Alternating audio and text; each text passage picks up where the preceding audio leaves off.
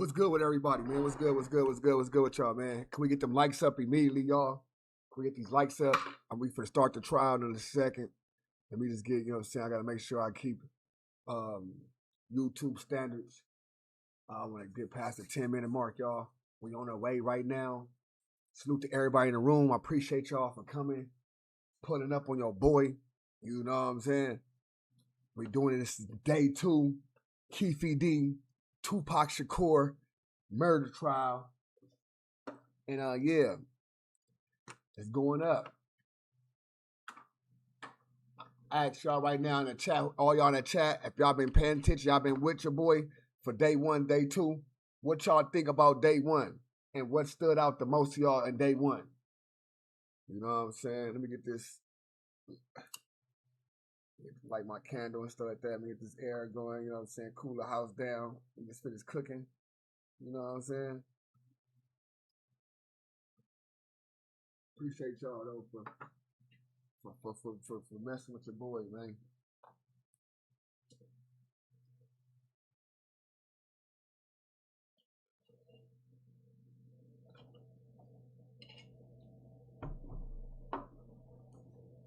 Turn the air off.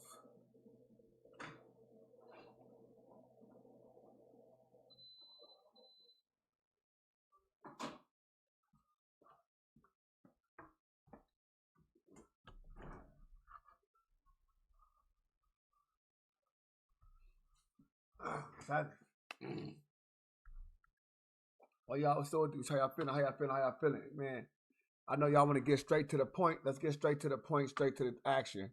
I see that y'all ain't here getting right to it. You know what I'm saying? Appreciate everybody. Like, comment, subscribe. You know what I'm saying? We at it again. Let's get it. Keefe D murder trial, man. It's a long one, so let's just start getting into it, bro.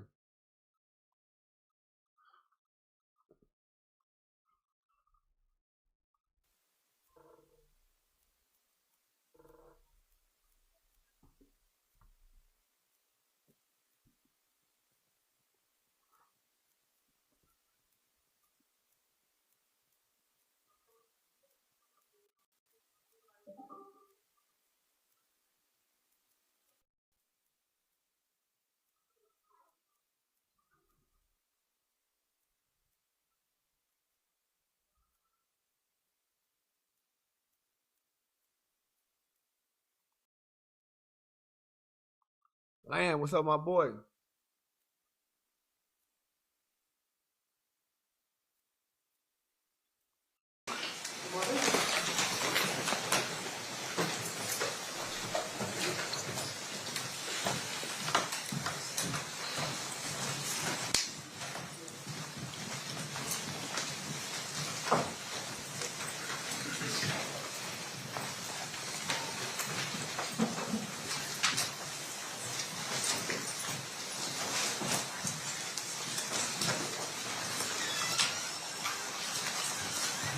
The parties stipulate to defendants of the jury. Yes, sir. You may be seated. All right, welcome back, ladies and gentlemen. I hope you had a restful evening. We are still in the state's case in chief. So at this time, I'm going to turn to Mr. DiGiacomo. Who's your next witness that we're going to be calling? We're going to finish that recording and then call a witness. Okay, sounds good. You may proceed.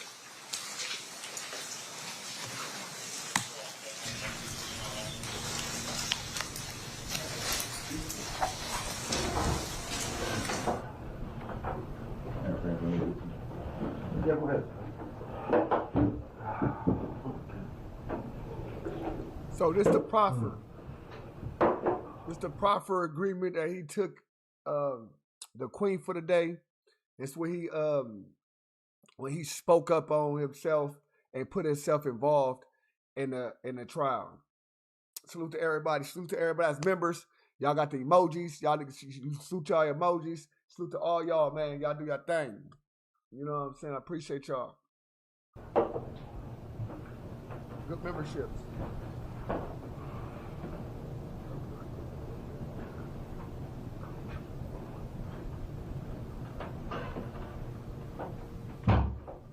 Okay. Okay, I'll go back and ask you a question again. While you were there in the parking structure, and you heard the commotion of people running, would be south on Fairfax or back in towards the parking area, did you recognize anybody that my concern is that may have been further north on Fairfax? What's good? What's good? Shout out to the May have mob. seen the shooting or heard something. Anybody that you saw? I seen running. How long you been locked up? I think he been locked up for a year and something now. Let me find out how much. Let me see. I can figure all that stuff out for you. That's good question. I want to say a good question. Let me see. Where am I? I hope y'all know the new icon for this mother effer is crazy.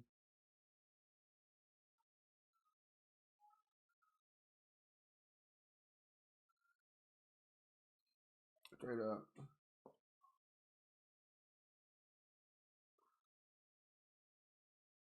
$2 years and 10 months. He been down 2 years and 10 months. Say. 2 years and 10 months. He been in custody. Yeah. They was standing there with me, Keefe Johnson, the football player, Okay. and Ricky Bell, The the singer. And they were with you, or they were? Oh, we not thinking about that person. What are you talking about? Tupac? All right. What's the deal with you? What's up, though? Shout out to Mulan. Mulan in the building, you know what I'm saying? Tiny Loke in the building. Camden in the building. Dre in the building. Black Bone. Shout out to all my peoples in the building. Shout out to my moms. Shout out to the members. Y'all already know what time it is, bro. You already know. Cold Soul say free dirt. They was standing there with me. He was waiting on his Oh, they didn't run around the corner? They were with you anyway? They was Oh, with me. They was waiting on the green Benz, this green Benz to pull up. Then my car came out the hills and we just drove out. Yeah. Hey, can we start with getting the likes up off the back, y'all? Please. As far as around the corner, you didn't recognize anybody that you might know, singer or anything, actor? Okay. That's yeah, we saw Keyshawn and some of the pictures that were taken inside, and Ricky. And Yeah, I was on those pictures with him. I had on the blue jumpsuit. you know, now that I see you in person, because my impression you were like 6'2". Tall guy. Yeah, right. And, Thought you were bigger. Yeah, I did. Well, no, that's why I said. Now I'm looking at you. I think I do remember seeing you in those pictures. Yeah.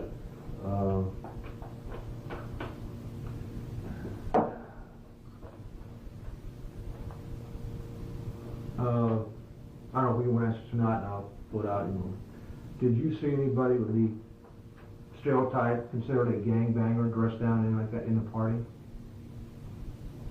I see. Okay. What about outside? Y'all can really, it's like, it's so low. It's like the recording is low. I really don't know what to say. You know what I'm saying? The recording is low, so I don't know how to make the recording louder. In the parking lot, where you're either parking your car and coming to, or going back to your car in the parking server there. Okay. I need to ask.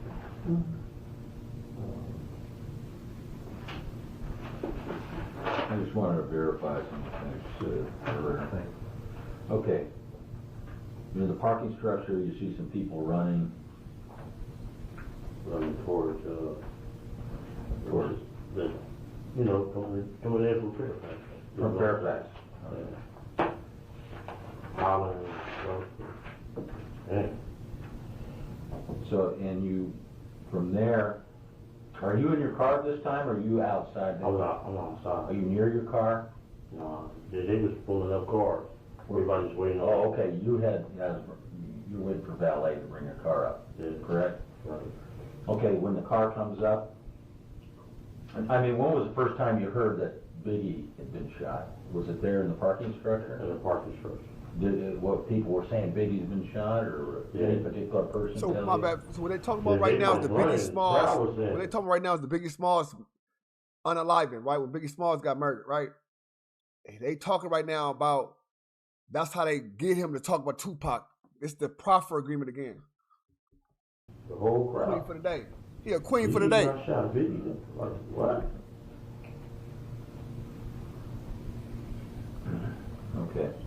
Then you were directed by the, as you're leaving, directed by a police officer to turn right as you're coming out onto Fairfax.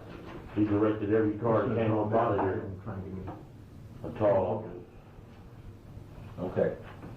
You left, you're going down, what, did you go all the way through Wilshire Boulevard? No, I made a right. You made a right turn on Wilshire? Okay, so you're northbound Fairfax to, you made a right turn?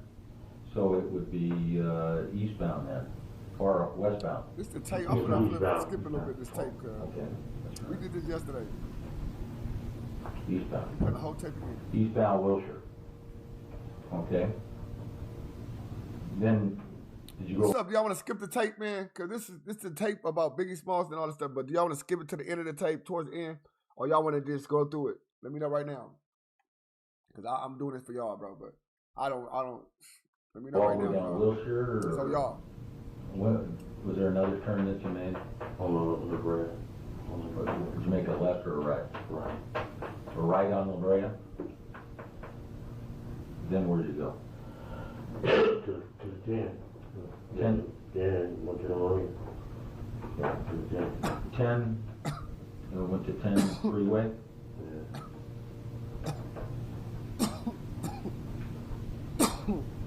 Okay, and you went directly to the marina to go eat? That's you, Wendell, and Wonder Mike. All right, for Jerry's sure. Deli. Okay, you were at Jerry's Deli, about what time were you there? Jerry met before. Yeah, now Compton Court. I had about, What time did I get there? Yeah. Oh, it was, oh, I was on the, I'm sorry. Oh, I'm sorry. At the Southside Slater in, with Royce Jones with his best attorney and. Well, you and I were speaking with That's some right, defense that's what attorneys. I think, Yeah, Mr. Fall, you were there. Probably so. Fred and I were talking Yeah, about homicide yeah, investigation. yeah. I think you were there. Yeah, I think so. Ragsdale. Yeah. Yeah, I was just searching my mind. And your son went to elementary school with my son when you lived in Phillips Ranch. Oh, yeah? Yeah. How? I remember seeing you there. That's true, that's true. You no longer live in Phillips Ranch now. No. Yeah. That was years ago. That was Yeah. 91 or That's 2. quite something like that. I still have a house there, though. Oh, you do? Yeah. You rented it out? Or? Yeah, I didn't sell it. I have family members living. Okay, just want, about what time do you think you got to, what time did you leave the parking structure approximately? Do you recall?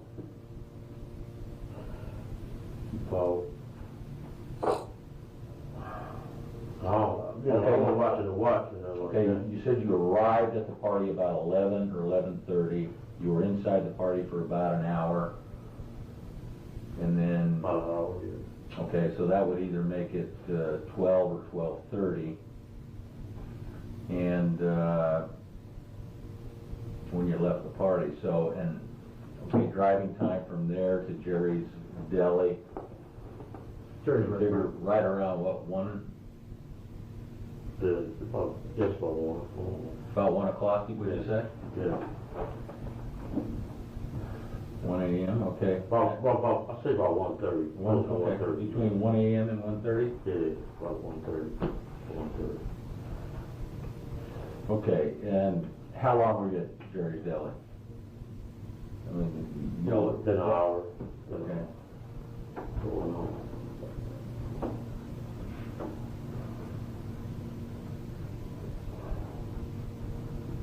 About 1 hour, so that would make it at this point, Got home about 2:30. okay, well, that means if you were at the deli about 1 hour, it would be 2 a.m. to 2:30. Yeah. Okay, now you gotta drive from the marina, where you went I straight dropped from Wonder Jerry's? Mike off in the Okay. same area. Okay, then you dropped off, Wonder Mike. Wonder Mike in Compton, right? Yeah. And then I'm assuming Wonder Mike and Wendell live Yeah, pretty yeah, close? yeah. Okay. And Wendell in Compton.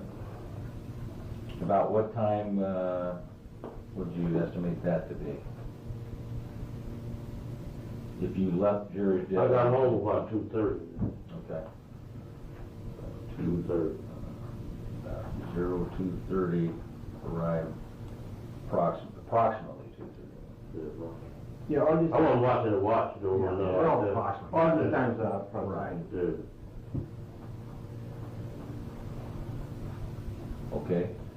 And when you got home, was there anybody up, like your mom or brother or sister or girlfriend or her mom? Her mom came open the door for me. Okay. So Paula's mom opened the door. Yeah, Was she up already, or was she? she was, You had to knock on the door. I rang the doorbell.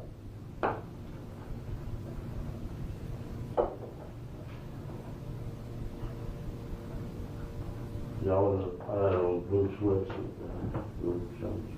Okay. So And then, Blue and with the white, you know, that Michael Jordan jumpsuit we got out that blue one. Mhm. You know what I'm yeah. talking about?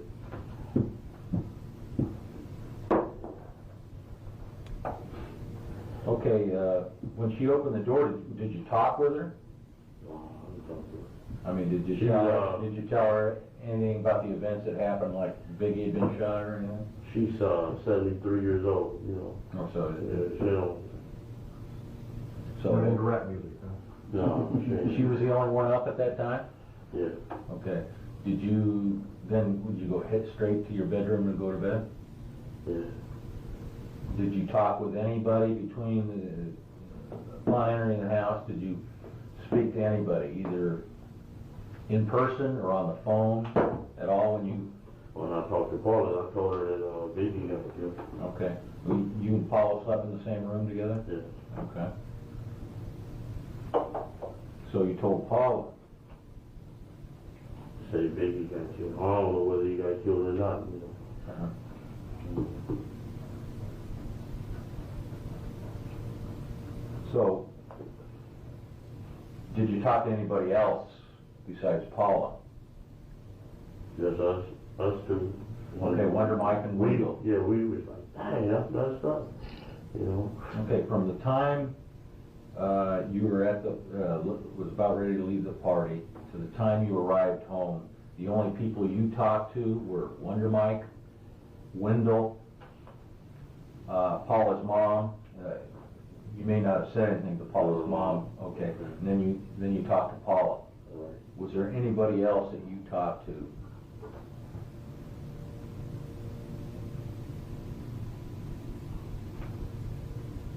But before we left, Keyshawn said he was going to some other party, and I'm going home. Okay, which party was that? I don't know, you know. You don't know what party that was? Did Keyshawn ask you to go to that, or? The reason he in jail, even though there's no proof, he was on podcast admitting to something that was no proof to, but he was admitting to it. So that's enough to try him. He just said he was going to the party, and I said, Which party was that? Was this another after party? Yeah, another after party. Okay, do you know who held that party? Was it a star that had the party, or? I don't know. At some mansion or something. I don't know. At a mansion? Yeah. And where at? And up there where the matches be. In Beverly Hills? Yeah, or Hollywood, wherever, I don't know. He just said he's going to a party. Okay, and you had no idea where that party was? Mm-hmm. No? No, I don't mean to rush, but I do have another appointment downtown at 6. Okay. Okay, So- if you we need want to to talk to Keith in just the call me, future, call me. we'll call you. Sure. And also, Yes, sir. I have a kid's sister-in-law. Her name is Gina Davis. She said that police have been going to her house, knocking at her door, looking for her, and she has nothing to do with this thing. She expressed concern. Yes.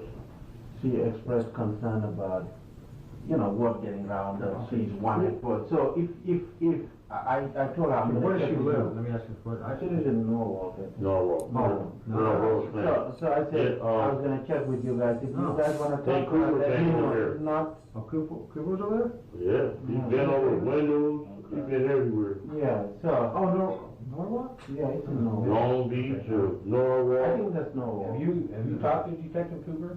You know. Yeah, I talked to him on the phone, he said, man, we know you ain't did it, but we think you can clear up the air or something. I said, man, I can't get you know it. When was that? When did you speak with Detective Cooper? That was, the day that you were in over our house.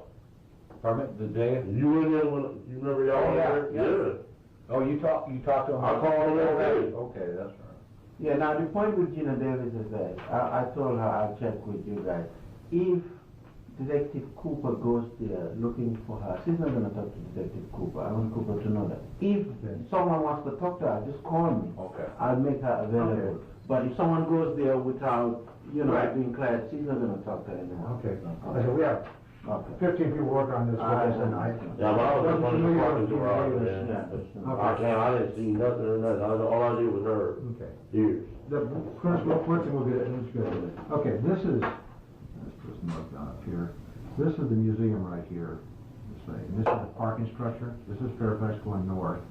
This is the street. You said you were going south on Fairfax, then you pulled into the parking lot when you first got there? Legal term, yeah. Yeah, right. Yeah. You get a ticket, but I'm not going to take it right now. David said that he's not a traffic cop. So I'm ready to do it, right? Yeah. Okay, you turned in here, Yeah. and you said, was it valet park? Yeah, it was, Okay, you the pulled valet up- pulled up in here and the man was waiting right here with the valet. Right.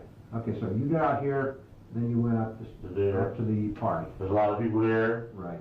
got a pass, went on in there, Okay.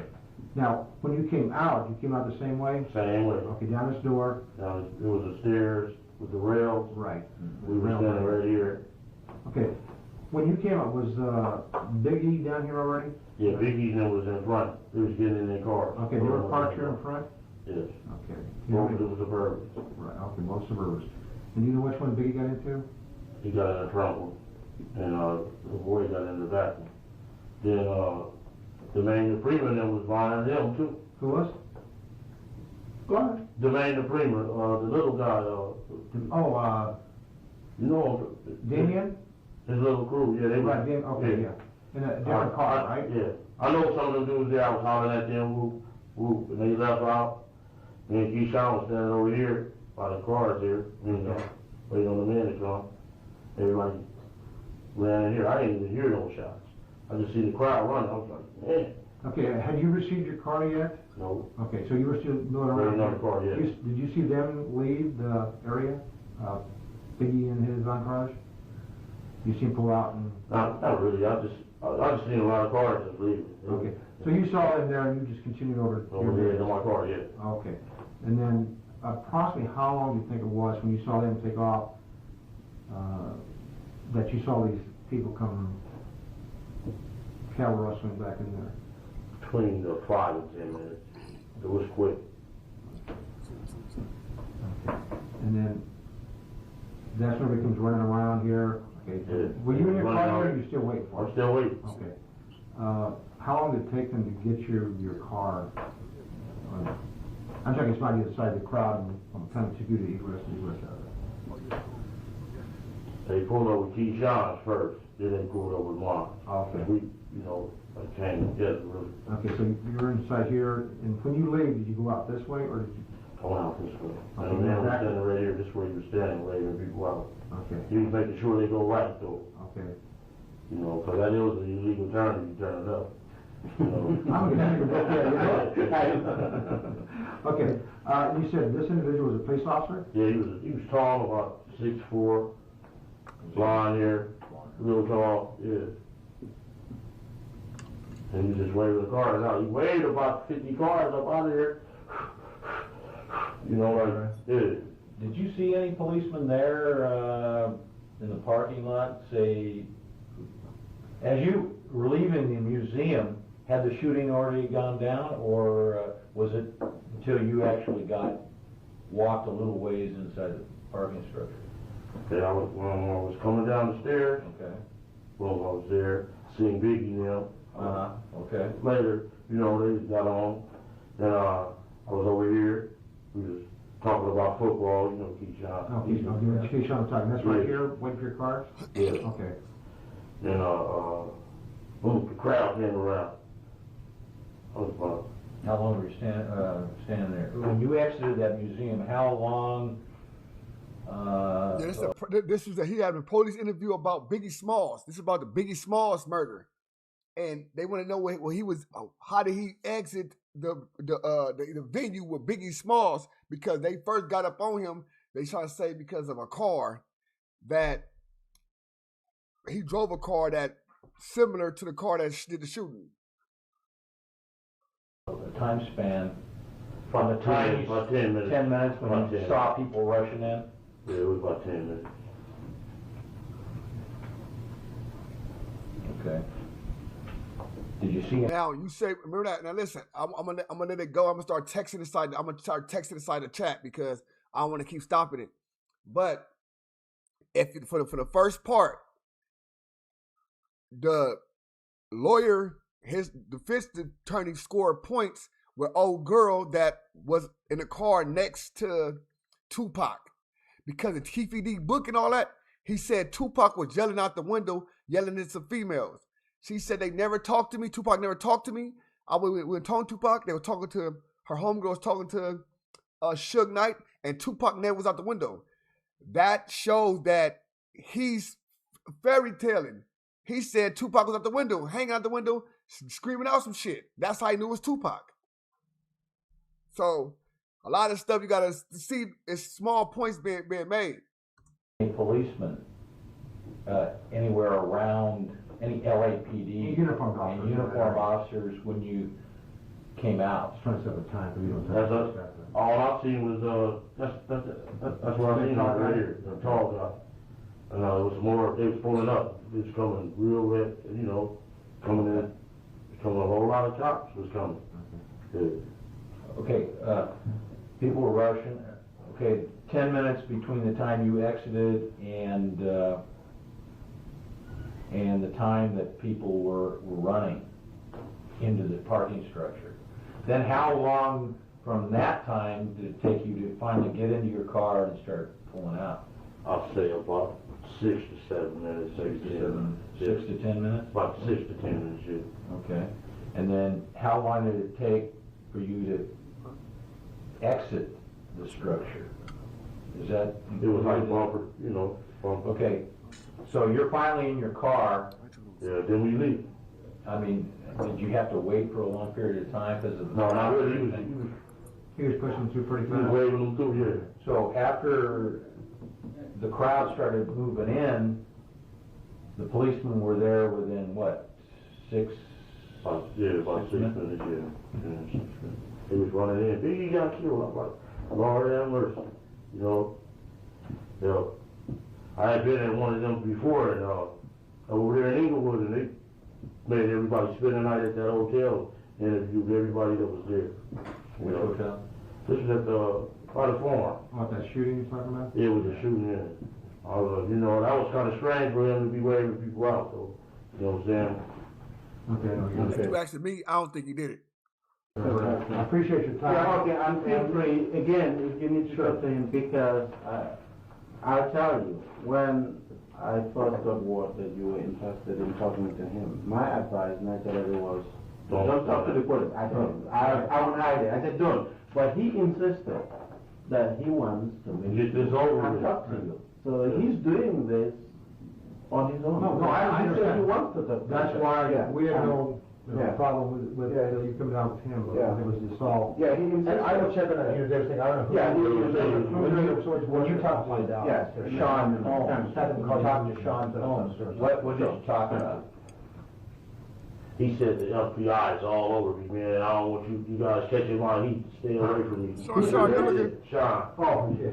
Really? Yeah. Did you, this little C, did you talk to him? For 2 minutes. I mean, what did you? That's the person that slid the invitations. Sent me the invitation. Oh, okay, you got the invitation from Little C? Yeah, him and a manager. A manager? Him and a manager. Okay. He got a lot of braids. You see him? Oh, yeah. And where that started kept. Right. Yeah. Said, Combs said FBI is all over me? Yes. That was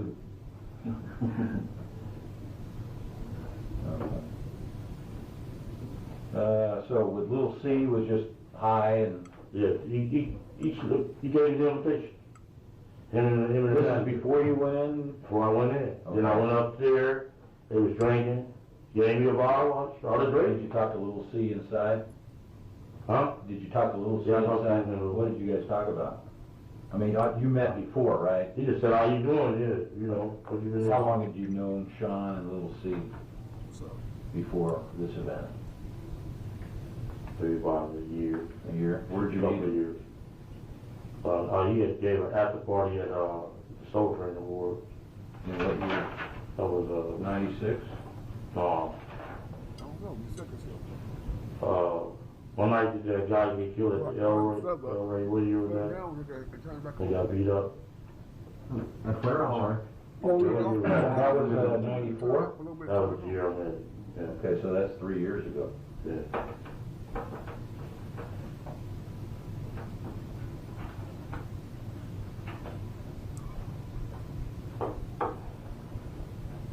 You make the phone call? No, yeah, okay, I'll make a phone call on my way out. Okay. Man, thanks.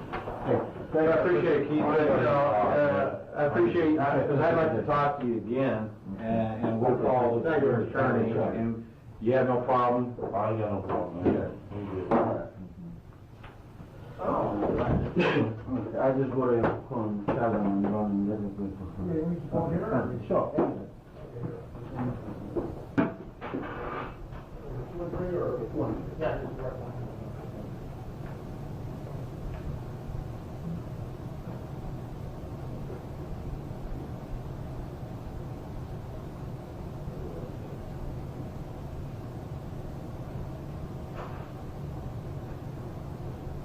Thanks, buddy. Call.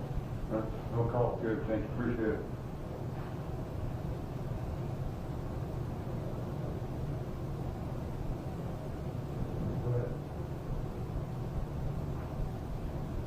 Okay, hello?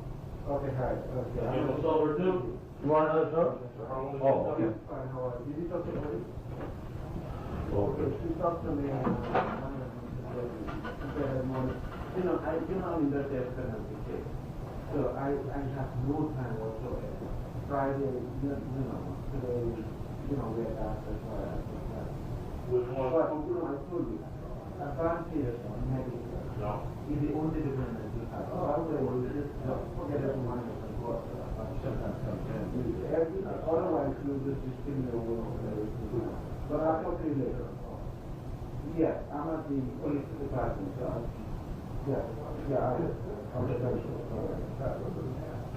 That's not what it's about.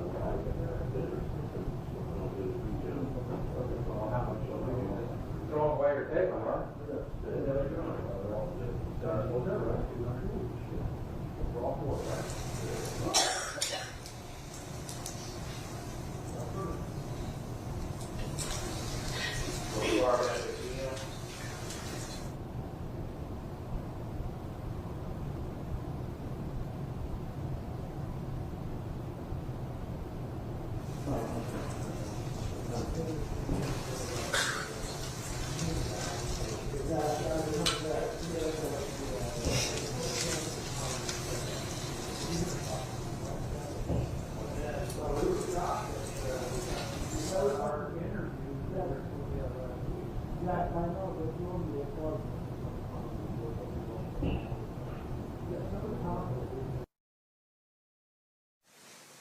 All right, who's your next witness? Thomas Kern.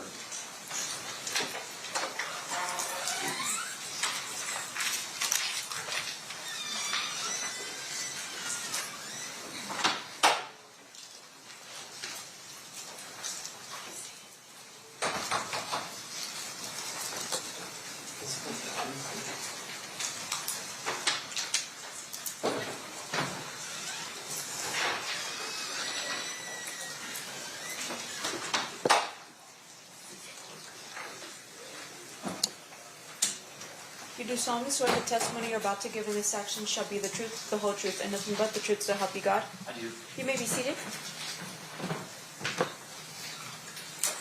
May I please have you state and spell your first and last name for the record? First name is Thomas, Thomas. Last name is Kern, Kern. Thank you, sir. Whenever you're ready, Mr. DiGiacomo, you may proceed. Thank you. Sir, how are you currently employed? I work for Customs and Border Protection at the Chicago Laboratory as a latent fingerprint examiner. I'm going to take you back 30 years ago. Okay. 30 years ago, what were you doing for a living? I had just started here as a crime scene analyst. I was in my first year. What does a crime scene analyst for the Las Vegas Metropolitan Police Department do? Basically, it's a response to like crime scenes to recover evidence that was potentially left behind during the incident. Things like burglars would go look for fingerprint evidence, maybe sometimes broken glass, those sort of things, and we would collect that from the scene and bring it back to the lab for potential use later. Did you have a field training officer on September 7th or September 13th, I guess it is, of 1996? I did. And who was that? David Lemaster. That's Lemaster. Do crime scene analysts respond to the coroner's office for autopsies to document the body and collect any evidence that the doctor pulls out during the course of an autopsy? Yes. And were you present at the autopsy with Dave Lemaster for the autopsy of Tupac Shakur? I was. May I approach, Judge? You may. I'm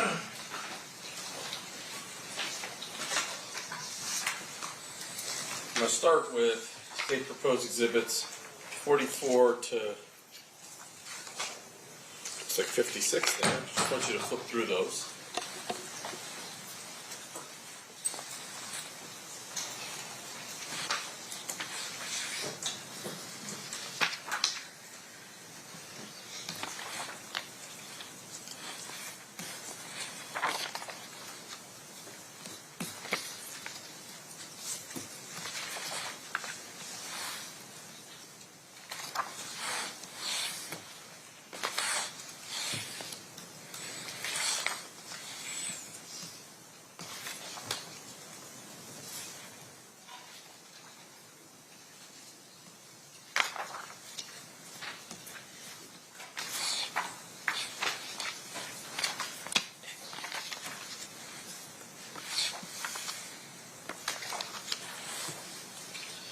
So, I can't remember what my first number was. 44 through 54.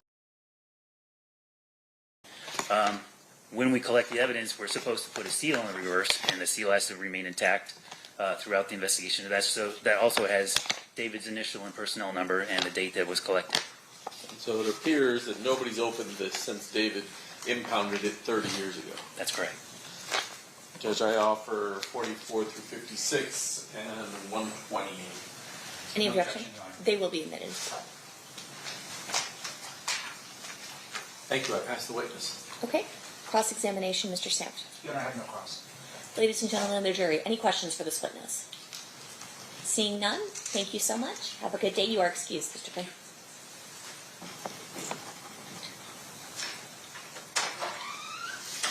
State who's your next witness. Dr. Lisa Gavin. Okay.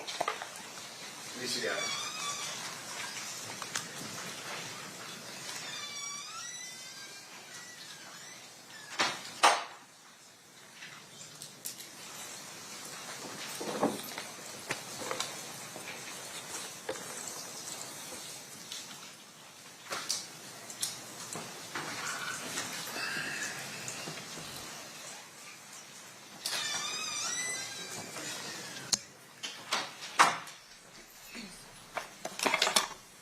You do solemnly swear the testimony you're about to give in this action shall be the truth, the whole truth, and nothing but the truth, so help you God? I do. You may be seated. May I please have you state and spell your first and last name for the record? Good morning. I'm Dr. Lisa Gavin, Lisagavin. Thank you, Dr. Gavin. Mr. DiGiacomo, you may proceed. Doctor, how are you employed? I'm a forensic pathologist, medical examiner here in Clark County. What does that mean you do for a living? We determine the cause of death and the manner of death in sudden unexpected deaths. And in order to hold the position that you do with the coroner's office, do you have certain education, training, and background? Yes. And explain that to ladies and gentlemen of the jury. I went to medical school at the University of Connecticut School of Medicine. I did a pathology residency at Hartford Hospital in Connecticut.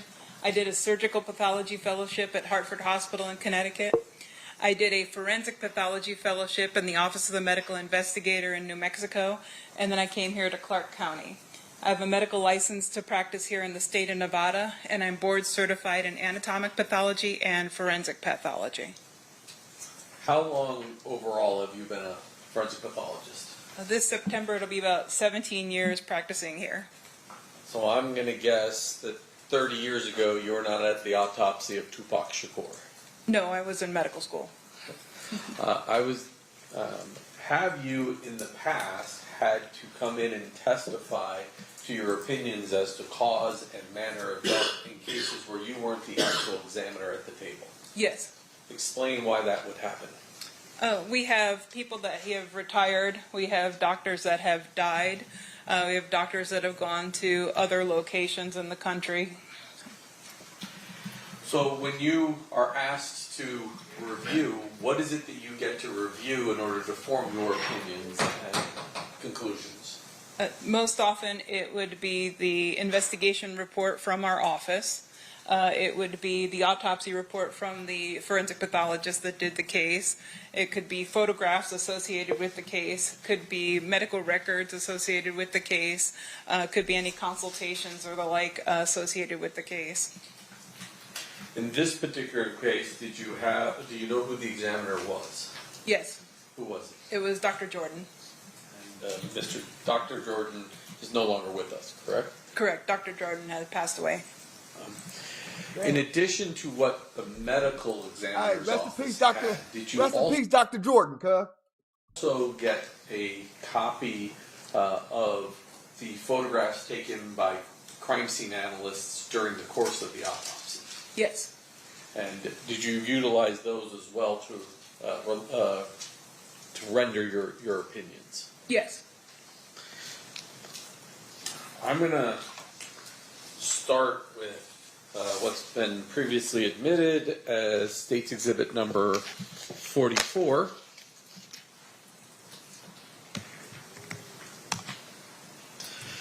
Now, as long as you don't click that mouse, there should be a nice little arrow that comes up and you can point to it. What are we looking at in State's Exhibit 44? In the background is a green body bag, and the way that we sealed the body bag to preserve the body as evidence is we put this little blue tag through the eyelets of the zippers as they come together to demonstrate that the body was received, placed into that sealed body bag, and then received in the office with that seal intact at that time. Similarly, we also attached onto that area what will become the toe tag, the identifying marker for that particular body, that particular individual. And if I zoom in on that,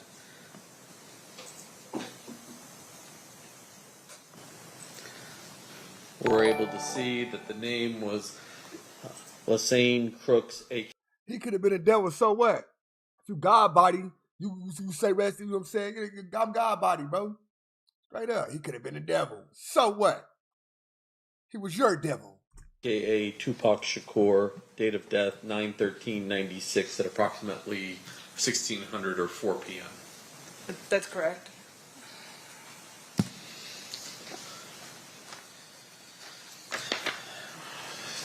$45. What are we looking at, Doctor? This is just opening up of the body bag, and then one of the first photos that was taken at the time that the body bag was opened, demonstrating the decedent and the condition that he was received in the body bag. And from reviewing the medical records that were part of the coroner's office file, did it appear that Mr. Shakur had survived his wounds for some period of time? Yes. And a lot of what we see on these photographs are evidence of medical intervention? That's correct.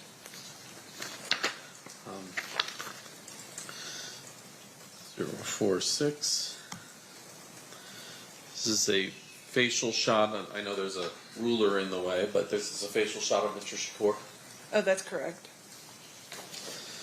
And then we're not going to display all of his tattoos, but there were photographs taken. This is 47 to identify his various tattoos. Correct. So you can see on his right stomach there that says thug. And then if we go to 48, on the other side, it says life. Correct? Correct. Okay. So now I want to get to his injuries. And I'm going to start with, well, I'll start with 49. What are we looking at here? This is the right side of the body up by the chest Down to the twitch side. You know, the twitch side looking different. area. You can see the right axilla or armpit in that region. And then you could see some of the sutures of what they call a thoracotomy incision, where they've cut into the side of the chest. And then just below that, this is an entrance gunshot wound. And then just below that thoracotomy chest, there appears to be a stitched up area. I can move my mouse too, right there. What is that? That's a sutured chest tube site. So he had a tube there to help drain some of what was going on in his body. Correct. And in the previous one that had all the medical intervention, you could see from the left side there was a similar chest tube on that left side.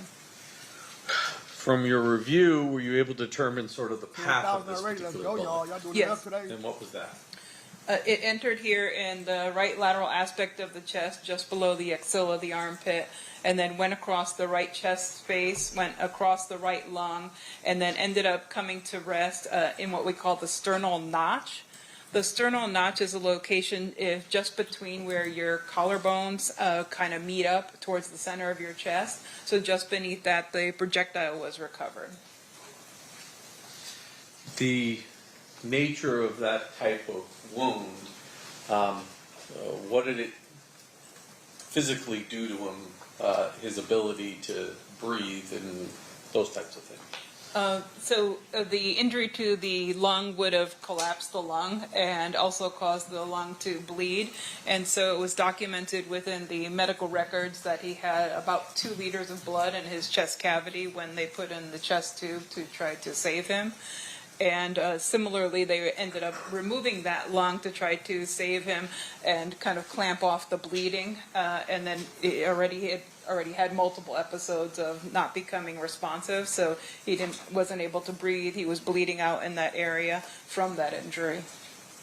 Additionally, I guess I should have asked this when I was back on some of the prior pictures. We're going to see a lot of pictures, or we have seen some pictures of Mr. Shakur while he's alive. We're going to see some video of him alive.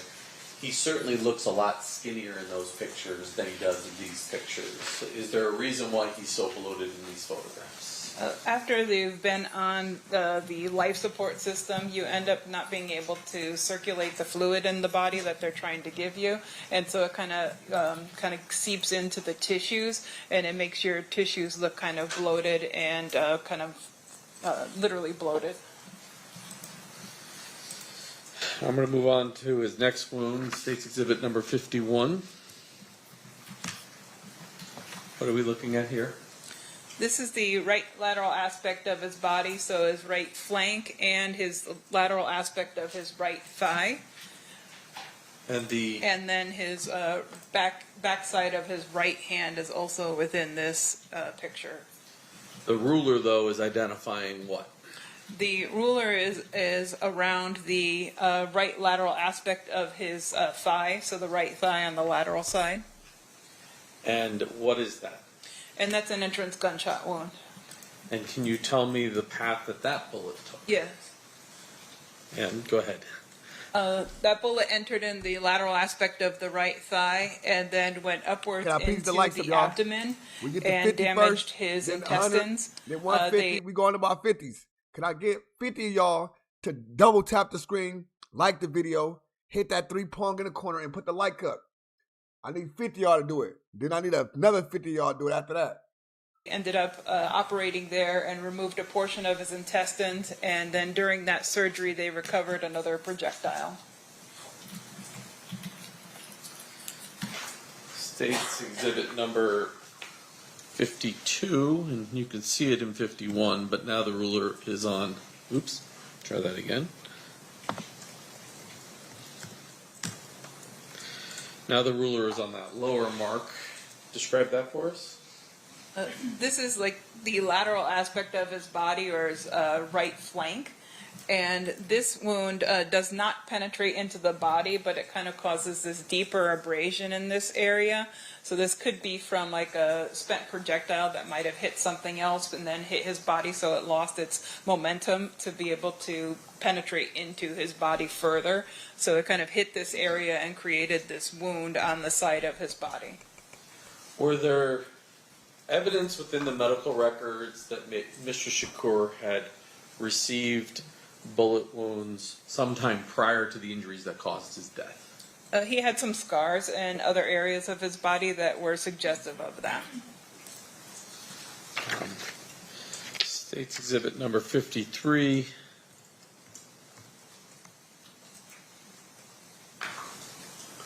What are we looking at?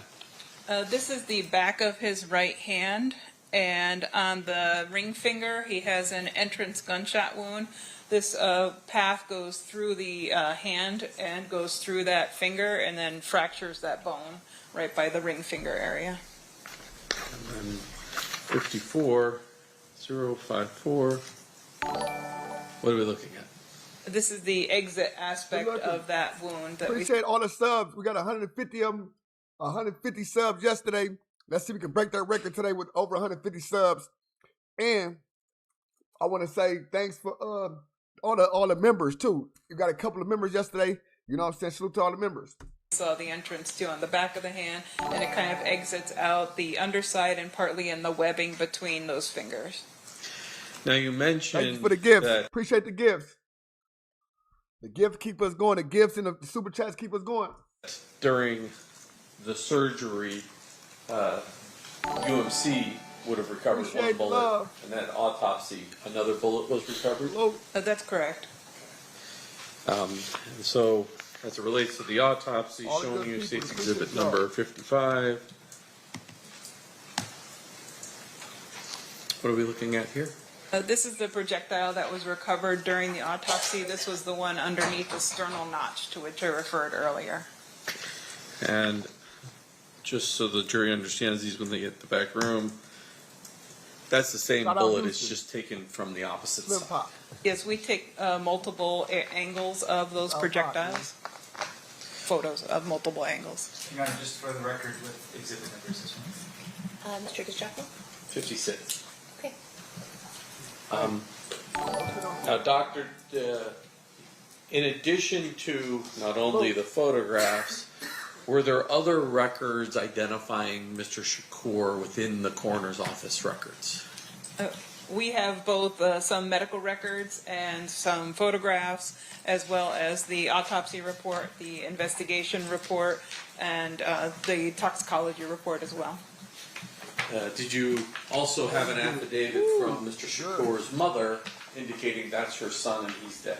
Yes. Appreciate the love. And were there also postmortem fingerprints taken to confirm that information? Yes. After reviewing all of those records, do you have an opinion as to the cause of death of Mr. Shakur? Yes. And what is that? He died of gunshot wounds of chest and abdomen. And do you have an opinion as to the manner of death? Yes. And what is that? Homicide. When a medical examiner uses the term homicide, what does that mean? The simplest form is death at the hands of another. Thank you. I pass the witness. KG. Cross-examination, Mr. Sant. Yes, Your Honor, thank you. I don't know what that was. Good morning. That was How you crazy. Good, how are you? Appreciate you, brother. Good, thank you. Just a couple questions. Your testimony here today revolves really around your review of the record that was laid out 30 years ago. Yes, that's correct. And so, fair to say, of course, that keeping records would be very important in your line of work. Yes. In the event that in the future, something that you do while you're on vacation somewhere in the Bahamas could be testified to by another doctor. That's correct. Now, with regards to the records that you saw here, and is it Dr. Jordan? Was there anything missing in your review of those records in terms of record keeping or anything like that? No, but we only took a few photos at the time of autopsy. At that time, they used Polaroids, or they used film and cameras. And so we had few photos of the body itself. And so consequently, the crime scene analyst photos were helpful for being able to come to determination in addition to the reports. Right. So the way we're able to explain it to the jury today is that you reviewed the record as well as any photographs that were taken at the time of the autopsy. That's correct. Okay. And once again, going back again to my original question, though, is that was there anything at all in review of Dr. Jordan's records or record keeping that would have indicated to you something that should have been done differently with regard to Dr. Jordan's work? No, nothing that I could see in my review. Okay, and fair enough to say, though, that you're not really there to critique his work as much as it is to relay what you read in the record to a jury like the people that we have here today. But that's fair. And once again, a critical review of someone's record is a little bit different compared to just reading what was done and then relaying that to a jury. Yes. Okay. What is the difference? I think the scrutiny that you can utilize in those kind of details All right, bro, may be something. But listen, I'm not going to say that, though, bro. I'm not going to say that, bro. You know what I'm saying? I'm not going to say that. It's all that, hey, you got, hey, if y'all saying that, bro, you got to, hey, you already know, I got to get up out of here, bro. All that GD blank got to get up out of here, bro. All that, we don't do all that in here, bro. So I don't know what you got going on. Where you from and all that, brother. But you got to get that up out of here for sure, Loke, on his head. But yeah, nation folks are from Chicago, for sure. But all that, hey, he got to go. All that GD blank got to get up out of here, bro. Ain't no GD blank in here. Ain't no BD blank in here. Ain't no Vice Lord blank in here. Ain't no Hoover blank. No, we ain't doing that in here. Y'all get him out of here before we even start. Ain't none of that blank shit in here, bro. Any nigga be in here and chill out. That's for my mama. Get up out of here. Straight up. All that blank can go. Straight up.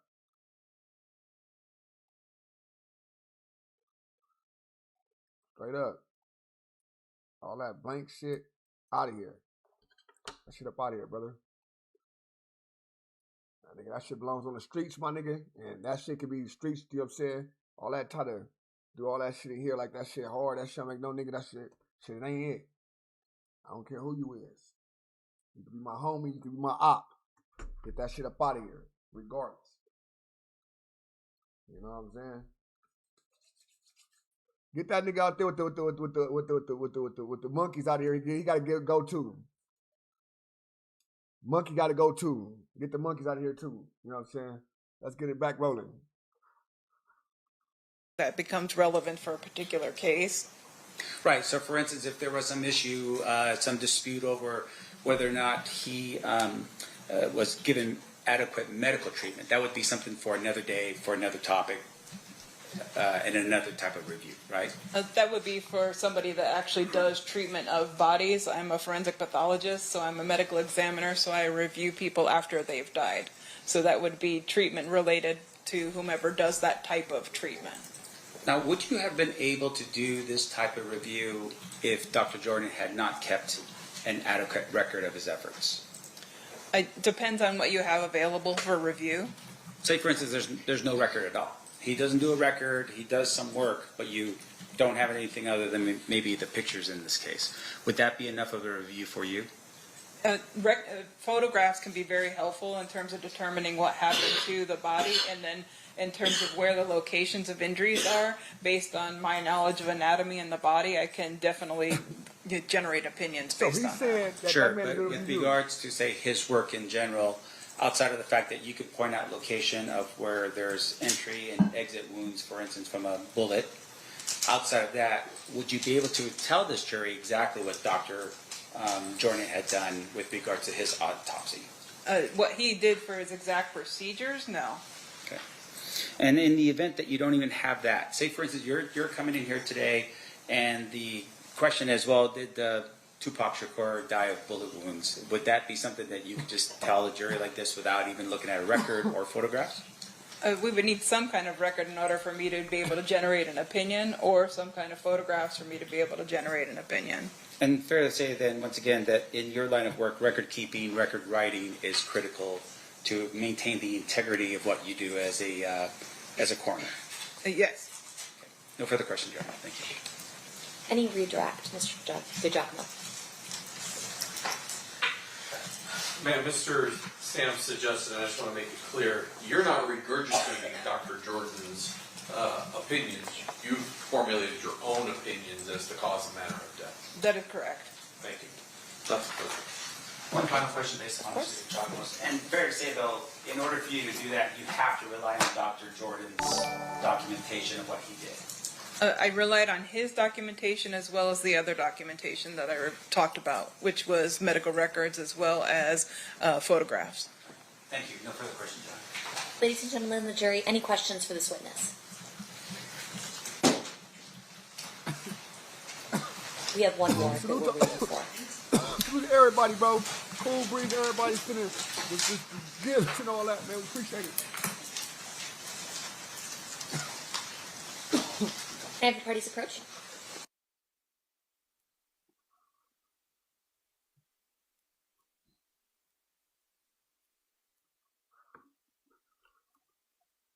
On this short little break, let's see.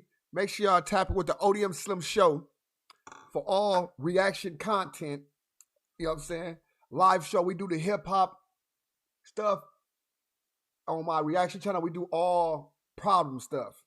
You know, from me, no jumper, podcast, media, drama, street drama, anything drama filled is on react. I'm reacting to.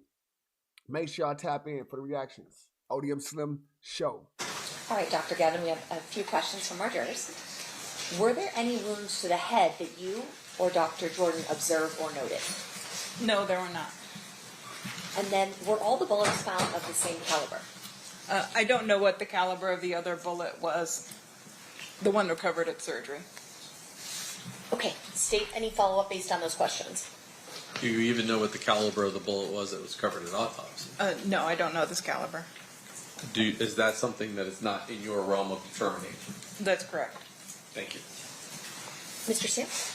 Doctor, I'm assuming you're probably going to say I don't know, but are you aware that if any Metropolitan Police officer or expert came forward to take a look at those fragments that we're looking at now, or any other fragments that were recovered from the body? No, I don't know. You don't know that? I don't know whether or not somebody did that. All right. Thank you. No further questions. Okay, thank you for being with us, Dr. Gavin. You are excused. Thank you. You're welcome. Next witness. Just before we call the next witness, I have in my hand State's Proposed Exhibit number 59, which is a certified copy of Marion Show Knight's medical records from UMC that night. Any objection to the admission of those records, Mr. Sam? No, Your Honor. All right, those will be admitted. I apologize, I don't know his name, but he is the custodian of records for MGM surveillance. Okay.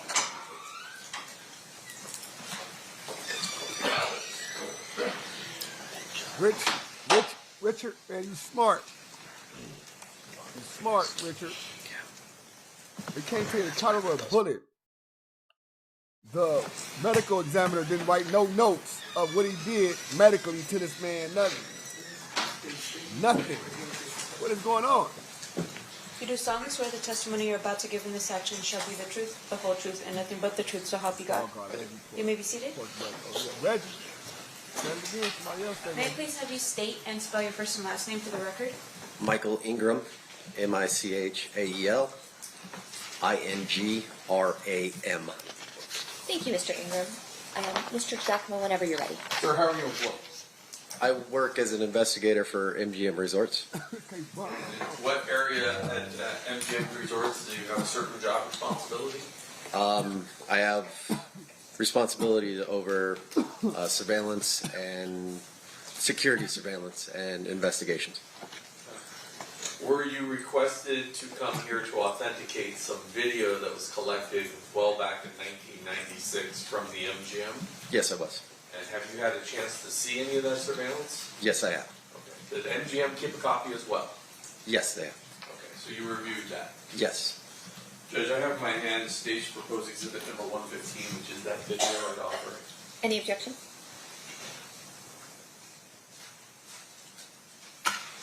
No objection, Your Honor.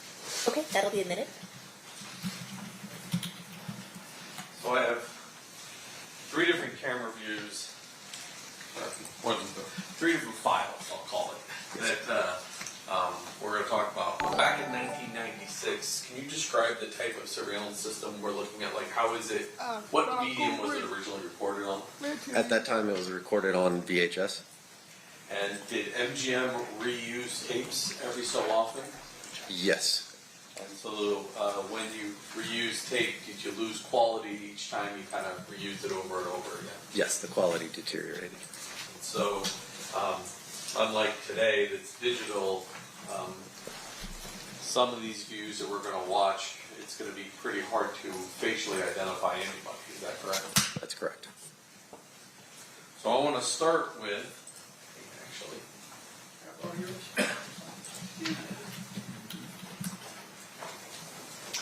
I have this marked next to the order. So they just admitted they can't facially identify him at the shit. They just admitted it.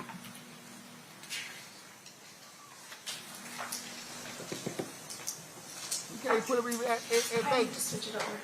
I know, I just remember if it's at the top or the bottom. We can't even put him in Vegas. There's 2 blues. Oh, this one? She has to switch it over. There you go. It doesn't work that way when you want it. Alright. I'm going to show you the stage proposed exhibit number 144. You recognize what that is? Yes, that's the MGM Grand.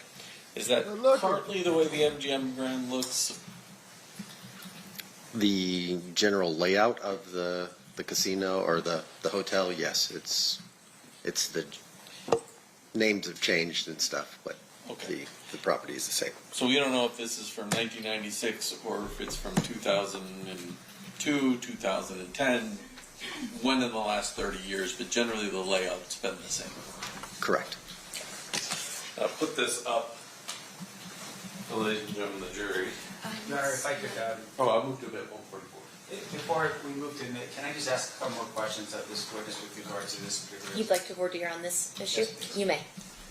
Sir, with regards to the photograph that's been marked as proposed state exhibit 144, can you tell me if you can read the locations that are on that particular map? I can read most of them. There's one that's a little fuzzy to me. Sure. In terms of your review of the surveillance video from the MGM, fair to say that what we're about to see would indicate where the camera location was, including the name of the area that would correlate with what you have out there on the map? As a general rule, yes. Okay, thank you. Well, I have no further questions. Any objection then to No the objection. admission of it? No. It'll be admitted. State, you may proceed. Thank you. There's actually 2 areas on this I want to talk to you about before we show the video.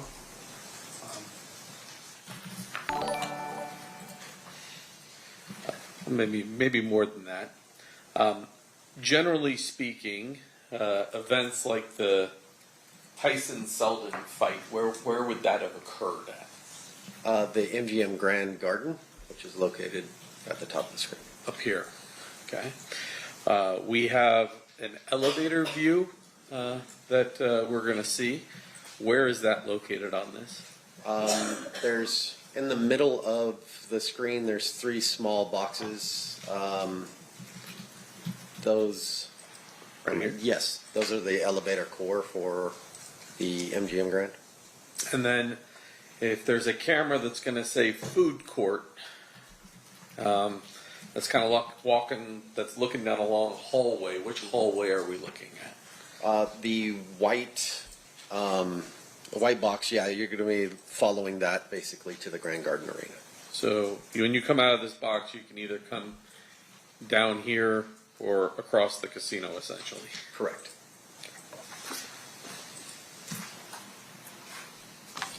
So now I'm going to start with, if we can go back to Salute, appreciate it. Cool breeze.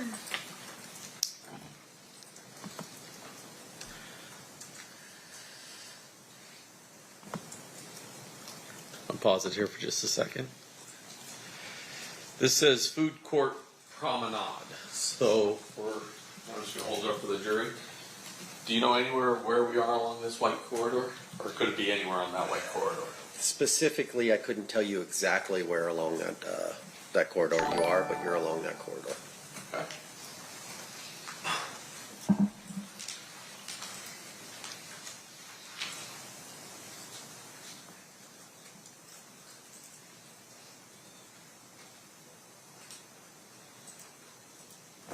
And I'm going to stop it. Oh, maybe a little farther. This person right here, we're going to see in some of our other videos, wearing a Dan Marino Miami Dolphins jersey. You probably know that, but for ladies and gentlemen of the jury, that's the person that we're trying to follow. Is that accurate? Or do you know? I do not know. Okay.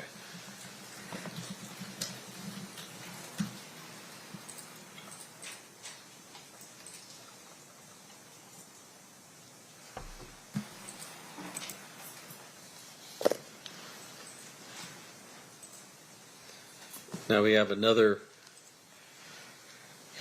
camera view of this long hallway. From this, can you tell generally where in that hallway it is, or once again, we're just somewhere on that white hallway? Somewhere along that white hallway.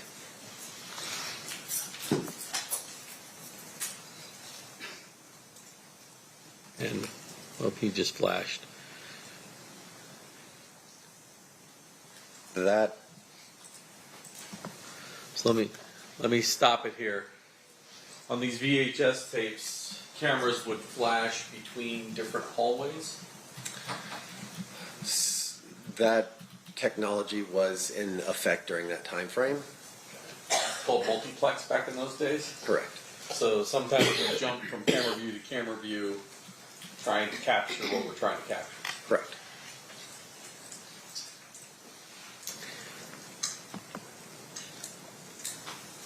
We can see the 13 on this jersey right here with the gentleman walking behind him.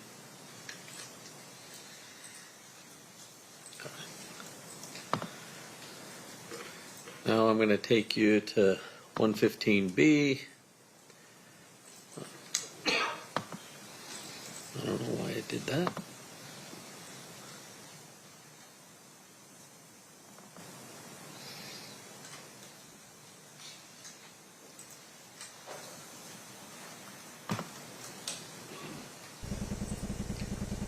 Alright, we're going to use a different program so we don't watch it sideways.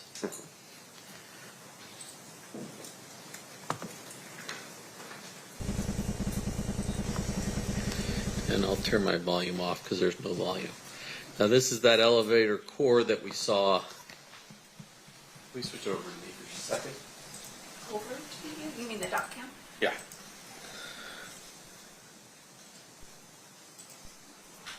So as opposed to those other views that were somewhere in here, now we're down in the middle of these four, and there's a tree in the middle of these four. Correct. Is that tree still there? No.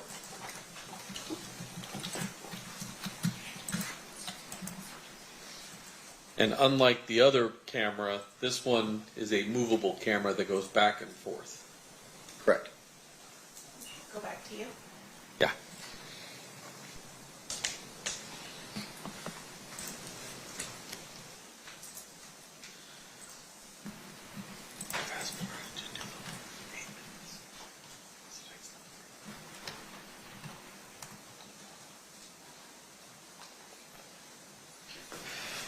So this one starts at 2043 or so, and I'm going to jump forward to about 2047. This is just people walking through that elevator area, correct? Correct.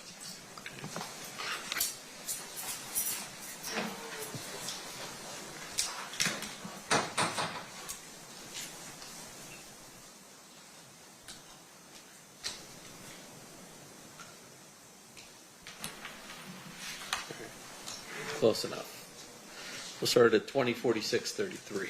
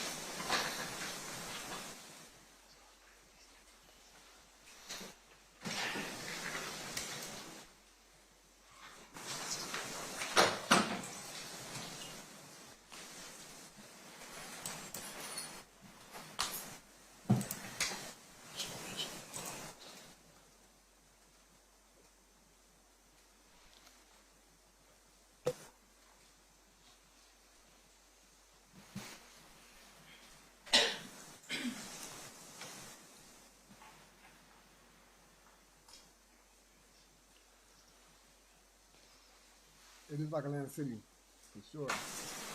Hey, y'all just stop keeping the chat off. Fuck everybody up.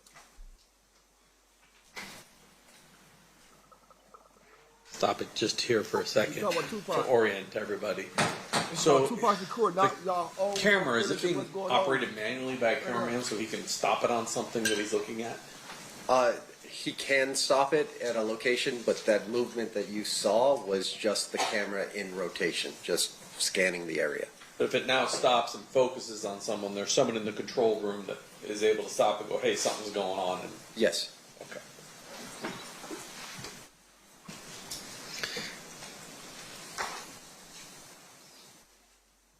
Hey, stop spending my comics, bro. Get you out of here.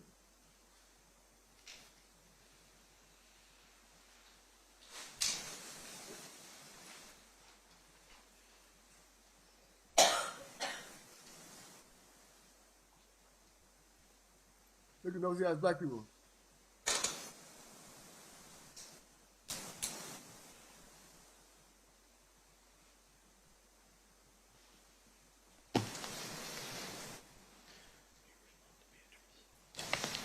Tell her yes, as of right now.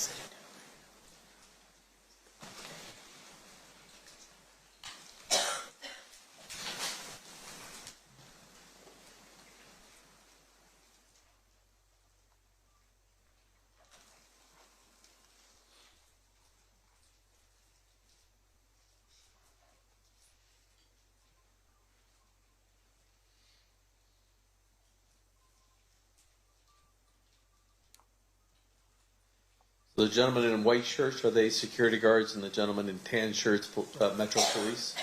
Yes, sir.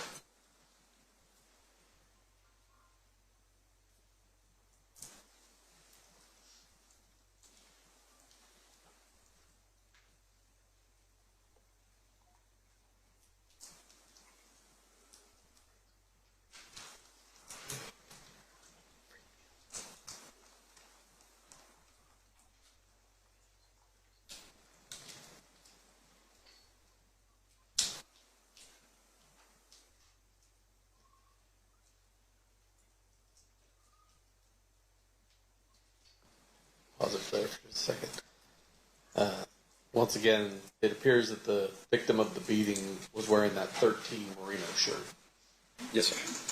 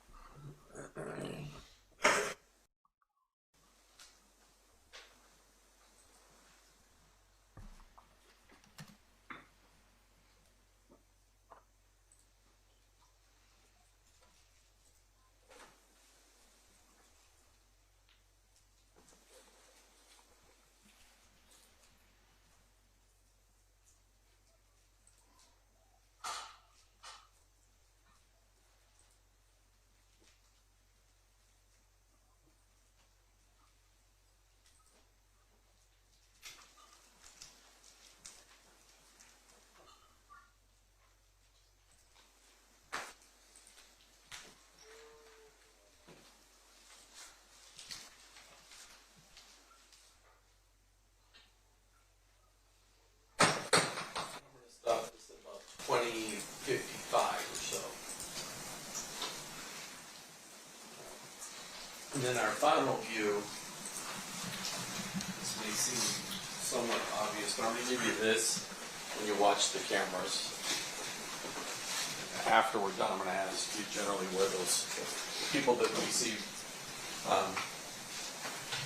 leaving the area of the elevator after the fight, where they go. This is 115C.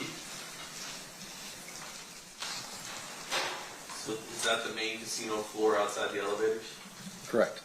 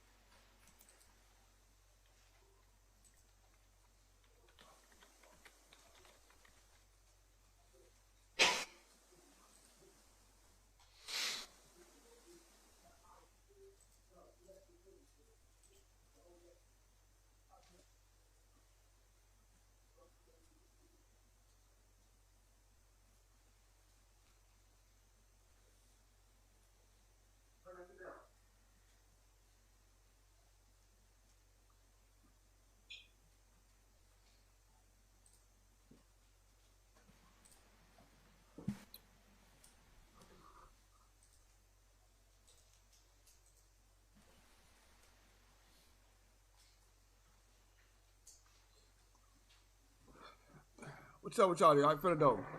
You're watching this right now, man. Make sure I tap in with the ODM Slim show. It's the live show. Make sure I tap in my regular show. We do all that reaction to a lot of content and all that. Can you generally tell me where that leads out to? Content. And they back.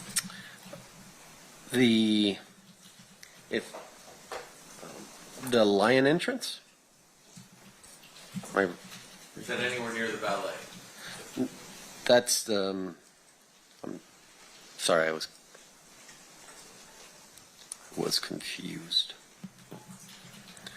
Out to the hotel registration area, and then out to the Porte Cochere. And do you know whether or not back in '96 there was a ballet there or not? Yeah. No, I don't. I don't know if there was an exact valet or what it was called at the time.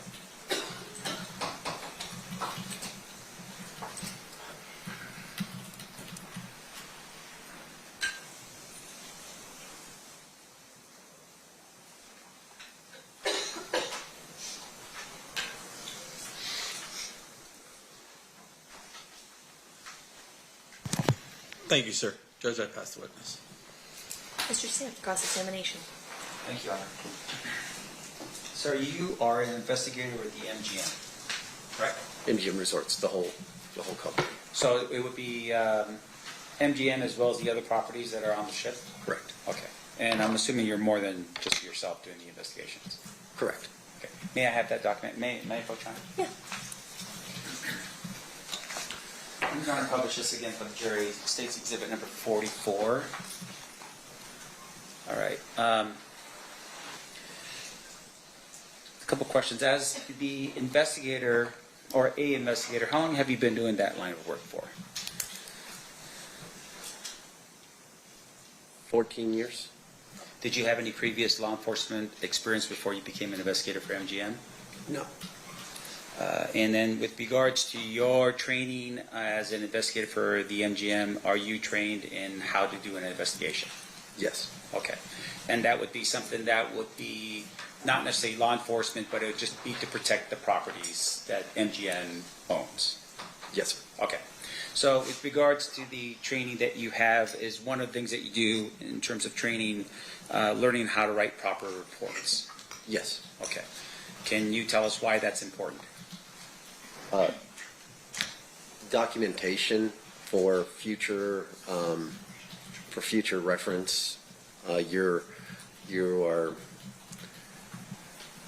time stamping an event in that moment that you are investigating it. And fair to say that with regards to report writing, it helps you later refresh your recollection if you're ever unlucky enough to be sitting in this chair facing towards these people, right? Yes, sir. Okay. In this case, you were asked to retrieve this video that was what we've all seen right now, right? Yes, sir. Did you have to write a report for that? No. Now, you had shared with us earlier that you had reviewed the videos. Anything about the review of the videos that would have required you to put it into a report? No. Okay. And you were going to, I must have cut you off. You were going to say something. Did you want to finish? I did not, like you said that I provided this video. Yes. I did not provide this video. Okay, so, and once again, we want to make sure that we're accurate, right? So what is your role in this whole thing and what you did here? The video that we all reviewed, to be able to say that it's MGM Grand's video, that's MGM Grand's location, and whatever you guys want to talk about inside of the video. Right. So in terms of you verifying it, was it just you looking at the video and saying, yes, that's the casino floor of the MGM? Yes.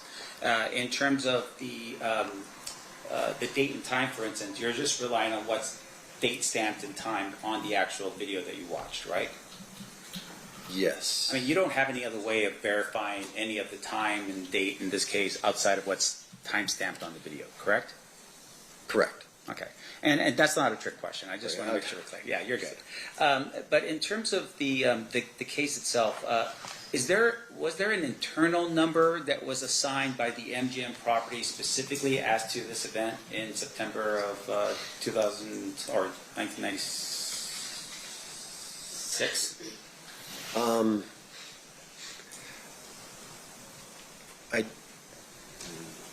I don't know that answer. So when you were asked to review the videos, do you know if there were any reports that were written by MGM Security or MGM investigators like yourself on September 7th, 1996 with regard to this event? I don't know that answer. Now, in addition to that, you were asked to look through the video. Were you ever asked to locate anyone based upon the video that you saw in this case? No. All right.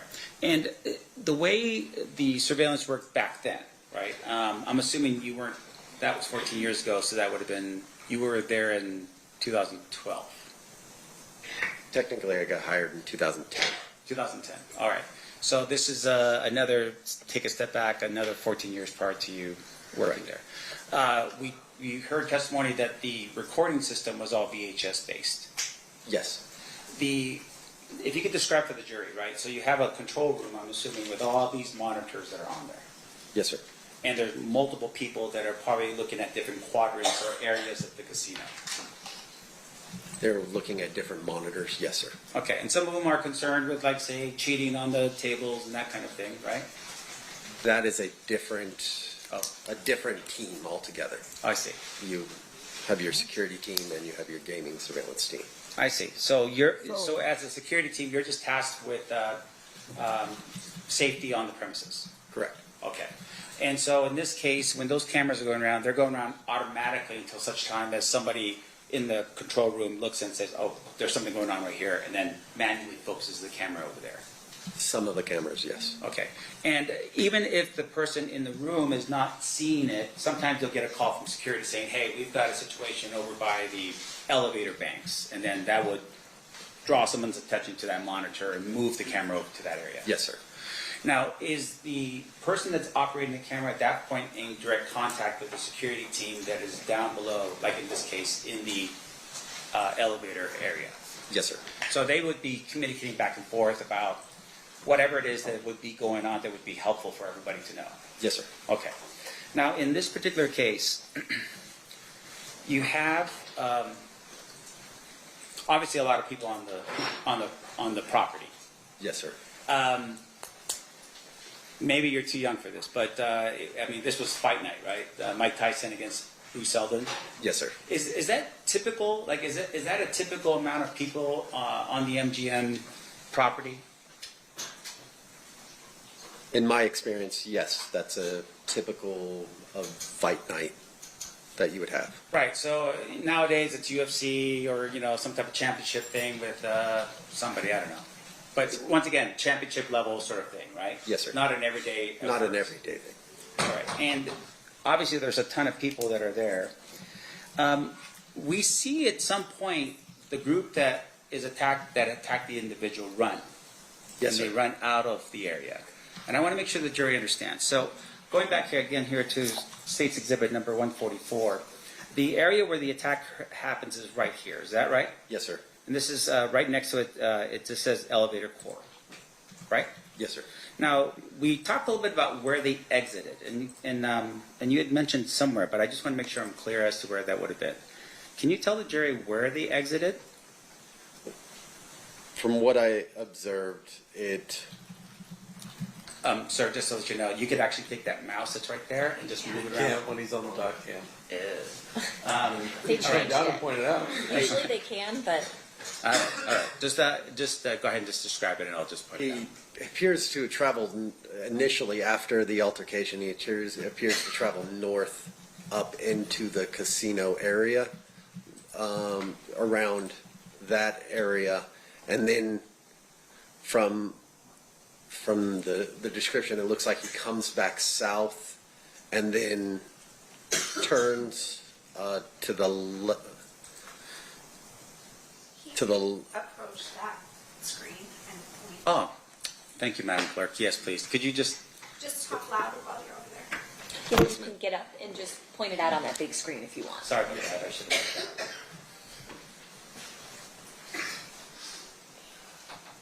The altercation occurs in the elevator core. It appears that he travels up through this location on the casino floor, and then turns here and then comes back down. And it appears that he goes. I would have to watch it again. I'm a little confused on the exact route. There's only two routes. You either went out the Port of Reconstruction or went out the line entrance. But I'd have to watch it one more time to be able to confirm it. If we could ask the state to be so kind as to replay that particular video back for the witness. She needs to put it back on me. Thank you, Madam Clerk. And once again, this would be 115C as in Charlie.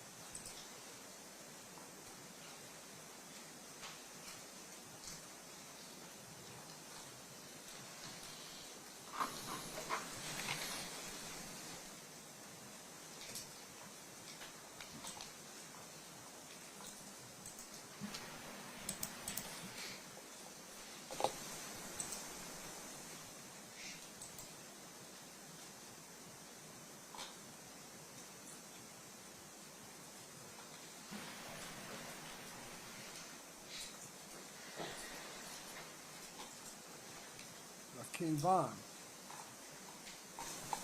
I ain't talking shit. Watch it over there.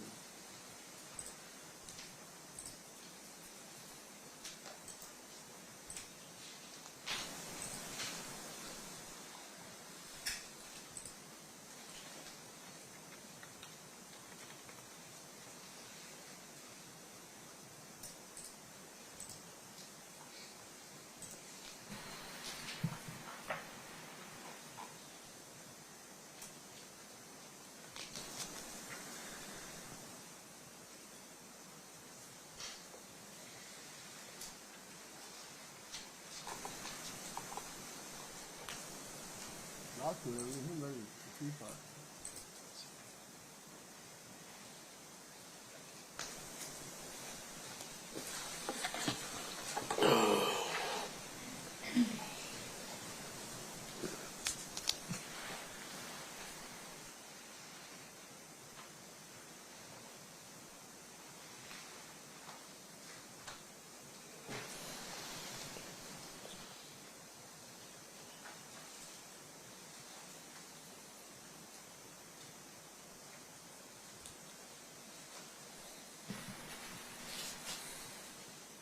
Did it help? Yes, it did. Okay. Let's show this to the jury then. Put this back up if you want to go on. Yes, sir. The banner right for me for a second. Showing you again State's Exhibit 44. Can you explain to the jury the path that was taken? Initially, it starts in the elevator core. They exit the elevator core. They enter the casino floor. They come down. They pass the cage. They pass the Emerald City. And then they're out the line entrance. All right, and for the record, the line entrance is on the corner of Las Vegas Boulevard and Tropicana? Correct. Thank you. Now, with regards to how we're able to determine this, obviously it's we're looking at this particular map here, and there's names of certain parts on here. Did that help you in terms of seeing where the camera locations were? Yes. As well as just looking and seeing that there was a casino cage and there was, you know, you were able to determine just based upon that where everything was. Correct. Okay.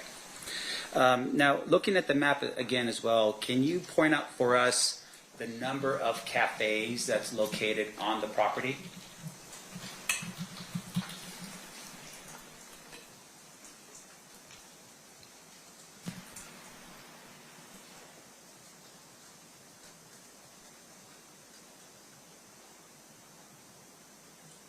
Would reading the actual thing help you?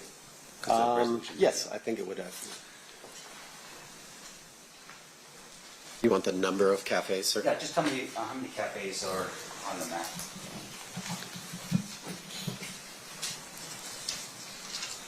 One, two, three. We only in day 2, so you know what I'm saying. Good thing you heard about an Odium Slim Show.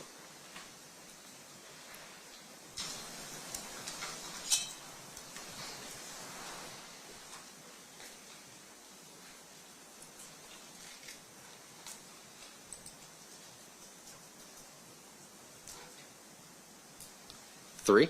All right. Thank you. I'm sorry, I'm Mayor Coach.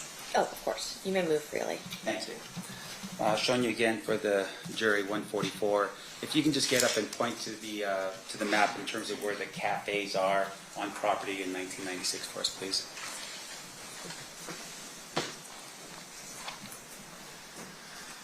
You have the Coyote Cafe, the studio, I'm not sure, coffee shop, and I believe this is also a gourmet coffee stand. Okay. Thank you. I appreciate that. Now, in terms of the number of people moving through the casino, obviously very excited in terms of who they think is going through the casino. Would that have been something that would have been unnoticed by anyone? I'm sorry, I don't understand the question. Seems like a weird question, right? But the idea behind it is that there are so many people moving through that casino. Is MGM built in such a way where you wouldn't notice that, the noise or the bustle or anything like that? Yes. It is built that way? No, you wouldn't notice it. And in terms of the number of people that are going through there at that particular time, you have camera angles, right? And they're showing us where these people are going, right? Yes. So outside of the casino, going back down here to the bottom of 144, were there any camera angles out here in the line entrance to help us see where the individuals left and what direction they went to? Not that I'm aware of. And fair enough that there is actually cameras that are outside the property as well to protect the MGM property, right? Generally, yes. Yeah. I don't know what that was at this time.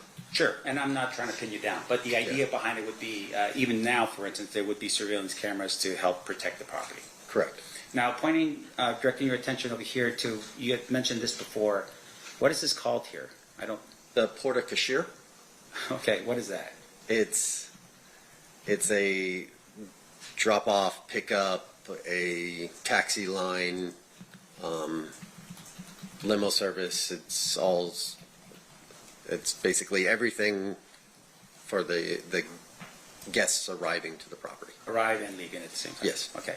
And fair enough, once again, there should have been or would have been cameras as far as you would believe in the hotel registration area as well as this Porta Cashier. Porta Cashier, yes, sir. Thank you, Cashier.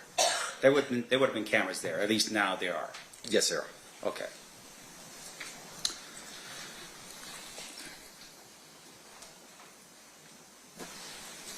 Now, do you know what MGM's policy is with regards to events that occur on property where police officers request video surveillance to be captured?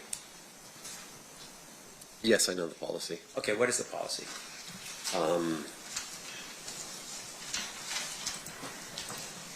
The policy when police request video is they submit a what we call an admin subpoena with the date, time, and kind of information that they're requesting, and then a member of either security surveillance or gaming surveillance will put that video onto a portable drive of some sort and provide it to the police. Right. And with regards to that video surveillance, is it the entire property? No. Okay. What typically is requested of the police officers and what's typically protected or is saved by MGM?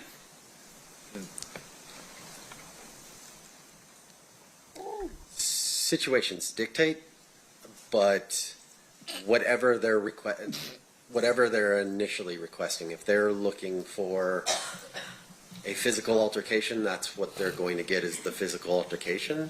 We don't provide, a 24-hour movement of the persons. It depends on what they're requesting. Right.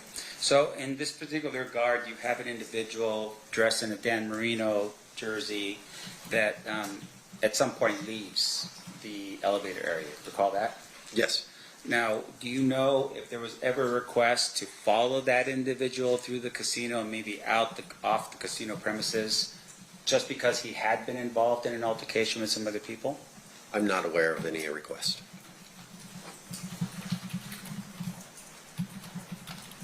Oh my God. They don't request Orlando Anderson. You don't have no further questions. Thank you, sir. Appreciate it. They don't request Redirect. his movement. In the murder case.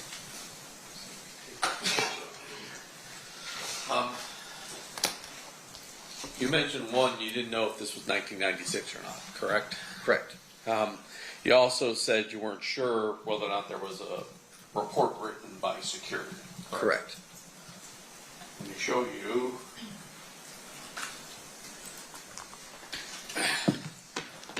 Does that document generally look familiar to you? Yes, it does. Okay. And that indicates the accuracy of the times on the, generally speaking, on the video that we have. Yes, sir. And I want to read that description to yourself.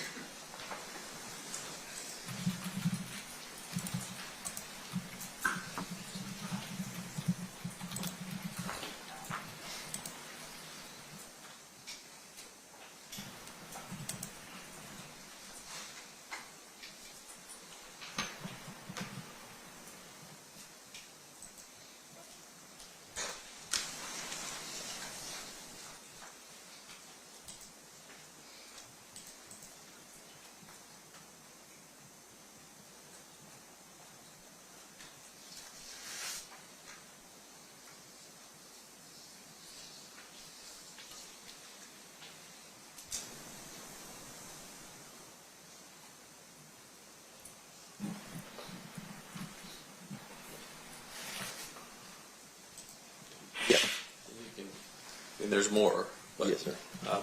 Based upon reading that, are you comfortable that the Coyote Cafe was present in 1996? Yes. And the report, does it indicate that Orlando Anderson was trying to, this person in the 13 was attempting to push past security into this cafe when he was attacked? Yes, sir. Nothing further. Any recross based on that, Mr. Sanders? And I'm sorry, sir, I forgot your last name.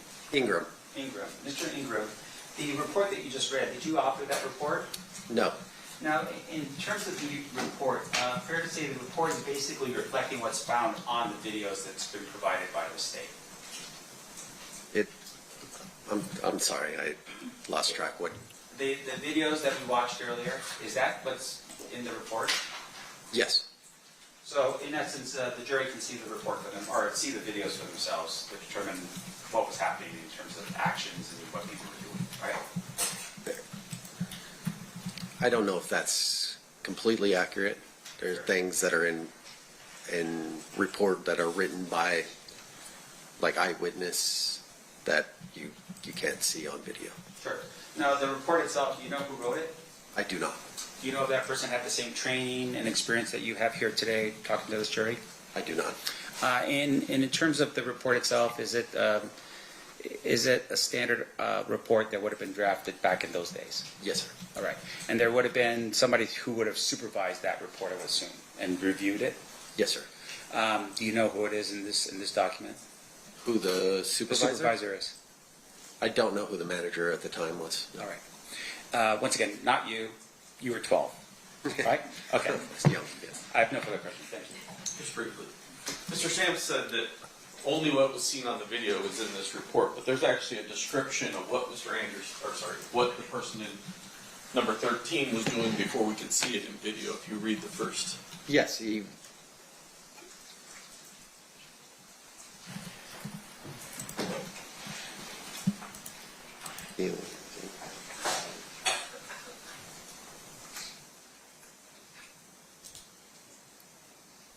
Yes, sir.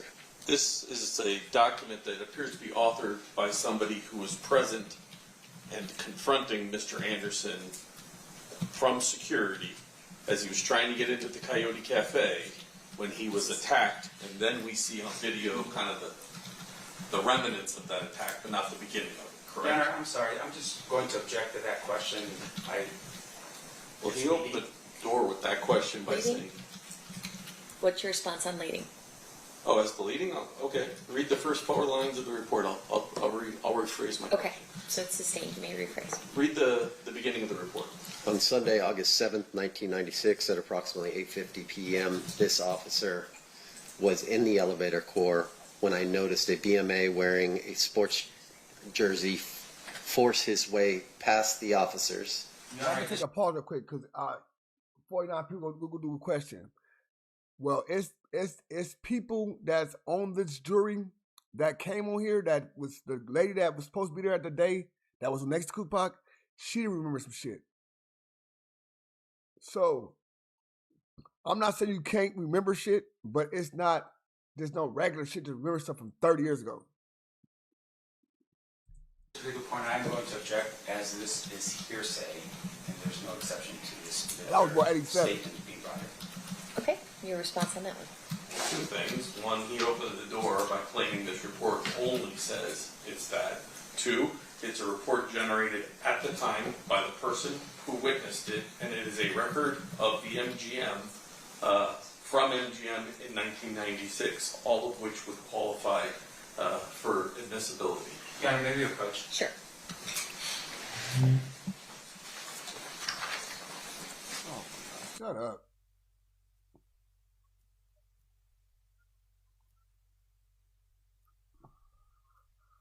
Yeah, that's okay. I realized some of the shit I read West Side. They like, we got down and woo. I had to really, oh shit, didn't remember. I'm like, oh yeah, right. I remember that shit. But they get take me like, I would be like, damn, just off the back, just remember shit. Yeah, right. But some people, no. Some people just know. Y'all memory is good. Some people, you know what I'm saying? Some people memory is trash. It was Puffy. It was Sean Combs. Put $5 in the chat. You think it's Sean Combs? Put $5 in the chat. You think it's Sean Puffy Combs?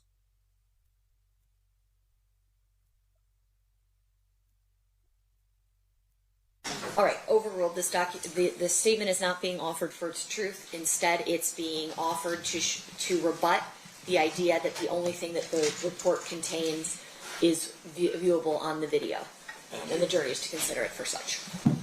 If you could just, I guess, start over. Start at the beginning there and stop at the point you get to why you this whooping person like in the that? jersey getting attacked. Hey, this word good. On Sunday, August 7th, 1996, at approximately 8:50 p.m., this officer was in the elevator core when I noticed a BMA wearing a sports jersey force his way past the officers. Chelsea, I can't read the first name, Muniz Roberts, at the North Key checkpoint by Coyote Cafe. The unidentified BMA was questioned by myself and officer. They can't put the nigga at the scene, bro. Your screen went black. Oh, sorry. I love technology. Mm-hmm.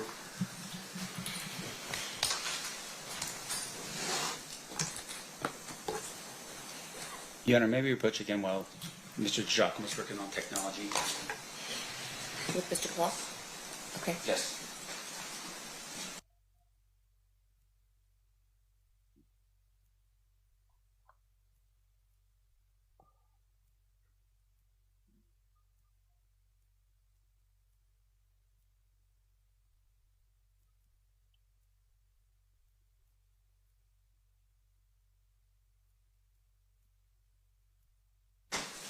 Go ahead. I think you were at officers whose name you couldn't quite figure out. The unidentified BNL was questioned by myself and Officer Gamba on the side of Coyote Cafe. The BMA was very uncooperative on answering our questions. While questioning the BMA, he continually kept looking over his shoulder towards the north key checkpoint. It was seconds thereafter when I noticed a large group of BMAs force their way through the north key checkpoint. The large group of BMAs, approximately 20, were running right in our directions. As they got close to,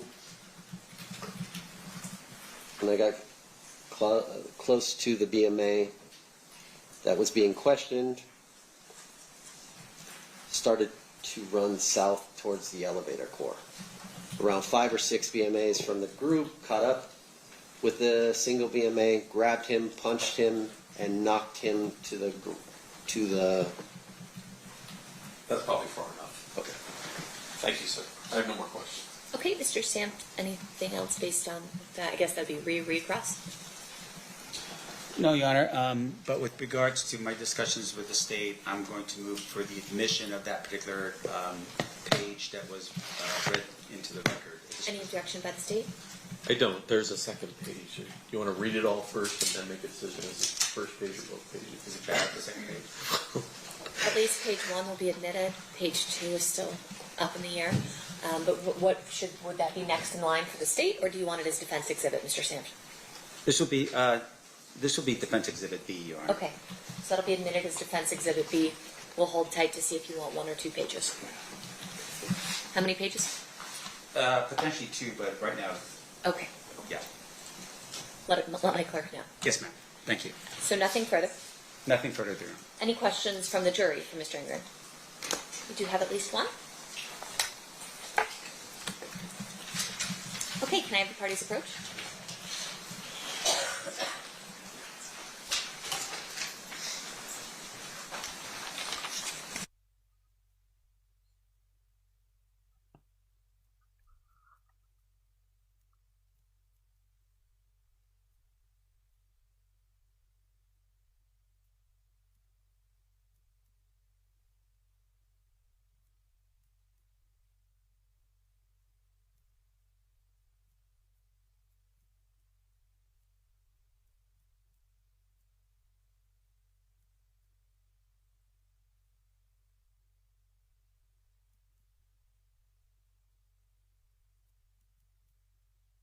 Hold on. Where you at? You going back? Oh, you went back.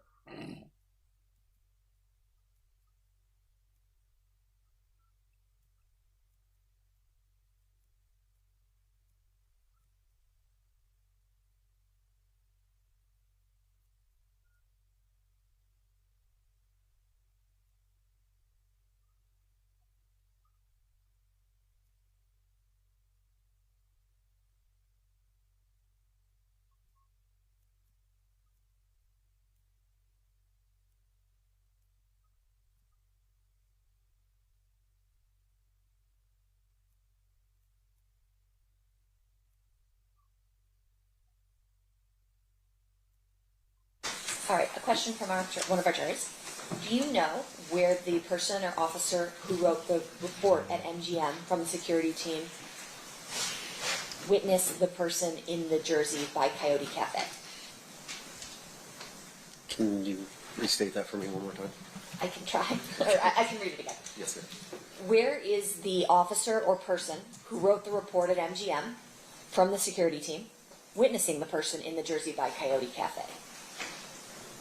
Oh, on the map, it's located, the entrance, the specific entrance, whether it's, No, I think maybe you should stand up and do it on the big ones. Yes, so we ma'am. can understand that. So from what I could read, the entrance into the cafe is located here. To the Coyote Cafe. So this would be where the initial stop and talk by the security personnel would have occurred at. And do you know where the person who wrote the report was seeing that person in the jersey from? From that specific location. So she, or he or she, I'm not sure the exact person, but the security describes that they're at the position and someone tries to push past, in which case they approach and stop and talk at the entrance of the cafe itself. Okay. And then as to the second part of that question, I'm not going to ask because that's not something that he would know why that decision was made. State, did you want any follow-up based on that question? That's the jury's actual You didn't question. recognize the name of the author of that particular report, correct? Correct. And you have no idea what happened to that person in the last 30 years in their lives, whether they're alive, dead, locatable, anything like that? No knowledge. Thank you. Mr. Sam? Yes, Your Honor, just a couple more quick points. So I want to be sure I'm clear. Did the MGM during that time period have those booths set up where you couldn't go to the elevators unless you had a room key or something? Is that what we're talking about in terms of a checkpoint? The checkpoint is, it's not a physical location as much as it's a security position where they would check room keys to get into an area. So if the report is saying someone was trying to push through, they're trying to go past that area into the elevator area? I mean, where are they going? That's the direction that he travels. The security report states he tries to get into the cafe, and then when he's approached by the large group of males, he runs towards that checkpoint. So he's trying to get out or through the elevator core down into or wherever he decides he's trying to go, but that's the checkpoint. That little looks like a telephone next. Correct. That's where he's trying to get. All right. So, but the report's kind of weird, right? Because it's not saying that he's trying to go into the Coyote Cafe. He's actually trying to go through a checkpoint or an area. I think that's what you read, right? I would have to reread it again, but I believe he tried to get into Coyote Cafe first. Okay, so he's going, there's a ton of people, they're all leaving the fight, and for some reason, him going into the Coyote Cafe causes security to go after him? If it's closed or if it's blocked for a private party, I'm not exactly sure, honestly, why they would do it. I see. So, I mean, but outside of that, your idea as to why the Coyote Cafe would not be open to this particular individual in the Merino jersey would have been because it's closed for a private function or closed completely. Correct. Okay. No further questions, John. All right. Thank you. Mr. Ingram, you are excused at this time. Sorry, Judge, can I have one follow-up to that? Oh, okay. Or the cafe's overcrowded and they're stopping people from going in. Correct. Thank you. Okay, now you're free to go. Thank you, Ben. Ladies and gentlemen of the jury, at this time we're going to take a 10-minute restroom break. During the recess, you are admonished not to talk or converse amongst yourselves or with anyone else on any subject connected to the trial, or read, watch, or listen to any report or commentary on the trial of any person connected to this case by any medium of information, including without limitation, newspaper, television, the internet, and radio, or form or express any opinion on any subject connected with the trial until the case is submitted to you. We'll see you guys back here at 11:15. Please rise for the jury.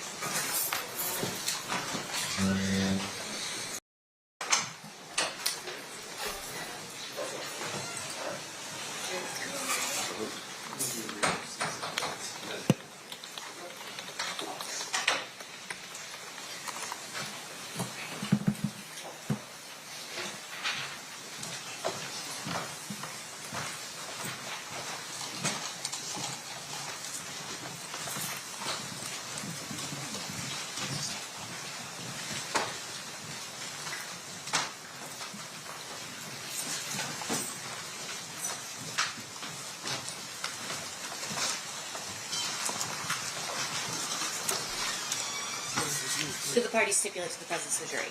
Yes, sure. You may all be seated. State, you may call your next witness. Kenneth Rios.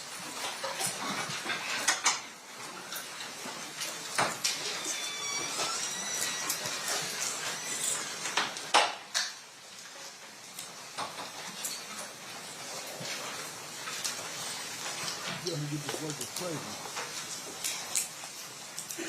Get out with it.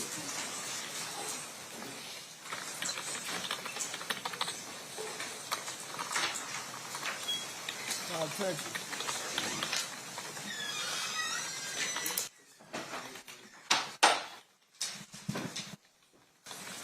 Good morning, sir. Good morning. Please solemnly swear or affirm the testimony you're about to give in this action shall be the truth, the whole truth, and nothing but the truth, so help you God? Yes, I do.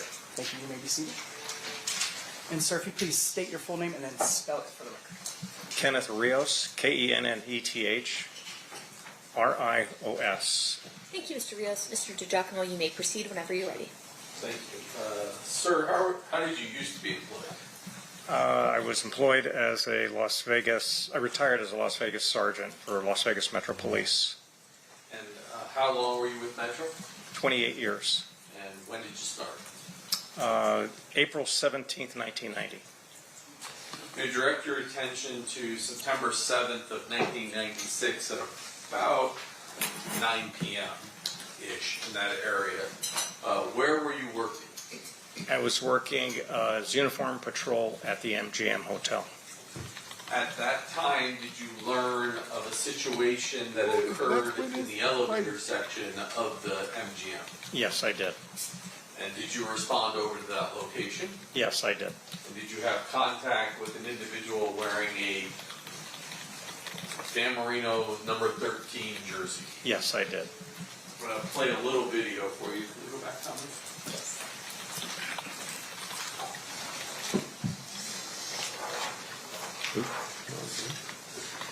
And this is 115B.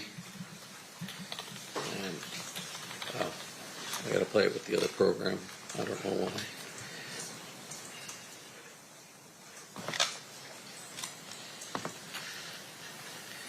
I'm going to back up just a little bit here.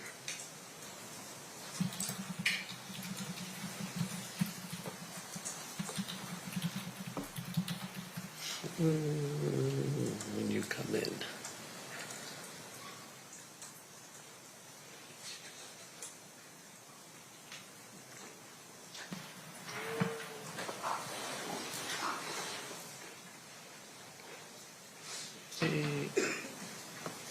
Start it right about here. You let us know when you see yourself. I see myself. All right. And which of the three officers we have on scene there are you? The one with the dark hair. My back, well, it was dark back then. My back is towards the camera facing the gentleman that has the Merino jersey on. Eventually, if we watch this video, you have a conversation with this individual, correct? Yes, I did. And at that time, did you ask him to identify himself? Yes, I did. How did he identify himself? He identified himself through a California driver's license, which security had in their possession and gave to me. Back then, this is just the fight call and he's the victim, correct? We thought he was a victim, yes. And so, did you talk to him about whether or not he wished to press charges or be involved? Describe that for us. Yes, I asked him first if he needed medical assistance, and he refused. He said he was fine. I then asked him what happened, and he told me basically that a couple of guys that he didn't know jumped him. And once again, I asked him if he needed medical. He said no. I asked if he wanted to file a report, and he said no.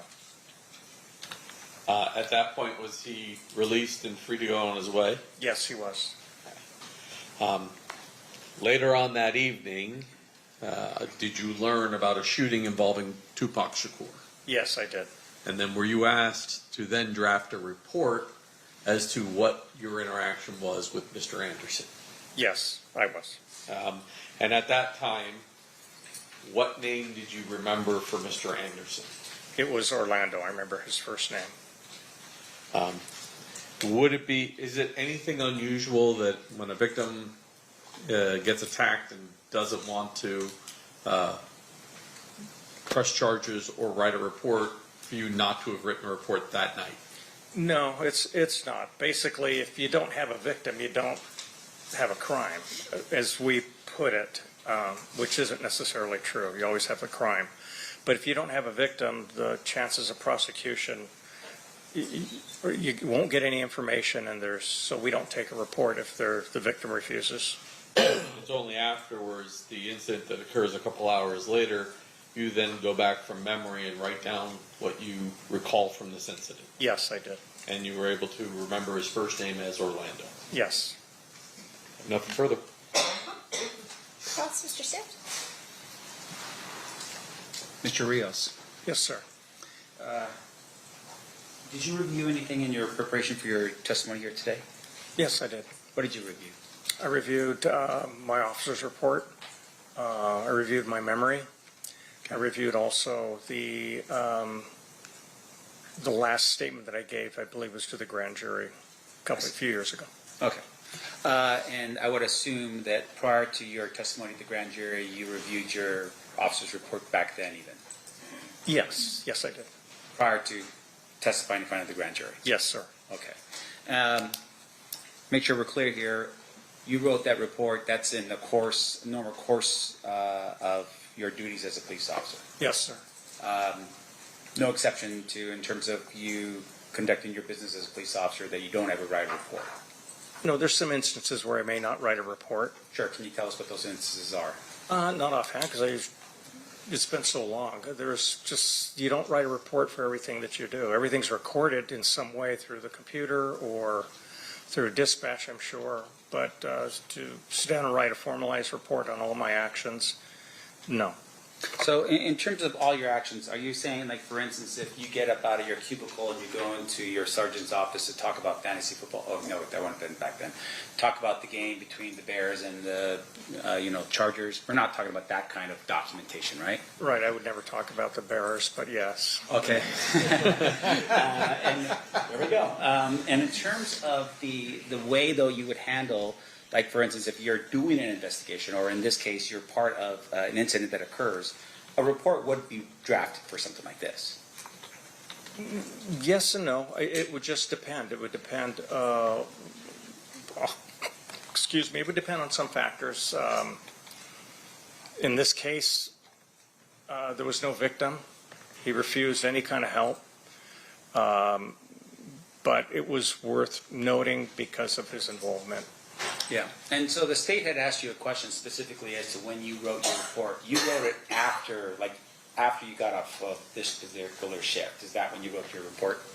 I don't recall when I wrote it, but I'm sure that my officer's report would reflect that time. But I know I didn't write it immediately after. All right. And in terms of your knowledge that Tupac Shakur had just been shot, your testimony to the jury is that you had understood at that point that potentially a person by the name of Orlando may have been something to do with that particular case? I don't recall if that was the reason why I wrote the report, if that's what you're asking. Yeah, because I'm a little curious. Like, how do you, get that nigga. There's a shooting of Tupac Shakur. How do you, is it because you heard that there's a shooting up at Tupac Shakur that you go, wait a minute, there was an incident that occurred with Tupac on property? Is that how we get to this point? Back then, I don't recall if that was the process that I went through to make the report. I don't believe so. I believe that there was some other officers that probably told me and suggested that I write a report because of his possible involvement. Right. So news goes out throughout the valley, Tupac has been shot, and then you're advised, hey, there was something happening with Tupac, just capture whatever it is that you remember, right? I don't recall that happening that way, but for most intents purposes. Right. Now, in terms of your report and you writing it, you're still on property when you hear that this incident had occurred with Tupac Shakur. I don't recall where I was at the time. Okay. Would you have ever called back to the MG and say, hey, capture more video of this particular incident and the guy with the Merino jersey, the night of the shooting, to help them with whatever investigation could be out there? Did you do that? Not that I recall, no. Do you know of anyone else among the 3 officers that were there, or any other officers would have done something like that? I have no idea. Okay. Maybe they're all Bears fans, and that's the reason why they didn't do that. It could be. Yep. Let me ask you this, though. In terms of your this particular night, extra officers show up as overtime. They work overtime. Don't Is that what recall. this is? Yes, sir. All right, and they're doing it for a special event, right? Yes, sir. And in this case, this special event was the Tyson fight. Yes, sir. All right. We hear that In a terms lot. of the I don't recall. amount of people in Las Vegas, I would imagine there would have been a lot. A lot of people? Yes. Yes, sir. We see video showing obviously a lot of people at the MGM. Yes, sir. And would it just be the MGM where the fight was taking place, or would that be throughout the Strip? No, there'd be officers on other properties. Yeah. And once again, these officers are on there because of the anticipated flow of people coming into Las Vegas for this special event. Yes, sir.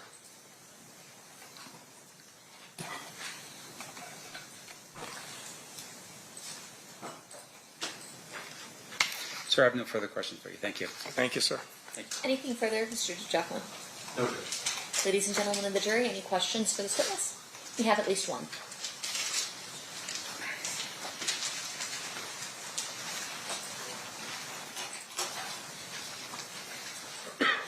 Can I have party?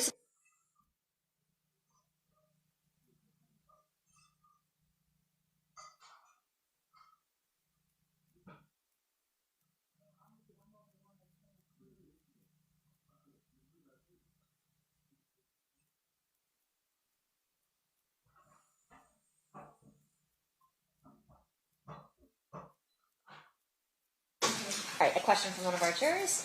After an incident like that, is it customary to not follow the people who did the assault? Is it common for everyone to stay with who you thought was the victim? My position at that time, yes, it would be to stay with the victim because we had already radioed two other officers that were on scene. Okay. And as well as the MGM security had radioed to their officers up front. So it would have been my responsibility to stay with the victim to make sure that he wasn't in dire need of medical assistance or still wanted to file a report. Okay. Any follow-up based on that, Mr. DiGiacomo? No. Mr. Sanft? No, Your Honor. Okay, perfect.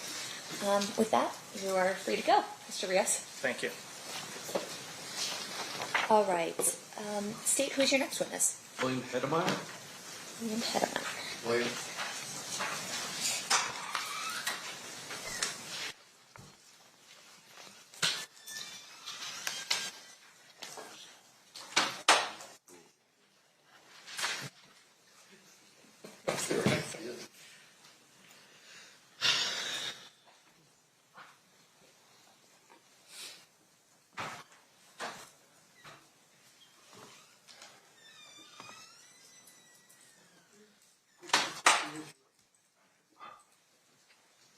Good morning.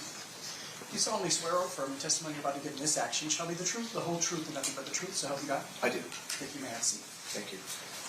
And sir, if you please state your full name and then spell it for the record. It's William Heidmeyer, William William, and Heidmeyer, Heidmeyer. Thank you, sir. Whenever you're ready, state, you may proceed. Thank you. Sir, back in 1996, were you working here in Las Vegas? Yes, I was a security officer at the Maxim Hotel and Casino. And the Maxim these days is now the Westin on the corner of Koval and Flamingo? Correct. And it's on the northwest corner. Yes, northwest corner. Actually, sometime prior to 11:17 p.m., were you engaged in an investigation with some Metro officers? Yes, I had two Metro officers with me, and we were looking for stolen vehicles. There were 5 or 6 Dodge Caravans that were stolen out of our parking garage that night. And where were you located when something unusual did happen? Well, I was on the ramp of the 3rd floor of the parking garage on the southeast side of the property. And while you were there, describe what you hear. Well, the two officers, another security officer and I were standing around one Dodge Caravan, and we just suddenly heard a lot of gunfire. And we ran to the barrier wall that was overlooking Koval Boulevard, not Koval, Flamingo Boulevard, and that's when I witnessed what I saw. So you hear a bunch of shots. Do you have any idea how many you heard? It sounded like a lot. One volley, two volleys? 3 volleys. 3 volleys. Yes. Heard. And when you say a lot, I mean, to some people, can you put any sort of number on it? I had 3 to 4, maybe even 5 each volley. It was a series of pops. Somewhere between 9 and 15 shots in a series. Something like that. You said after the shots fired, you guys ran to the retaining wall. Yes. I assume you ducked for cover at first. No, because I was armed, so I was leaning over the retaining wall to see what I could see. And when you look over the wall, what do you see? I see a line of vehicles in the left straight lane on Flamingo heading east. And there's several vehicles. There was a white Dodge Stratus at the front, a black BMW behind it, another dark car, and I believe another car, and then there was a white Chevy Suburban behind that, and several more cars. Do you see anybody outside of those vehicles? Yeah, there were a number of people standing outside of the vehicles in the traffic lanes. And do you see any of them armed? One gentleman was armed, one black male adult, very young, well-dressed. He was wearing a very bright white 3/4 sleeve shirt, black pants, and a black dress vest. And at the time that you see him, is he firing his weapon? No, he's not. But he does have the weapon in his hand. It was an automatic weapon, automatic pistol. Semi-automatic pistol? Yes. And is he holding it down? Is he pointing it in a direction? He wasn't pointing it in any direction. It was kind of just off to his side. What do you see this caravan of cars do? Well, I looked back because the Metro officers jumped in their cars to pursue. And then when I turned around, everyone was back in their cars again. And they made a U-turn heading west on Flamingo towards Las Vegas Boulevard. All of the cars in the caravan? Yes. And so you see them make a U-turn at Koval and head back towards Las Vegas Boulevard. Correct. And those vehicles, you saw the two Metro officers you were with jump in their vehicle to give chase to that caravan. Correct. At the time that you're out there and you see somebody with a gun, you've just heard shots fired, is it the conclusion you originally drew that that person was your suspect? Yes. Yeah, that's what I deduced at the time. And based upon the officers following that caravan, that's a reasonable assumption that they deduced that as well. Right. They asked me what direction they were going. They rolled down their windows and were asking me what direction everybody went, and so I pointed to make a right and head towards Las Vegas Boulevard. And those officers then went after the caravan. Correct. Objection as to speculation. What's your response? Well, he watched them do it. He didn't. Did he testify to that? Did you watch Lay the some more officers? foundation. Did you watch the officers go after that caravan? Yes. Okay. Thank you, sir. I pass the witness. Okay. Any questions, Mr. Stan? Yes, Your Honor. Mr. Heidmeyer, I'm going to show you what's been marked and admitted as state This man is exhibit good. number I don't know what y'all watching. Watch. I've been in case. One, two. Let me both. Thank you. Closer now, you see more modern. You're right. All right. I'll show you State's Exhibit number 1 here. You recognize this photograph? Yes. Okay. Just to get to the point, this is Las Vegas. Yes. All right, and I'm just more concerned right now about the actual streets 100, themselves. bro. Can you, Appreciate you, bro. Just 100 for show sure. us? Actually, you know what, Jackpot. if you could step down out of the witness chair and just go to that screen, I'm going to have you point out for the jury where everything's at. Okay. Okay. All right. Can you point and show us where the Maxim Hotel is? The Maxim Hotel, this is Koval and that's Flamingo, would be right about here. Let me help you out. Yeah, right about here.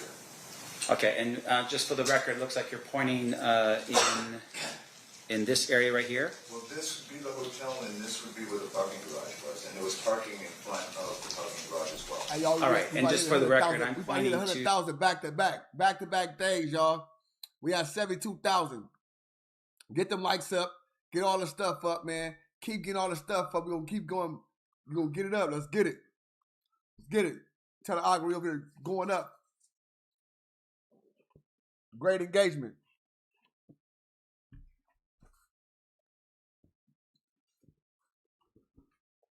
I stopped it. Yeah, my bad. The north part of this would be Flamingo that I'm pointing at. Is that correct?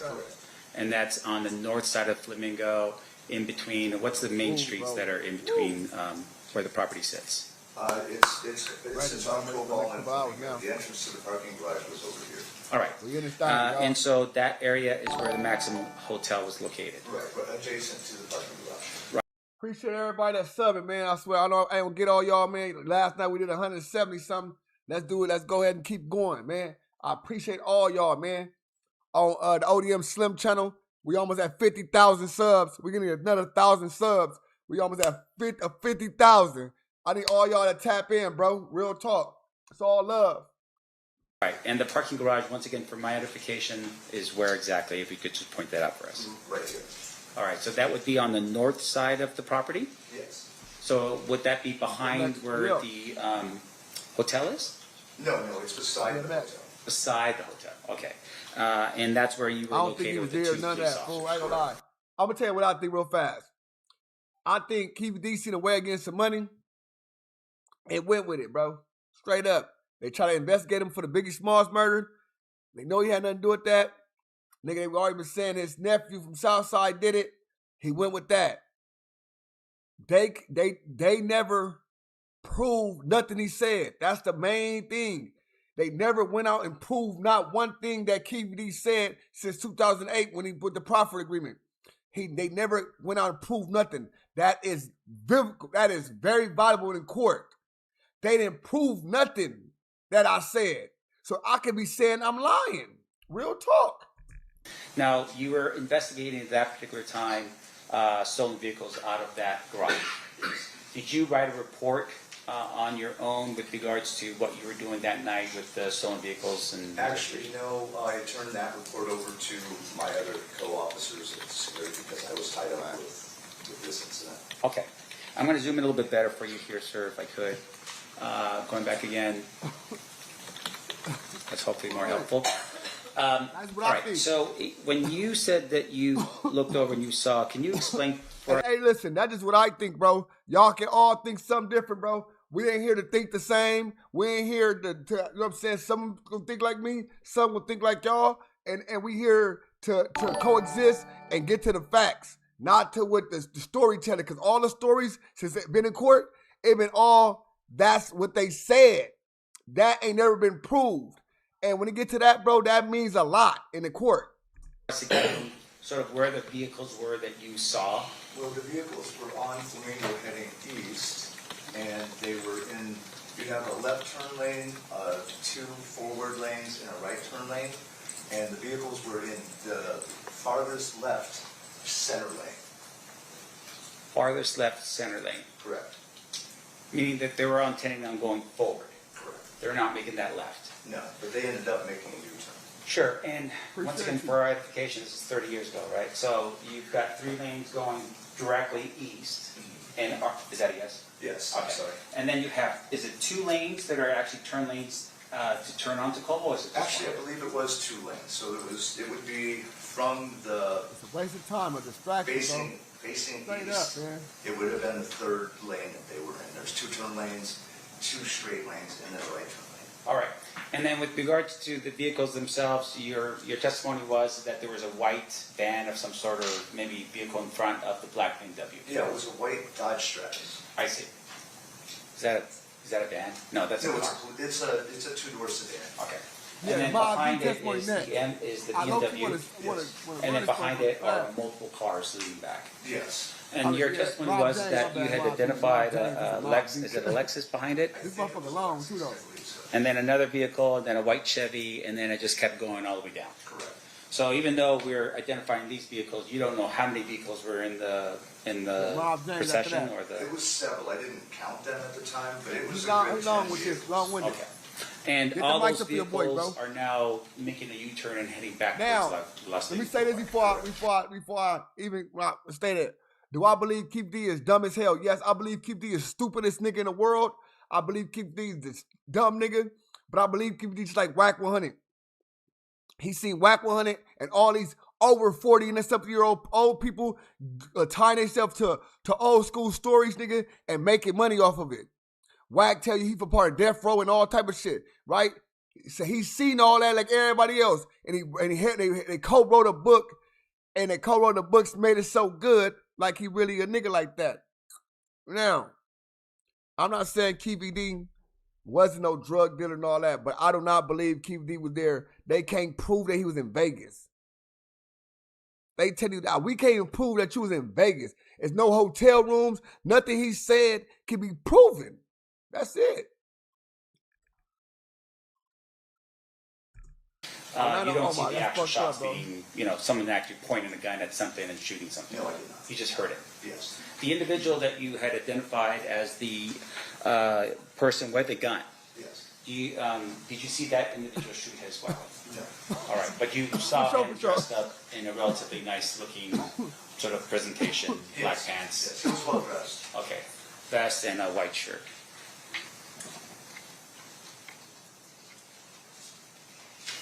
Okay, I have no further questions. Thank you so much, sir. I appreciate it. Yeah, you can back up there. Yeah. Sit down. Yeah, sorry. Thank you. Thank you. No worries. State anything further? No, Your Honor. Ladies and gentlemen of the jury, any questions for this witness? Seeing none, thank you so much for being with us, Mr. Heidemeyer. You are free to go. All right, thank you very much. You're welcome. I was happy with you. State, you have one more, right? Before Yes, Judge. Okay, who's that going to be? Dino Kelly. There's one more witness. There's one more witness in his time. Sammy, you good looking. Straight up, Sammy, stand up.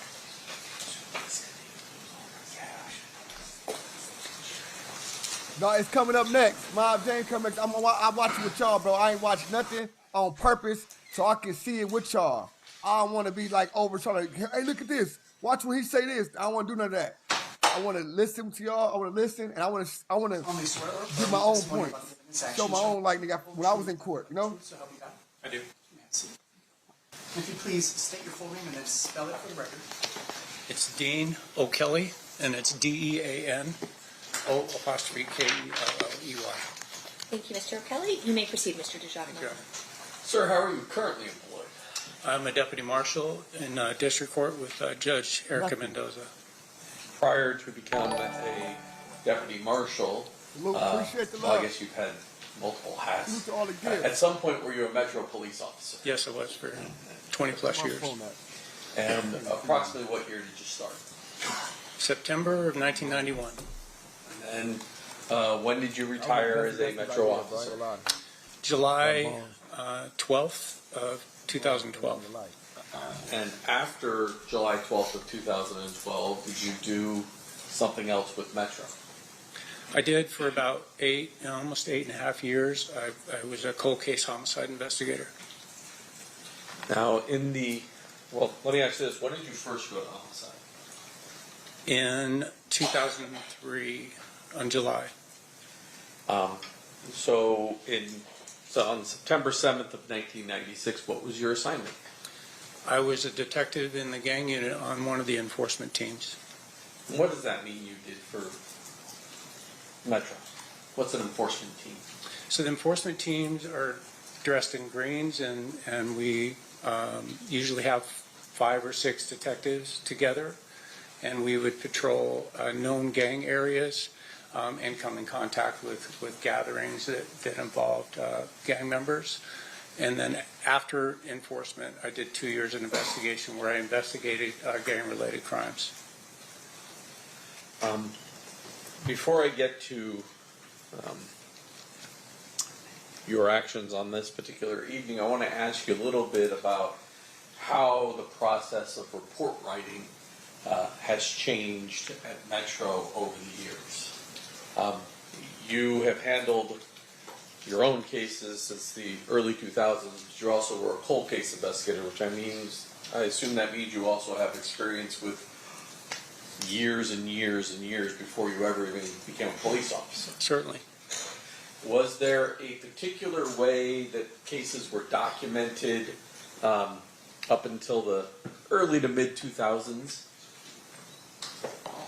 I mean, I think there's been some changes over time just because of the digital age. And, you know, when I first went to homicide, we were still using typewriters that had the little spinning ball on there and actually typing in triplicate, those types of things. Keeping our notes, you know, handwritten in our notebook. And then it kind of changed over time. Everything went digital and we started keeping things on the computer. And so when we're talking 96, there was multiple reports written by officers as they did things because there wasn't the same computerized systems we have today. That's correct. Modern day, is there something called a main case report or a main officer's report related to homicides?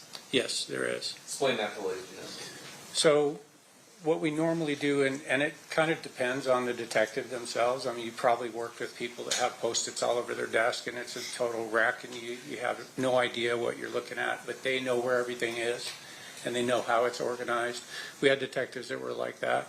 Me personally, I would keep everything on what's called a case management form. So from the very beginning, from the very start of when we got a call and we're keeping notes in a notebook, all that information go into a case management form. So I wouldn't be initially concerned with an officer's report getting started at any point because I was using that management form each and every time we did something investigatively. If we took a phone call from, you know, a witness, then I would document that on that form. And at some point, especially if you had somebody that was in custody, you would transfer all that information over into an organized officer's report, which would then have the title at the top. It would have the date and time and location of when the incident occurred, who's involved, who are the suspects, who are the victims, who are the witnesses, and it would be in a chronological order in an investigation. But initially, everything's kept just basically in the management form. Eventually, you want to get to the point where you put together all that information into an officer's report, and there will come a point in time where the individual detective would make the decision that the officer's report's final, right? You would get it signed off. It'd be signed off by your sergeant. It'd go into the case file, and then from that point, you would just basically be filing addendums as new information came in. You might write that information down on that management form and then do an additional officer's report. That's definitely something that I saw when I went to cold case. Some of the cases that were, 20 years old, every single step that detective did was a completely separate officer's report. So you get 15 officers' report in the case file. It definitely made a lot more sense to finally get to one point where we had just one officer's report covering the case. And in your experience, is it unusual for an officer's report to be the very last thing that's generated by the detective assigned to a particular case? No, that's not unusual at all. I want to direct your attention back to September of 1997, and I'm going to put up really two aerials for you first of all, but I'm going to start with State's Exhibit number 1. Can we go back to me?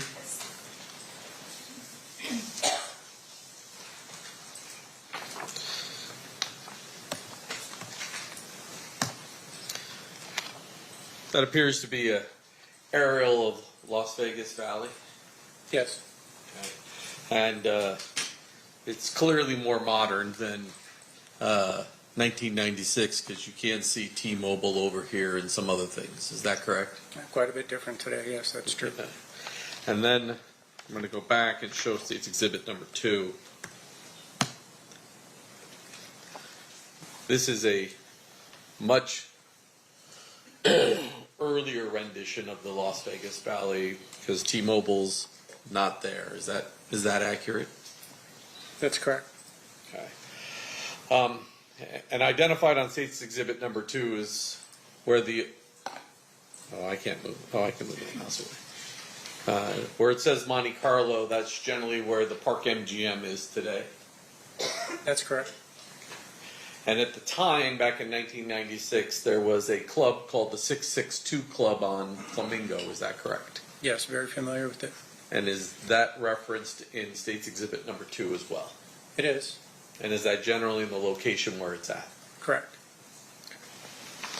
So now I want to jump back to 1. At about 11:17 p.m. On September 7th of 1996, where were you? We were conducting enforcement activity kind of northeast of the location of Koval and Flamingo. And did something catch your attention? Yes. As we were out with a couple, 2-3 gang members, we heard over the radio an officer rather excited, certainly under a stressful situation, reporting shots being fired and requesting a code red on the radio. We weren't very far away, so we cut the guys loose that we were with, got in our vehicles, and with lights and siren, we went over to respond to the area of the Maxim Hotel. When an officer calls out code red, what does that mean? What is he trying to do? The code red is so that no other radio traffic is coming across except for what those officers are going through. So it's trying to keep the radio traffic to a minimum. So we didn't even announce that we were en route. That's not important for dispatch or really anybody else to know that we were on our way, because we're waiting for updates from that officer or from the officers involved. So we stay off the radio. It's a sacred thing. You don't break the code red unless you really have to get on the radio. And where do you respond to? We responded to the intersection of Koval and Flamingo, right there at the Maxim Hotel. Now it's called the Westin. But we went into the parking lot on the south side of the Maxim, and where we saw a patrol unit. At some point, do you walk out onto Flamingo? Well, let me ask you this. When you first arrive, is there traffic still driving eastbound on Flamingo? Yes, I mean, nothing's changed so far as traffic at that point, because whatever had happened was several minutes before that. So now people are still just driving by. We got to the parking lot. My Sergeant Cindy West, had inquired as to where the shots had come from, and we were able to look out into the street there on Flamingo, just west of Koval, and I saw in the headlights just little glints of light and recognized that. I spent plenty Jackpot, salute to you. Appreciate the gifts. of time on a firing range, and I know what brass looks like on the ground. So we were able to determine where several cartridge cases were located in the street west of Koval on Flamingo. I'm going to approach and show you State's Proposed Exhibit 34 to 41. As you look through those, I'm going to grab something from the clerk.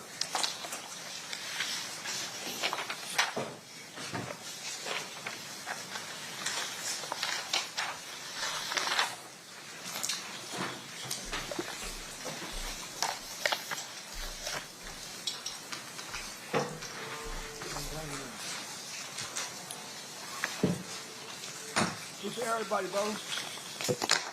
Do you recognize those? I do. And how do you recognize those? When we spotted the cartridge cases in the street, at the time my enforcement vehicle was in a Chevy van, and we had a whole bunch of cones.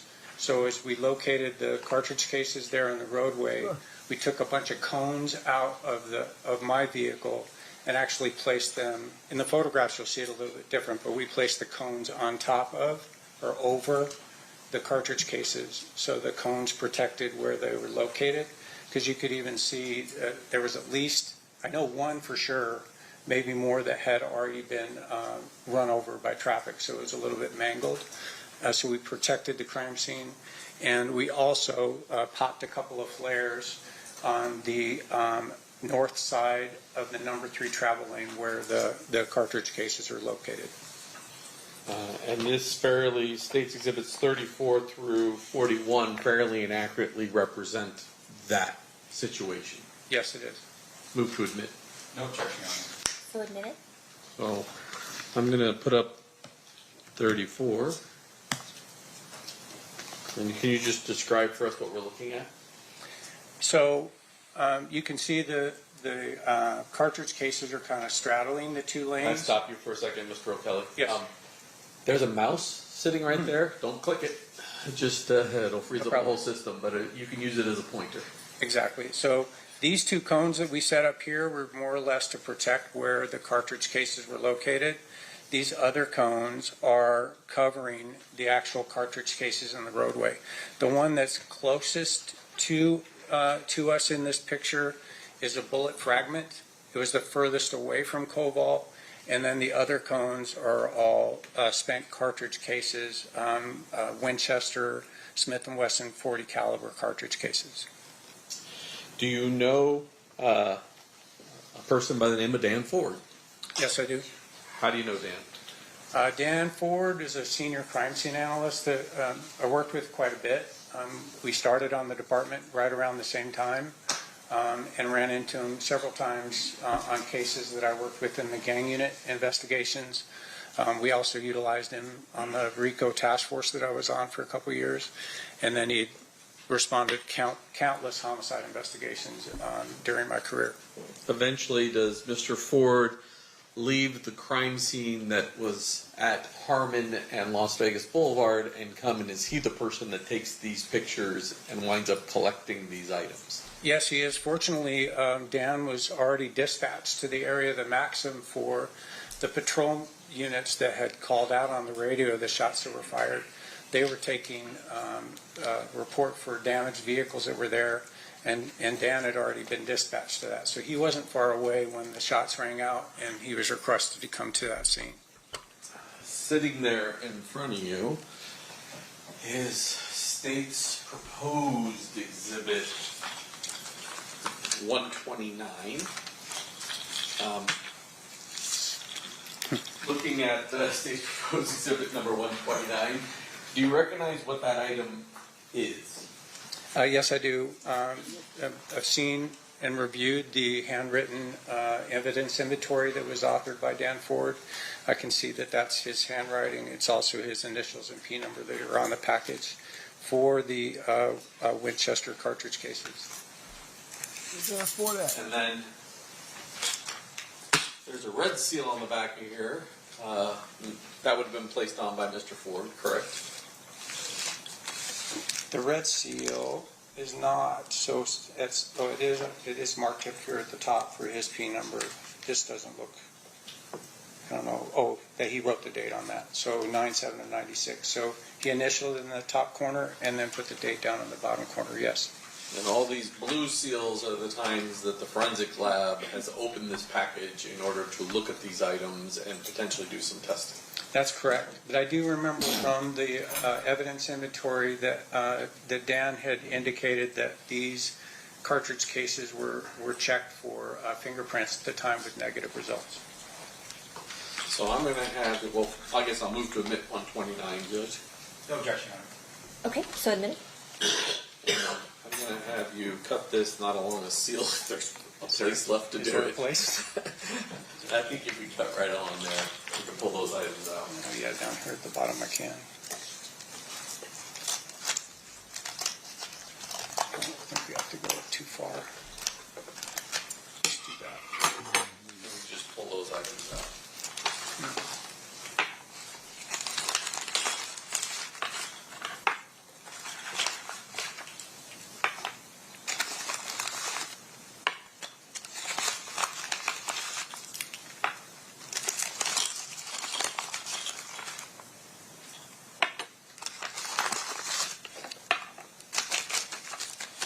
These, well, they will eventually be marked 129 G, well, A through G, but I'm going to show you this one, which has a 14 on the top of it. And you said you remember at least one of them was mangled. This one's flattened on the opening, opposite of the head stamp. It's flattened, so it's been run over. And there appears to be at least one more of these that has some damage to it. And several of them have damage to them. Is that correct? They're definitely misshapen. A couple of them are. This is actually the closest that I've seen them, because when we came out, we just put the cones right over the top of them, didn't mess with them at all. So I'm able to now look at even the primary impacts, which is significant. Why is that significant? Because a Glock pistol has a rectangular opening for the firing pin. It's vertically oriented on the front of the bolt face for a Glock pistol, and you can tell by looking at the primer impact that that's roughly the shape of the impact on the primer. So that suggests to you that the weapon was a Glock 40. That's correct. Now, Detective, or I guess it's Mr. O'Kelly now. Detective retired. I don't know. Deputy Marshal. Yeah, Deputy Marshal. There you go. While you're at the scene, are you getting updates on the radio as to potential suspect vehicles that you should be looking for? Periodically, again, that code red is in effect for quite a while, so there's not a lot of radio traffic that was going on. The call came in initiating the code red at 11:17. We were short distance away, and we went code. Well, we ran code, so we did lights and siren. It didn't take us very long to get there. I know that Sergeant West waited until there was a complete lull in the radio traffic and announced that we were en route and arrived at the same time, and I believe that was at 11:26. We had been there before that, so we were there before 11:20. We were already there at the scene. So at about a little bit past 11:30, we got an update on the rough description of a light-colored Cadillac. I know at some point on the CAD report it said late 90s. It had to be late 80s, right? This is 96. And there was also some indication that it was in good condition, which would say that it was an older vehicle than late 90s, right? So we were looking for a light-colored, possibly white Cadillac with two black male occupants. And there was a report that it was northbound on Audrey, now Audrey Lane is the Link, right? It's the Link Lane. So it's on the west side of the Maxim going north.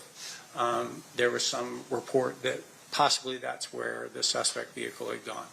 So initial reports is light color Cadillac, last seen northbound on Audrey. Right, with two black males at that point. Do you wind up getting updates throughout the evening as to the vehicle you're looking for? We did. I'd say it was about an hour or so, about 12:45 maybe, right around that time, that we got an update that we were looking for that same white Cadillac in good condition, but potentially occupied now by four black males, and was southbound on Koval. That made a little bit more sense to us, especially that we were out on the eastbound lanes of Koval, right just short of the intersection, and that the Cadillac had to have been to the south of the BMW, and it made more sense that they would have made a right turn. So that definitely clicked when we were told they were southbound on Koval. Does there come a point in time when you do what's known as an ATL or attempt to locate that particular vehicle? Yes. Thankfully, because Dan Ford was not too far away, we were able to get relieved from our protection of the crime scene where the cartridge cases were located. And I think we cleared exactly an hour after the initial code red was called.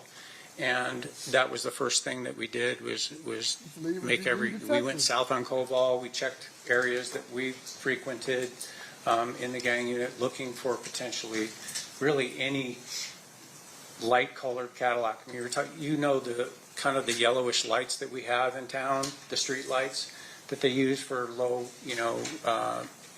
so it's not too much light in town. Those can kind of throw you off on color, so we were looking for any light colored Cadillac.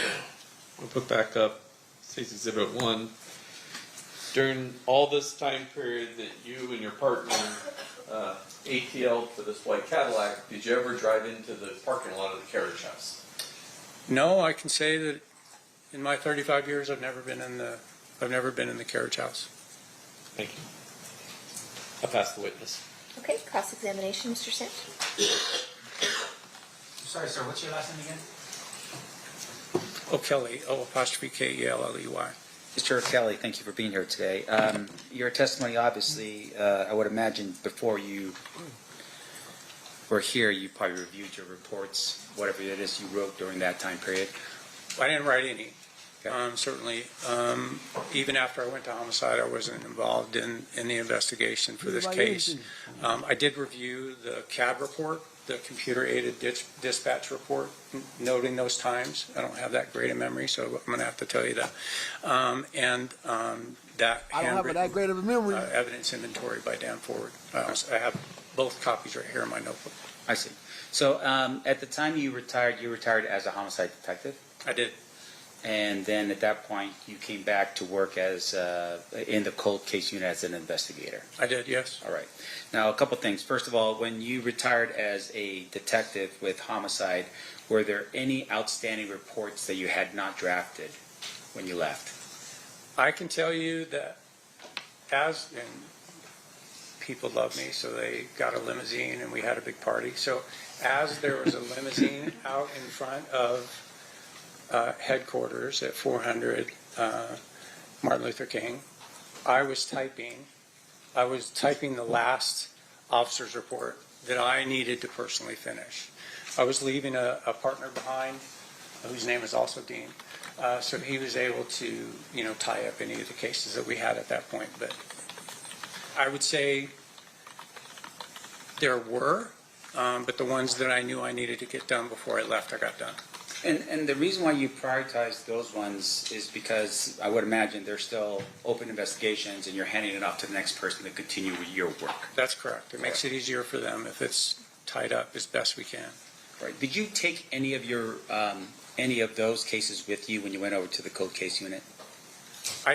When I came back to cold case, that was the original reason that I even agreed to do cold case homicide investigation was because of unsolved cases that I personally had investigated, one in particular. So as soon as I came back to cold case homicide, the very first thing I did was go and pull Jamie Sheldon's case and bring it over to my desk. That's the first case that went there. And was able to work, I was honored to be able to work on cases like that and others that I had been a part of when I was a detective, yes. So in terms of, just explain to the jury what a cold case is. Can you explain that? Certainly. So a cold case is officially cold when the detectives who are originally assigned to it are no longer there, whether they transferred out or they retired. If there isn't an original detective assigned to the case, it's considered cold. Right? No one's assigned to it. Those cases can be handed off to other detectives that are still in the unit. I remember, when Marty Wildman left the department, he came over to me personally and said, hey, I'm handing Teresa Insana to you. Can you take this case on and continue to follow it up? It's considered cold because he's gone, right? As soon as he left, it's officially a cold case.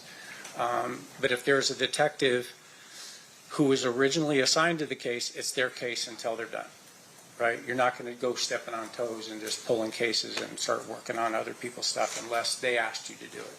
And with regards to the cold case unit, I'm assuming there's probably two detectives who are the official detectives for the unit, and then you have investigators, retired homicide detectives that help with the investigation? That's correct. Initially when Sergeant Hefner, sergeant in homicide, but then came back with me at the same time. So the two of us came back, and we were on our own. Like we had a sergeant that was assigned to us, but basically they were a signature block. We could pull any case that we wanted and work on those. The department saw, thankfully, a lot to do with the work that we were getting accomplished, where we solved 20, 25-year-old cases, and the department's able to go to the media and say, look, we're not giving up after all these years. We're going to continue to follow these cases and solve them. Because of that success level, then the department dedicated 2 full-time detectives that were still in homicide to the cold case unit. And then we had, I want to say 3, 4 more cold case investigators that were assigned to us. I think we had a total of 5 or 6 at one point, plus the 2 detectives and a dedicated sergeant to the cold case unit. So in terms of your work in the cold case as an investigator, you're not a detective, right? No. So there is a difference in terms of your responsibilities versus the responsibilities of a detective. Correct. Because the detective would be the law enforcement officer. Certainly. And you are a person helping the law enforcement officer. Essentially, I mean, we can still steer the investigation where we want it to go. We're doing interviews, we're doing those things, but say authoring a search warrant. So if we run into a situation where we need a search warrant done, it's going to be, it may get written by one of us, but it's going to be sworn to as an affidavit by a detective on the department who's a sworn police officer. Have you ever drafted a report, I don't know, 8 years after you started an investigation? Well, because of cold case, yes, certainly. But yeah. just as a police officer or a detective, have you ever waited, say, years to draft an actual report on something? I don't know what would be my record-breaking delay in authoring a report, but I'd say, if you're dealing with a case where there's nobody in custody, like you haven't arrested anybody, I mean, it probably pushing 2 years before I finally said, and even reluctantly said, all right, I'm going to close this officer's report. It's signed off because we've run out of investigative leads. We're to that point. There's really nothing else coming in, and now that's officially done. Then there could be maybe somebody calling up, or we could have somebody that gets in a jam, right, where they're now looking at serious time. This has happened to us in cold case, where now that person says, hey, I have information on a murder. So now it's completely open. Now the case is back up and running, and there would be a new officer's report started at that point in time to complete that investigation. I know where the gun is, I know who did the shooting, and now we've got a solved case after 15, 20 years. Now, have you ever delayed writing an officer's report after going to the grand jury and presenting evidence on that same case? Yeah, I would say that I've gone to grand jury before officers' reports are done. I would say that I've gone to grand jury before I've started an officer's report. Again, because for me personally, and for a lot of the guys that I work with, I'm not completely OCD, but I mean, certainly there's things that I need to get done, or I'm not going to be able to sleep, that kind of thing. You may feel that way. But I always get the case management form started and maintained up to date. It's going to be up to date. If you make a phone call to me, I'm going to document a date, time, phone call, right? That may not go into the ultimate officer's report because it's superfluous information, didn't mean anything, but I'm going to keep that record in the CMF. I might not even start the officer's report for months, and grand jury may have already happened. Now, I feel now some pressure to get that done, right? Because if I'm going to grand jury, more than likely we have somebody in custody, and I want the district attorney's office to have the benefit of a completed officer's report, although it's not necessary. Right, and so if you had submitted it to the grand jury or done your grand jury, you're telling us at some point you could delay finalizing your officer's report. Yes. Okay. Now, would you delay that officer's report until after you retire? Well, because I still have a partner that hasn't retired, I can have confidence in doing that. We definitely did have that happen. I recall specifically a double murder that was not the officer's report wasn't done when I left, because I knew Dean was going to be, Detective Wright was going to be continuing on with it. Right, so you knew that the other detective would still be the detective handling the case through because you are now retired. No question. But what if you didn't have that detective there, that you're a partner? Would you have delayed after you retired to draft your officer's report? I would not. How about? I mean, I wouldn't be able to do it, right? I mean, I just know that I wouldn't be able to do it. That's why when, the limo's out in front of headquarters, I'm typing an officer's report.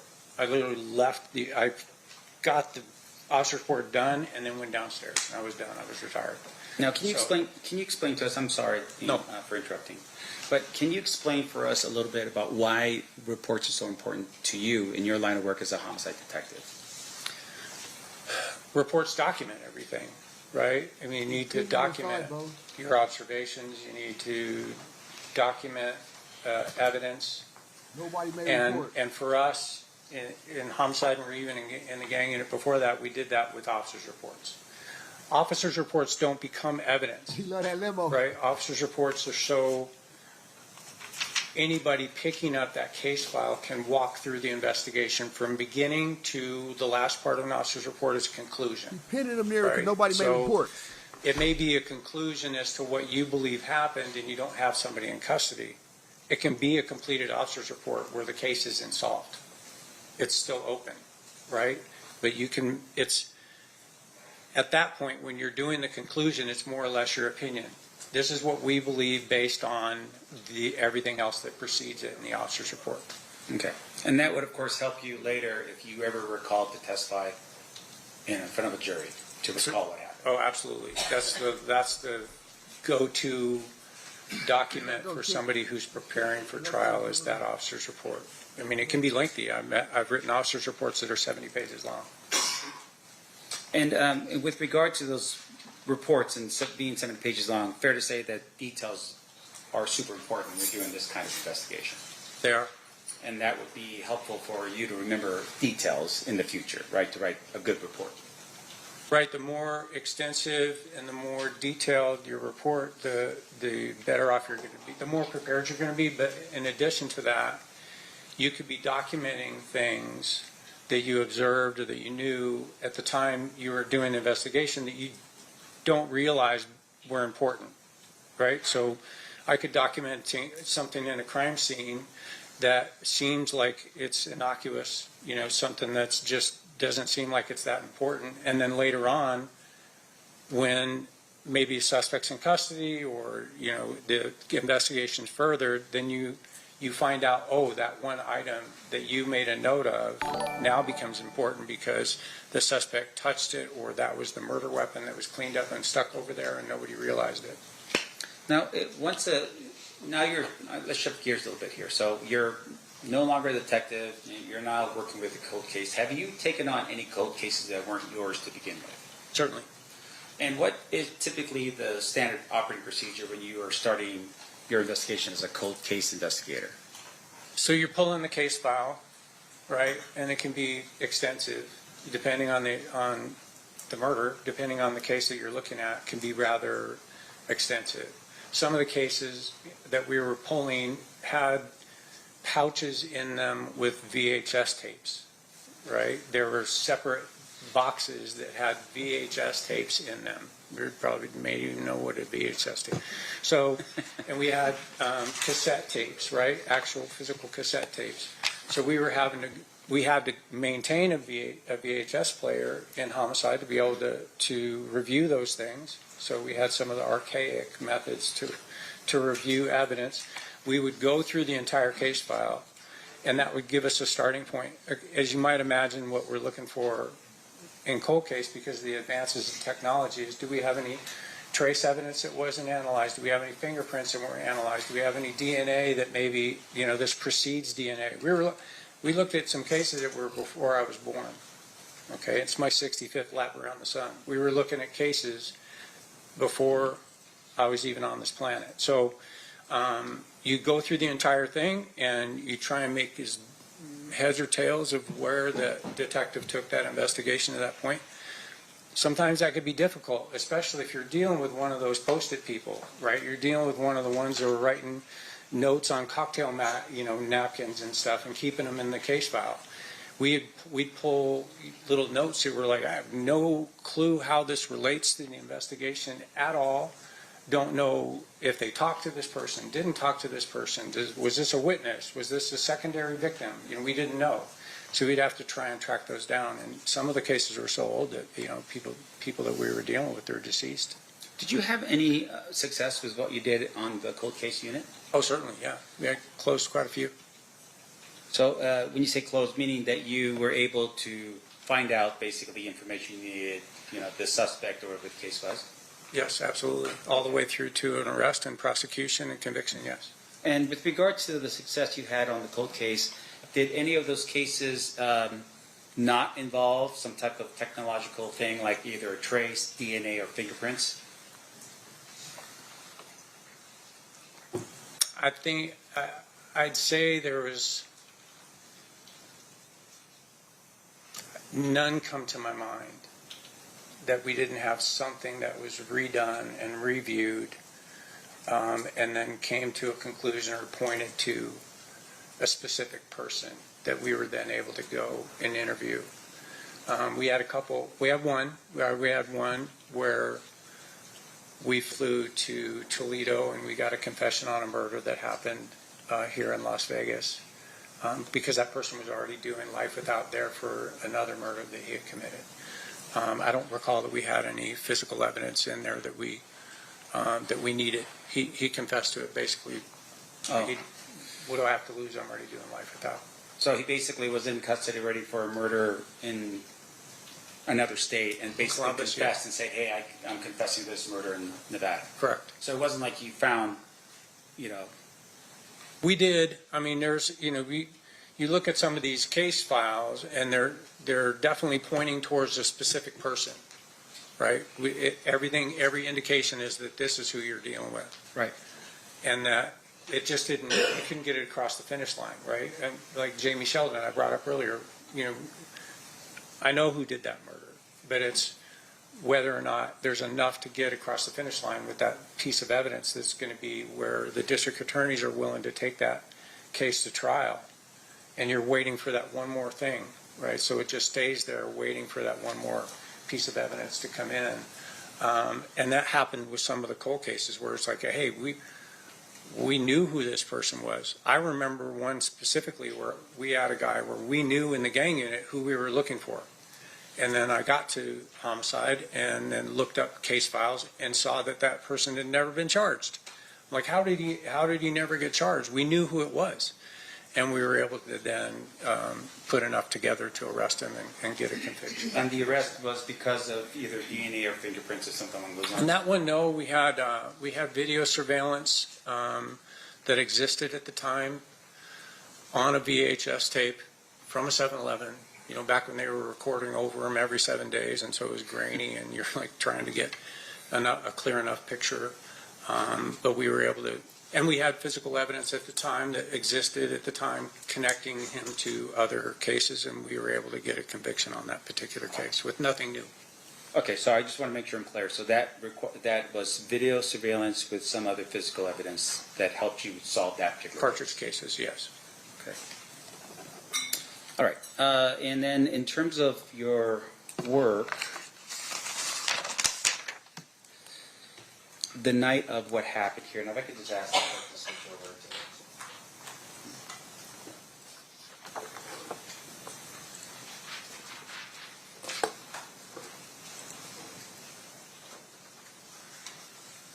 Are you? Does this help a little bit here about just zoning into what's zooming into where this thing happened? Right. That the red triangle or the red rectangle there is where the cartridge cases are located.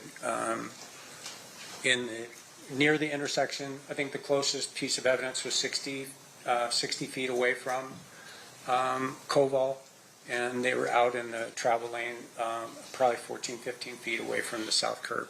Okay. So my question to you very specific.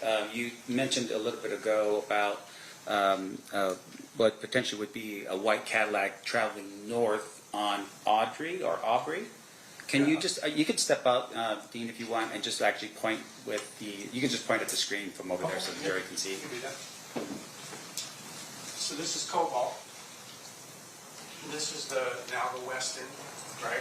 Used to be an accident. And this is the Audrey Lane going north. And then down in here is Audrey Street that cuts over, it actually cuts south and then goes all the way over to the boulevard.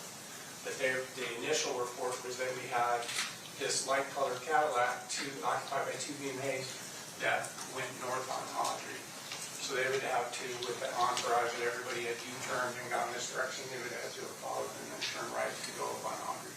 There's really no way for you to get from eastbound Flamingo at Cobalt to northbound Audrey without making a U-turn. Okay, and just if you could stay there for a second, Dean. The other part here is that I'm just pointing again with my pen, and that would be the area where you found and located the bullets, the cartridge cases? Cartridge cases, yeah, they're in the eastbound lane. I think the number 3 travel lane, primarily kind of straddling the lane there a little bit, right here before you get to Cobalt. Now, if you can describe for us the street. So on that street right there, and I'm just pointing to the part of Flamingo that's, I guess, west of Cobalt, and then before or between Aubrey and Cobalt, this area here. Mm-hmm. Is there a concrete divider that's in that area? There was not a concrete divider, no. And I think now it's like those yellow plastic cones that are every 2 feet. Now separating it when you come up, because on eastbound Flamingo, there's two left turn lanes to go north on Cobalt, 3 travel lanes, and then a right turn lane to go south on Cobalt. So, for instance, if cars are going to make a U-turn and turn around and follow, like say, for instance, the black BMW, right? The other cars could just basically just make a left-hand turn and go right back. They don't have to go in procession around and keep going. Fair? Yeah, well, now they would be hitting all those yellow cones. So, I don't know.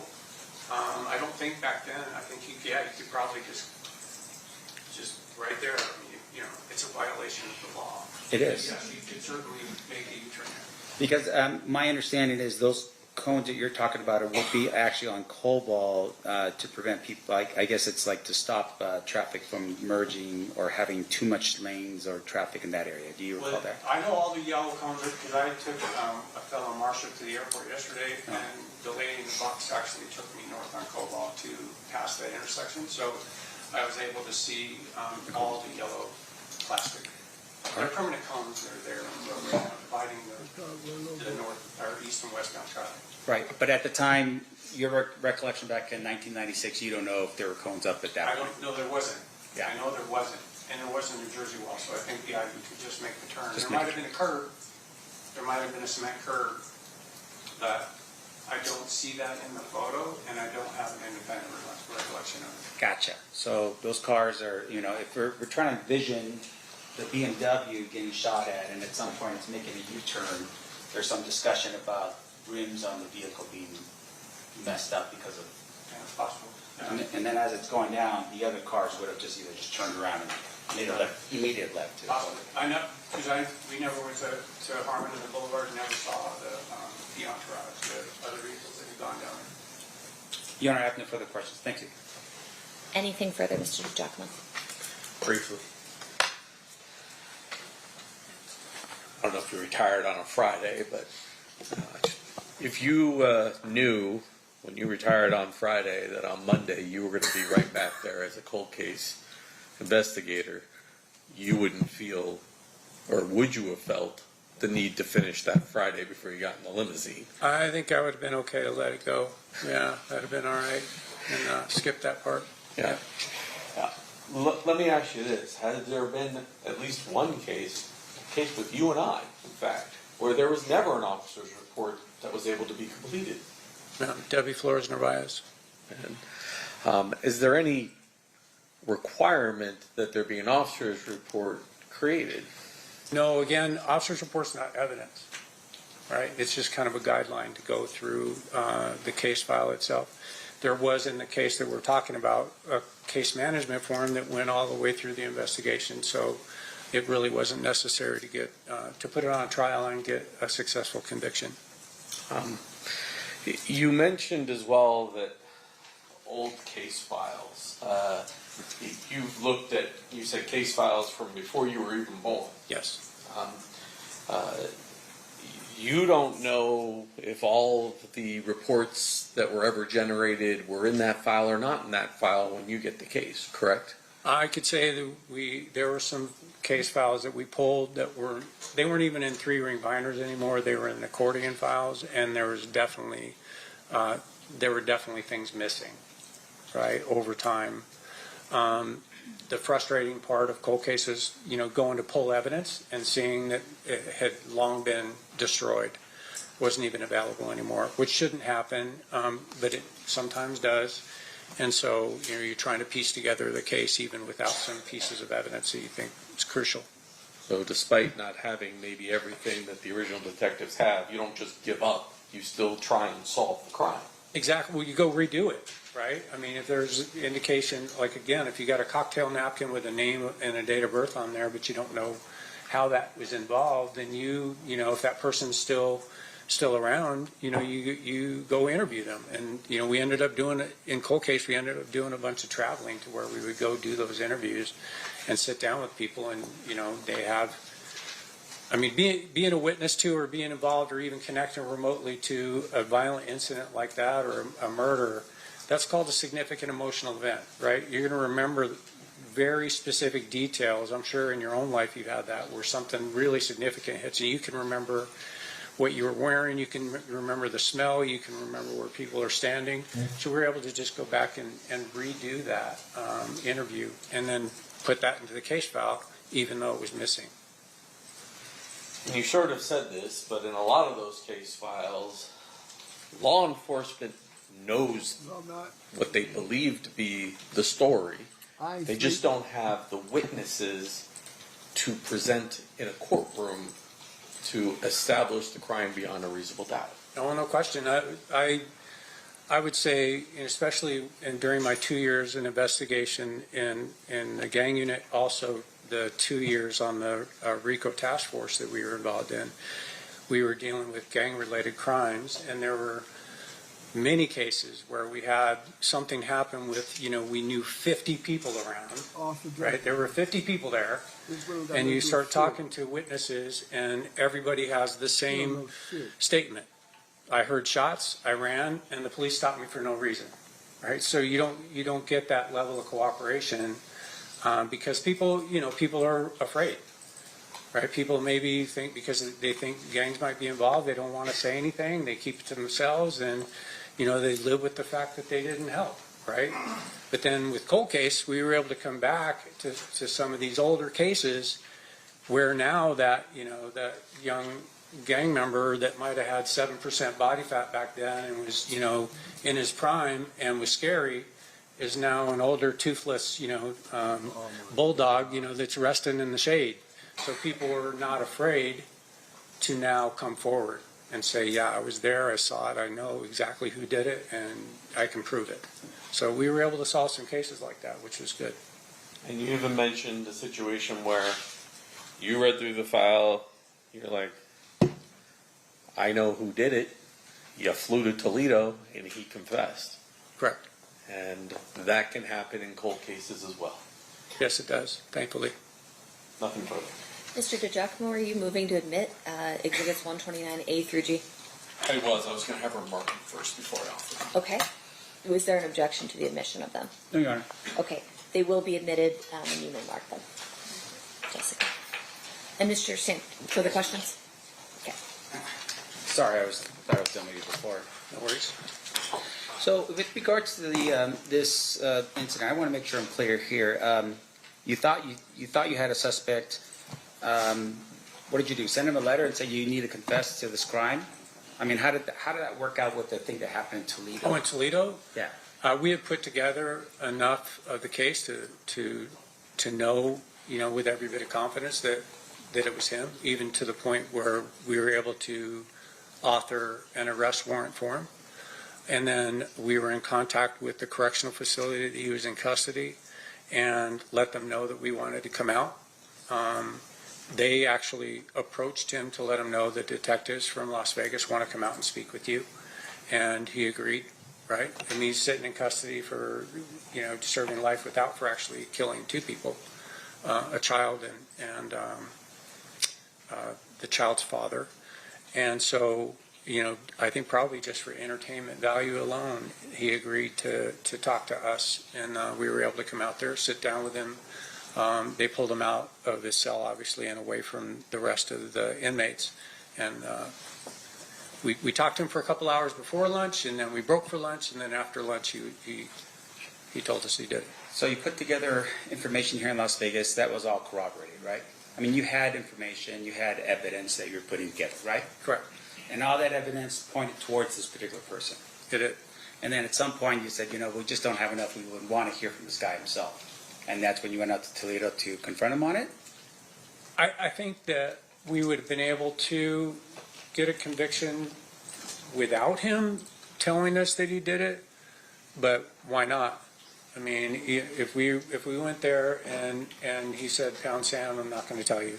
Like, you flew all the way out here, and now I'm not going to tell you that I did it. I mean, we still would have gone forward, but it certainly, bolsters the case to have him say, yes, I did it, and this is what I did before and after, which is what he was able to do. Right. So in the case you were developing, you had corroborating evidence here in Las Vegas. Yes. And this was just the final, cherry on top to actually hear him say the words that, yeah, I did it. Agreed. Now, the corroborating evidence you had here, though, was your investigation. I would assume that it had some physical evidence, witnesses, that kind of thing to it. It did. Okay. And your testimony here right now is literally, you don't necessarily even need his confession. You could have just done it without. Yes. Now, in addition to that, obviously, if you didn't have those things, you suspected somebody, but you don't have DNA, you don't have fingerprints, you don't have an eyewitness, you don't have surveillance video, you don't have anything at all that would tie that person to whatever the crime you believe has occurred, that would mean at that particular point you don't have it, right? I would agree with that. Now, in addition to that, your testimony here is, and I want to make sure I'm clear, you were a gang person before, and those filled interview cards would be helpful if you were looking into a potential crime where someone is accused of the crime. Like, look at those field interview cards, right? Field interview cards are very valuable. I worked bike patrol before the gang unit, and we filled out probably more FI cards, field interview cards, than a lot of the gang detectives did. That got me voluntold to test for gangs, and so field interview cards are very, very valuable piece of information because you're contacting somebody in a non-threatening, non-arrest, non-custodial environment, and they're telling you, they're giving you information that you're able to document. And if you can explain to the jury a little bit what a field interview card is. So that, like I was talking about that stop that we were on before the code red was called. So we were talking to some gang members that were gathered out in a neighborhood that we were familiar with gang members that we were familiar with. And so each time they're contacted, we would do a field interview card, little small, 3x5 card. This is a Wright's card, but it's about just like this. It's white, and it has all of their pertinent information, name, date of birth, all height, weight, eye color, all those things, where you're contacting them, and there's a narrative portion on the back. And most of the gang members in that type of environment would say, yeah, hey, I'm 18th Street. I'm like, whatever, for life. I'm 18th Street for life. So you document that. That's 18th Street for life, because that's maintained in what you've heard, the gang file for a period of time until that person says, no, I'm not. I don't affiliate with them. I'm not doing that anymore. I'm away from it. And then if that stays consistent for a certain amount of time, then that person's no longer in the gang file. And is it every time that person comes in contact with law enforcement that a new card is generated because it's a physical thing? A new card is I always did. It documented my stop. It documented my activity. It documented our work. It documented. Plus, it starts the time clock every time. right? So every time that person admits, every time that person's in the company of other known gang members, and then it starts that time clock so that they stay in the gang file until that time expires. So you want the clock to continue to start over.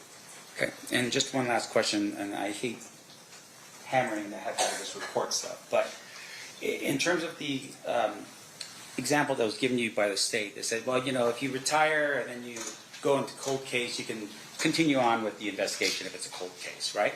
I would, yeah, definitely. How about the district attorney's office? You're an investigator with the district attorney's office. Does the district attorney's office have a cold case team? We didn't have anybody assigned to us. At the time, because I left in January of 23, at the time we didn't have anybody that was catching our cold cases specifically, so I couldn't tell you one way or the other. Right, so you are testifying that Metro has a cold case unit, to which if you're a detective with homicide and you want to take a case with you, you could have done that, right? Certainly. But with regards to taking your case as a homicide detective and now working for the district attorney's office, that's not how that typically works, right? I wouldn't know how they function with it, because I know, we put a case file together and we submit that case, it gets approved by the DA's office, and that the district attorney may recognize certain things that need to be cleaned up or need to be followed up on that maybe wouldn't come back to the detective in homicide. Because keep in mind, if we're working a big case, we're still catching new cases. You don't catch a big case and then all of a sudden, time out, and I get to work this case. You're still catching new cases. We worked one weekend in 2003 where we had 6 murders in one weekend. So you're up going into the weekend and up on rotation coming out of the weekend, because all the teams caught a case. And so, just for the jury so they understand, Metro is the police department, they do investigations. Correct. Once you're done with the investigation, you develop a suspect, you then submit that request to the DA's office and the district attorney's office for prosecution. Correct. The district attorney's office, on the other hand, do not have investigators that initiate cases to be charged, right? I don't know how the DA's investigators run their. I know I had contact with them multiple times over the years, because now we've involved the DA's office in what we've produced, because we seek the truth.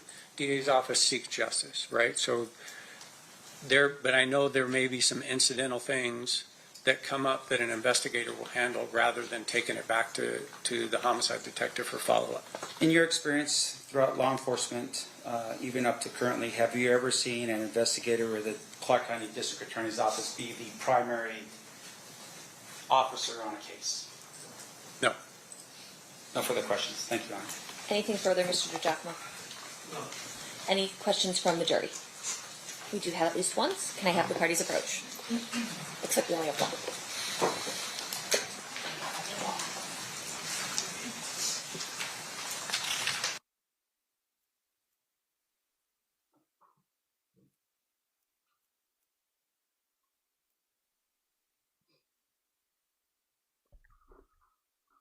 Oh, keep it in. Here we go. Mob James. Mob James.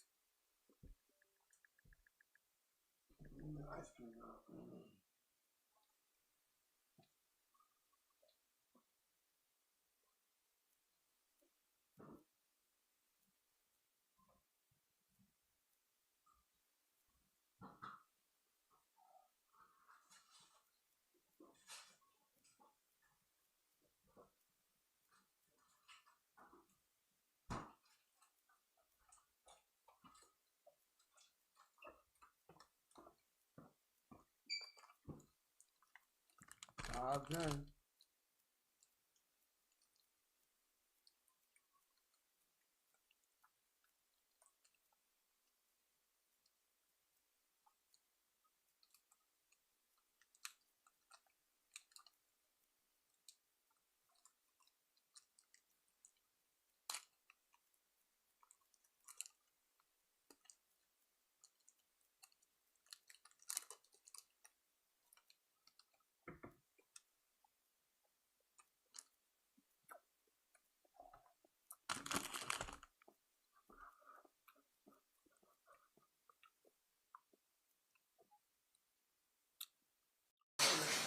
You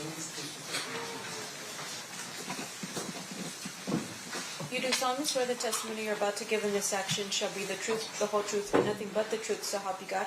Yes. You may be seated.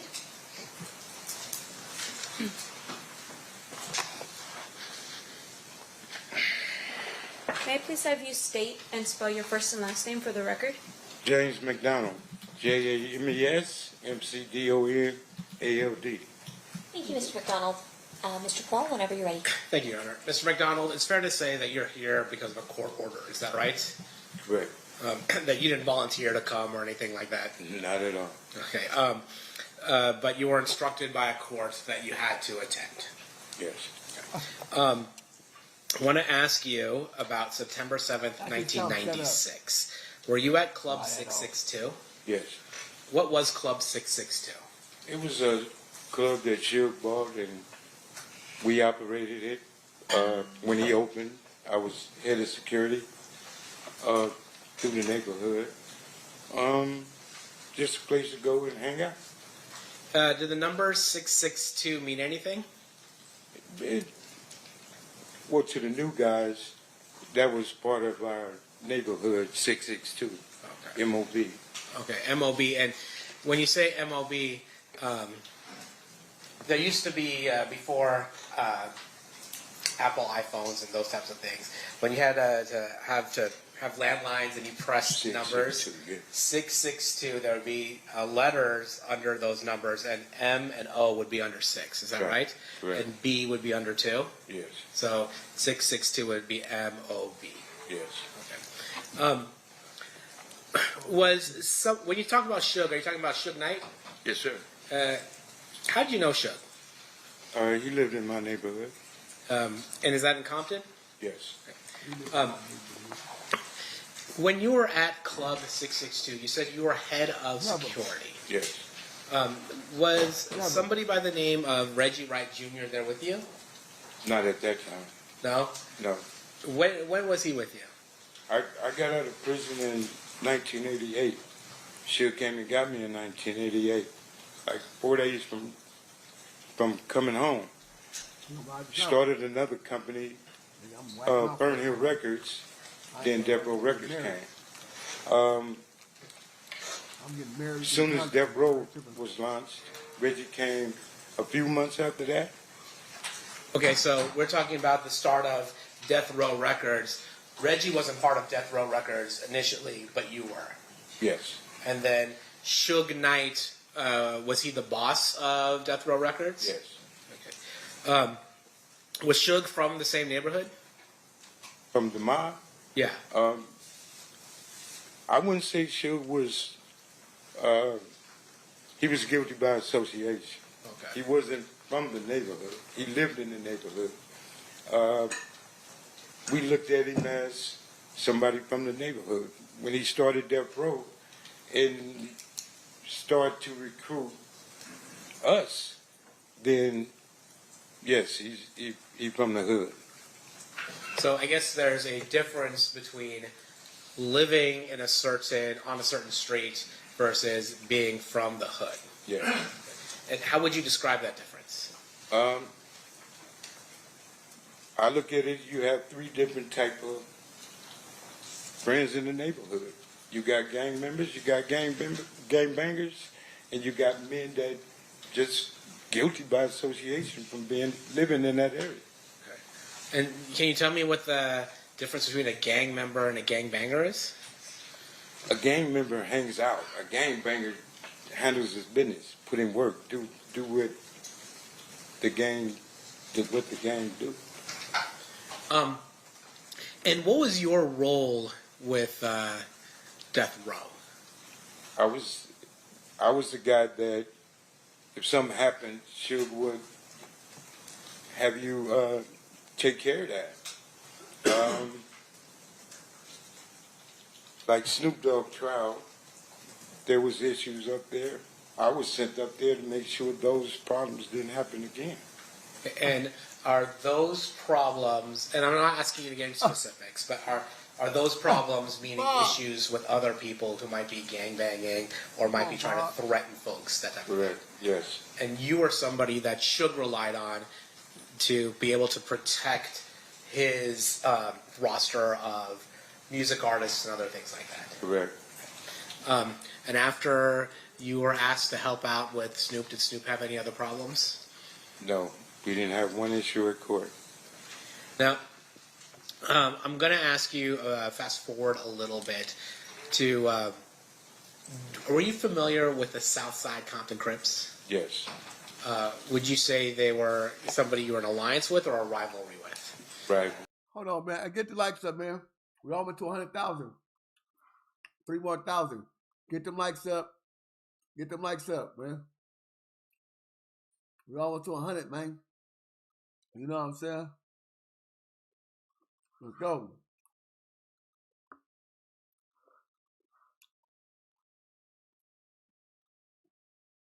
Come on, Bob. And would sometimes those that rivalry get violent? Anytime you're dealing with the gang life, it's going to be violent at any given time. Are you familiar with somebody by the name that went by the name of Tupac Shakur? Yes. How are you familiar with Tupac? He was assigned to death row. And when he was signed with Death Row, would he also hang out with you guys? He hung with my brother now. Yeah. Not me. Who is your brother? Alton McDonald, Buntry Ave. Did he went by Buntry? Yeah. Okay. Now, during this time, is it fair to say that Mr. Shakur had an issue with rappers from the East Coast? I think Tupac inherited the beef between Suge Knight and Puppy. Okay, that was your perspective of it. That's all it was. And we all fell. Some of us fell victim to it because we allowed ourselves to be a part of the BS, should I say? And that was a situation between record companies, not gangs. So technically, it wasn't our business.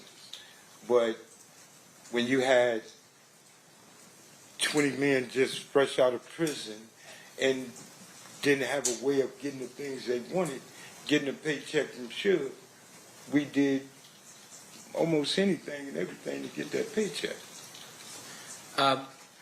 Now, was there another gang that was associated with Bad Boy Records, the East Coast record company that Puffy had? The only one I know of is Southside. And did that escalate the tension between Mob Piru and Southside? At the time, there was no at war, it was peace. And when the two record companies got into it, Bad Boy went to Keefe and Suge came to us. So that intertwined everything, and we had issues. Do you recall any instances that you were at where there were those issues manifested itself in terms of violence? Are you serious? Don't ask me that right here. I can't say that on both sides. When each neighborhood met each other, there was a lot of tension. I'd say that. Okay. Now, I want to talk a little bit about September 7th, 1996. Mm-hmm. Were you in Las Vegas on September 7th of 1996? Yes. Why were you in Las Vegas? To run the security at 662. We were having issues with individuals that said that they were coming for whatever reason they was coming for, and to come to 662. My job was to not let that happen. Similar to the kind of security you were asked to apply in the whole Snoop Dogg situation. It didn't have nothing to do with Snoop Dogg. It was, everybody came, well, Suge and Buntry and them, his entourage, everybody went for the fight. My job and all of my people were there to make sure nothing funny happened at 662. So we were the fall guys. So if something happened, we was the one that's going to go to jail for it, prepared to do that. So nobody else was going to come up there and disrupt it in that manner. But if anybody remember that night, it was so many Metro and everybody there. No, neither side could have did anything. So it was calm, it was peaceful. So when you say there's so much Metro there, you're talking about so much Metro at Club 662? It was police all over the place. Now you said you were there to be on the lookout for something. What were you? You said I was on the lookout for nothing. I apologize. You were there. You were there in order to ensure there weren't any problems. Is that fair? To make sure everything was good. And because you had heard there might be some issues. Right.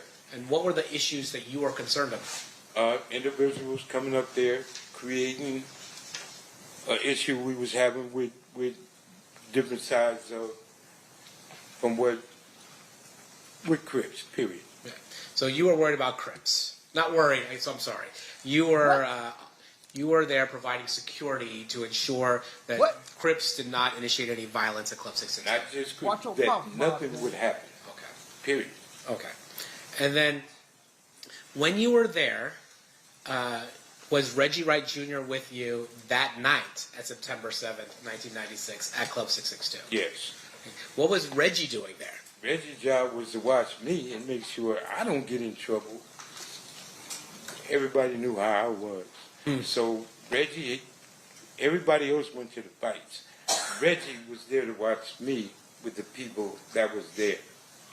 And I'm guessing that you were not the only person there making sure there wasn't any problems at Club 662. I'm positive it was 30, 45 rooms there. And again, that was to make sure that there wasn't any violence that occurred at Club 662. Right. When at some point that night, do you learn that Tupac or Suge had been shot? That night, yes. Can you tell me how you learned about that? Well, people was coming back and was explaining that Tupac and Suge just got shot. Everybody was in a uproar. A lot of people started leaving, trying to get over there on Cobalt. We couldn't leave because we didn't pay to do this here. It wasn't too long after people started coming back, like Haron came back and went to the hospital. The majority of the people was leaving and then coming back because that night they said Tupac was going to be all right. And even Suge came back with a little bandage on his head.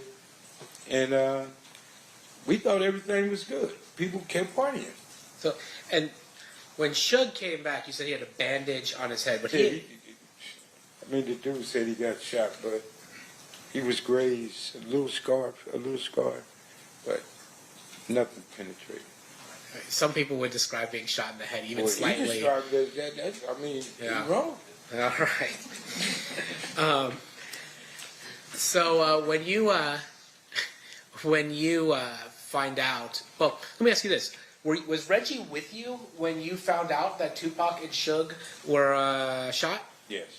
And did it appear to you in any way that Reggie Wright Jr. was coordinating the murder of Tupac Shakur? Impossible. I mean, and I say this because you're aware that there have been some conspiracy theories that Reggie Wright Jr. is responsible for the murder of Tupac. And it's so not true.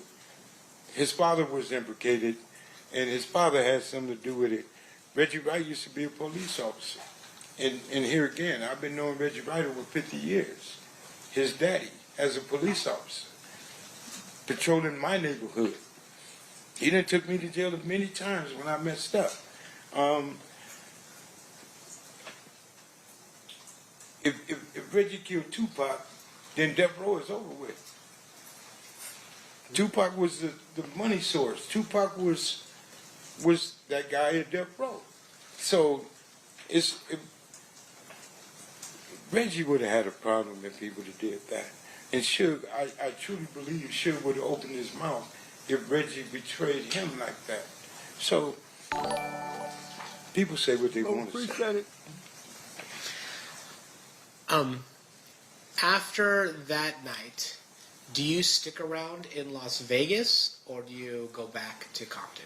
Well, I stayed in Vegas and we left that morning because we knew we was going to have neighborhood issues, and everybody left and went back to Compton. Why were you thinking you might have neighborhood issues? Well, you asking me some.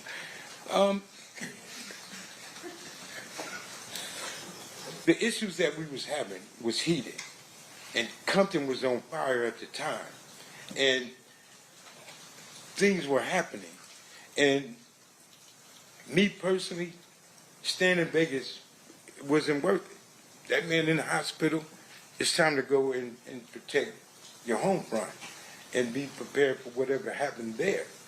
You know what I'm saying? Like the other side was being prepared and was prepared to do things because Orlando got beat up in there. And that's something you don't tolerate. So you was going to get some repercussion from that and everything else that was going on. So living this life, you got to be ready. If you not, you might as well just lay down.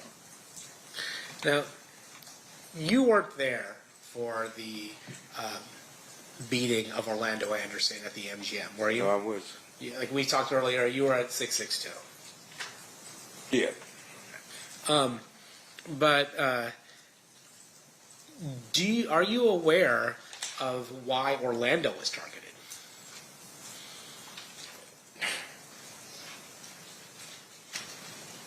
I'm aware of a lot of things. Things that was going on. People ain't talked about it in 30 years.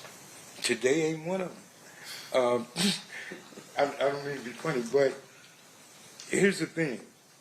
A lot of things happened that night. A lot of things happened weeks and weeks after that night.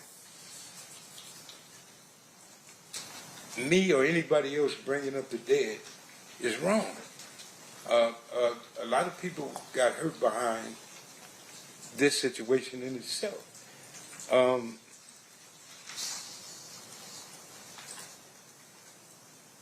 Living the life and how we lived in Compton is one thing. You bring back all of the guys that made it, like me, I'm 61 years old now, to rehash and relive this situation again. I told every attorney in here that tried to get me to come here, you better treat me as a hostile witness. And I think that's where I'm about to go now, because you're asking me questions. I can't answer those questions. Okay, well, let me ask you this. Then I'm not going to speak on Orlando. Let me ask you something about yourself. There was a rumor. 100,000, bro. Hit that 100,000 mark, y'all. 2 days in a row. 100,000. 100,000 mark. Hit it 2 days in a row. Salute to everybody. Go to the rumor That Tupac had knocked you out one time. I'd have killed him. That would have been your response if that happened. Yeah, I'm being honest with you and everybody else. I said it on my podcast show. Him, Suge, and my brother. I'd have shot all three of them if he touched me. That's how I was living. Why is that? That's what I was back then. And so, is it fair to say that your reputation and your standing in the neighborhood would require you to do something if you're going to get punked by somebody like Tupac? You don't have a choice, or you can't be there. I'm sorry. We're doing some side talking. No, that's my fault. I asked, that being in the life that you were, if somebody like Tupac is punking you, like by punching you in the face or something like that, you would have to retaliate, or you would lose your place in the neighborhood. You would have to go back home and fight everybody that called you a punk. You would have to go. There's some rules that you roll with, and some rules you just got to handle. Certain things need to be dealt with, adjusted, living that life. And when I was living that life, it wasn't no ifs, ands, or buts. It wasn't no, oh, you get a pass. No, I was shot him, to be honest. So then you had mentioned, I'm not going to ask you to go into any specifics, but you had mentioned that after what happened here in Las Vegas, there were issues between the neighborhoods. How long did that last for? Was it like, all right, one day we're good, everything's done, or did it last for longer than that? No, it was tension in the air for quite a long time, until I guess both sides, and he might agree, just said, let that shit go, because it really wasn't our beef. This was between Suge Knight and Keefe, and people put themselves in situations like myself. I'm guilty as everybody else. Like myself, I put myself in a situation to protect something and somebody that didn't have nothing to do with me. I did it for a paycheck. I did it on some just because. I'm older now. I get it. But we did things for all the wrong reasons at that time, in them days.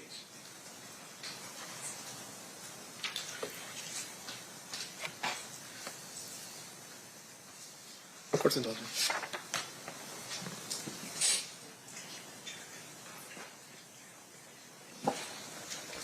Your Honor, State will pass the witness. Okay. Cross-examination, Mr. Sims. Sir, have you ever met me? Excuse me? Have you ever met me before? No. Have you ever spoken to the district attorneys prior to your testimony here today? Once.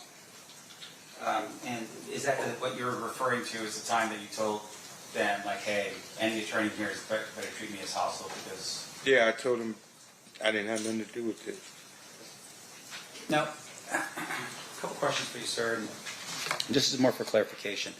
So on the night of the murder, you were working as the head of security for 662. Yes. Explain for us a little bit about the club. Was that Suge's club or was it somebody else's club? Suge, to my understanding. Okay. And when you were there as head of security, were you there, had you worked there as head of security prior to this particular night? We did an event there once before. Yeah, same thing. Okay. And on this particular night, was this an event like some type of fundraiser or something for police officers or anything like that? Do you recall what the event was for? We wouldn't have been there. Okay. No. What was the reason for the event? It was Mike Tyson fight. Tyson was coming back. Tupac was supposed to perform like other people, and we was there for that. Okay. Can you describe for us how big the club is so that we can... 30 years ago, a little bit bigger than this room. So it's relatively, it's not like a two-story. It's small. It's small. All right. And in terms of the club itself, you were there and you were sharing with us that there were other people that were there. Yes. Law enforcement as well as I don't know, people from your side of town. Oh, law enforcement was outside. The Metro was saying, why y'all putting words in my mouth? Sure. They were outside. Right. We were on the inside. Wasn't no law enforcement mingling with us. So, as far as you know, law enforcement wasn't hired by Reggie Wright to provide additional security? No, this was Metro posted up all over the place. And so they were there specifically just like what, harass or just send a warning or what? No, they were there. Like when you have events in Las Vegas, everybody knows. You're going to see Metro here, every block. Yeah. They was posted up, which they do all the time. But you're telling me that as head of security, you do not know or you don't believe that Reggie Wright hired the Metro officers to come in? I know for a fact he didn't hire the Metro police. Okay. Do you know how many people were on the payroll that night from your security team? Well, y'all do paperwork different than we did.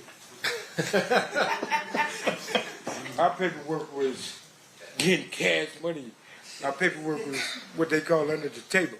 We had at least 30, 40 of my homeboys there. Reggie Wright Jr. and his security, his company, the people work for him, didn't have nothing to do with what Suge paid us for working. So that was two different entities, Reggie and Suge. The homies was there for Suge Knight. Reggie Wright hired his company to watch over Suge Knight people. Right. So his security did like the right thing. My security did what they ain't gonna do. You get what I'm saying? I get it. The police gonna walk you out of there. We gonna drag you out of there. So it was a difference, but not on the same paper. Sure. And once again, the intent was to protect 662, right? To protect the club, protect the patrons that were going to go there, that kind of thing. Yeah. Okay. Now, in terms of your knowledge of what happened on that night, fair to say you weren't present when the shots had rung out. No, I wasn't there. Okay. And your testimony is that you had heard from other people initially that, hey, Tupac had been shot. Yes. And you had thought maybe other people were maybe relieved, thinking like, okay, it's not that big of a deal. He's gonna be okay. That's what came back to 662. People that went to the scene, and everybody said Tupac was talking. So everybody came back to the club saying he's gonna be all right. So people just went back to, mingling. Right. Now, in terms of the that night, you go back to Compton. You live in Compton. Yes. You still live in Compton? No. At the time you live in Compton, you go back to Compton, and you tell us that there was a lot of tension. Was there? Can you describe that for us when you went back in terms of what kind of tension we're talking about? You sure you want me to answer that? Is it going to be graphic? No, I ain't gonna. I got to raise the word in it, but you asking me a question. I don't, and what I explained to them, I don't want to send him to prison. Sure. Even though we don't like each other. Sure. I don't want to send you to prison. So that's why I'm here where I'm at and the way I am, because I changed my life. I'm raising my grandkids, I'm teaching them never to be like their papa, and here I am explaining to people what I used to be, and I'm not proud of that. I'm not proud of that at all. And you asking me questions that can hurt him, and like I told them, I'm trying to avoid to answer the questions that they might look at me and say something is wrong. Well, let me put it this way. Let me help you out with this. Okay. So these people right here, what they want to know from you is, did you see who shot Tupac? I told you no. Correct. So outside of that question, right, the next question I'm asking you is, when you went back to Compton, was it like a Southside Crip that shoots a Pyru Blood, and then a Pyru Blood shoots a Southside Crip? Is that the tension that we're talking about? Do I answer this? That's a straightforward question. It's a yes or no answer. Okay. Did you see that? When I was a part of that life, I was a part of that. And I was, no, because you asking something that's going to hurt this dude. And okay, let me stop. And once again, I want to emphasize. When we got back to Compton, okay, it was a gang war. People were getting hurt. Okay. People was being sought. People were looking for certain individuals from his neighborhood, okay, as well they did mine. Okay. But Orlando, him, and certain other people were being assaulted because people wanted to kill them. Sure. Were they the only ones that they wanted to kill? I'm not the only one up in here. No, they weren't the only one. Okay. It's his neighborhood in particular. That's right. But they were the main subjects of a gang war. They was in the middle, such as me.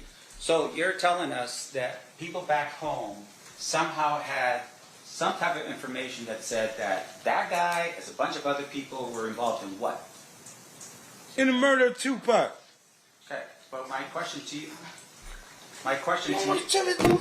Stop. Can you focus on me for a second, sir? Yeah, I will. Look at that nigga. I apologize. I just want to make sure that we're clear, okay, for these people. Look at that nigga. In terms of that information, none of those people were there. They got Keefe, look at that nigga. Boy, what you talking about? Tell him to stop Right. there, nigga. And what people you be speaking on? The people that was already in the neighborhood, or the people that left Las Vegas that same night Tupac was shot to go home, bear their arms, and go to somebody else's neighborhood to look for somebody? They had to pay it back. So once again, my question to you is that the information that I'm asking about is the people that back home, you're saying were eyewitnesses to this? How could people back home be eyewitnesses to something that happened in Vegas? No, that's not what I'm saying. The people that were here in listen to my question, sir. The people that were here in Las Vegas, you're telling me were eyewitnesses to what happened and went back home. Is that what you're telling me? I'm telling you, the people that was at 662. Just answer my question, sir. Yes or no? I can't Is it answer a yes that or no? without a what you call it. You trying to tell me to say something that you're not going to understand. If you let me explain to you. No, answer my question. I'm not answering nothing. Not answering nothing. I don't know what you're talking about. Okay, Mr. McDonald, That focus nigga for a second. grumpy. I am focused. Very. Focus on this. My question to That's you a grumpy is old man. this. You didn't know what happened that night because you weren't there. I was at 662. Right. Do you know who was there? I know everybody that was there. Okay. Like who? Talk to your lawyer, man. This dude is tripping. I'm not going to explain that. I can't answer that. Okay. Let me ask you this next question then. You are telling us that people back in Grandson, you about Compton, to get for some DP. reason, knew what happened here. in Oh Las yeah, Vegas. all my mods that ain't got no Upon they conversation, let's shut shit up. people they found get out when mods. people left Las Vegas the Know same that. night Tupac Mod was their shot, ass. They went got straight back to membership. Compton. Fuck it. It only take 3.5 Yeah, hours to so get two home. People that Sure. I get past. Yes, it wasn't a problem for people to find out what happened. No problem at all. They got on their phones, they texted people, they let them know what happened here on the night of the shooting. Yeah. They had walkie-talkies, they had all kind of phones. They had ways to call people to say whatever. But when people left Las Vegas that same night, after they found out and got in their cars and went home because it was a situation, Pac was shot. Okay. Retaliation is a mug. Come on, man. Like, it was for real, for real. All of this was for real. Now, the night of the shooting, did you have a walkie-talkie? A Nextel thing or something like that? No. Did Reggie Wright? I don't know what he had. I don't know how much money he had in his pocket. I don't know what he had on his hip. But you were the head of securities, but you're telling us you did not have any type of Right way security has nothing to do with the gang banging security, power rules, whatever you want to call us. They had nothing to do with us. Okay. The phones that Suge had for certain individuals, they had the phones. Like the guy that was bodyguard for Tupac that night. Like some of the guys that was at the Tyson fight, like Suge Knight. Certain individuals had phones. Yes, they did. Okay, so, all right, I get what you're saying. You're not there, but you're saying other people were. Yes, I'm saying there was a lot of people there. A lot of people were there at the shooting that took place. That was in the entourage, yes. Let's see. Okay, just one final question. You're here today, and I think the state had asked this question under a subpoena. You're ordered to be here today, right? Yes. In terms of that subpoena, for instance, is that's the only reason why you're here is because of that subpoena? I don't have no other reason to be here. Yeah. In order for you to get that subpoena, you were served that subpoena back in California? Yes. By a police officer? I don't know. He wasn't in uniform. Okay. And that order required you to go to a court in California? I had to go to court in Victorville. And then that court in California said you have to show up here. And in that court, I cussed them out and told them, you can't make me do nothing. Right. And in that court, they told me that I would be in attempted court. Me raising my grandkids, I'm not going to put my grandkids in the car and move somewhere so y'all can't find me. So all that running and living a different life, I ain't doing it. So I agreed to come. And like I explained to everybody in here, you ask me something, I'm going to be honest about it. You ask me something I don't want to talk about, you're going to have a problem. Treat me as a hostile witness. You're not going to talk to me and tell me as a grown man what I have to do up here. I'm not finna send him to prison. Woo. You are. You know what this nigga said? So the accusation now is that nigga said, I'm not for seeing the prison sound crazy. because of the fact that we're trying to ask you questions, you're blaming it on me. You asking me questions. If I just answer your questions, we gonna have a problem in here, a misunderstanding. And you're asking me something that wouldn't be good for him. Right. And once again, I just want to look. We're just trying to figure out who shot Tupac. You're telling us that you weren't there to see it. That's all I want to know. At the end of the day, that's it. Right? Was I in the entourage when Tupac got shot? No. Okay. He got some of his sleep. Nothing else, right? I was at 662. I mean, that ain't hard. That's easy math. No further questions, John. Anything further, State? Jesus. All right, we've got one more phase, and then we'll let you out of here. Okay. Ladies and gentlemen of the jury, any questions for this witness? Seeing no hands. Oh, we do have one. Okay, hang on one second.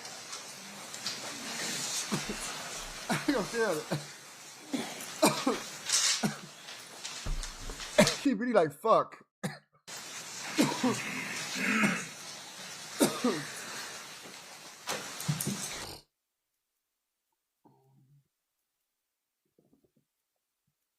But he shouldn't have said on Shake That. If he was trying to do that, he shouldn't have said that. That's a rap. So, and he already supposed to be a teller. Let's be real.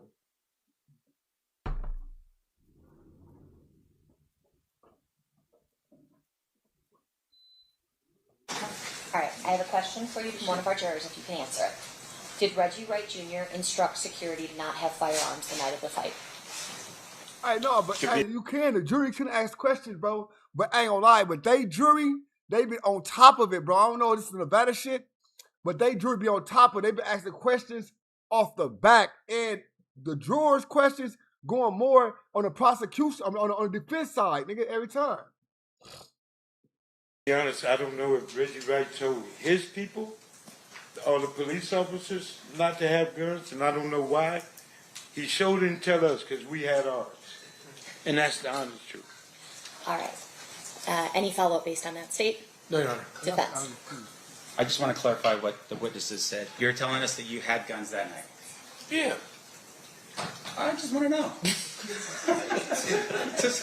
But you had guns that night, right? Yes, we did. All right, thank you. All right, State. I know you didn't want to be here, but thank you for coming down. Okay, can I say something? I want to apologize to everybody, but I find this kind of funny. And truthfully, what you're going through, brother, is what you're going through. I didn't want to be a part of that, and I'm not a part of that. So I appreciate everything, and I apologize to all of you guys. Okay, thank you, Mr. McDonald. You are free to go. That's your nice ass stuff. State's next witness. Yes, Your Honor. State's calling Reggie Wright Jr. Oh my God. Now Reggie White, nice ass up here. Oh my God. We need to take a break for this, bro. I need a break. How y'all doing? Everybody good and everybody straight? Everybody straight? Get them likes up, y'all. Let's get them likes up. Like yesterday we had 300 and something likes. Let's get the 400 tonight, man. Let's try to get the 400 likes, man. Come on. This is crazy though. Reggie White Jr. We need a sheesh. We need a woosah, y'all. We've been this motherfucker 4.5 hours. Woo! Reggie fucking Wright Jr., man. Woo! Woo! It's time for Reggie to talk about your mama. Reggie Wright Jr., the nigga that killed Tupac.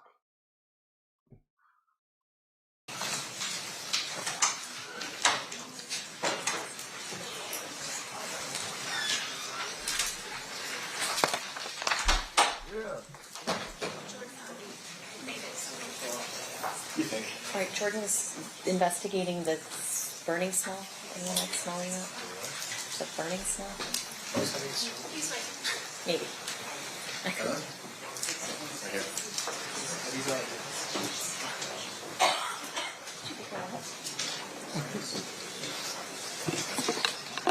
Oh my God. Oh my God. Pork butt. Pork butt came with the.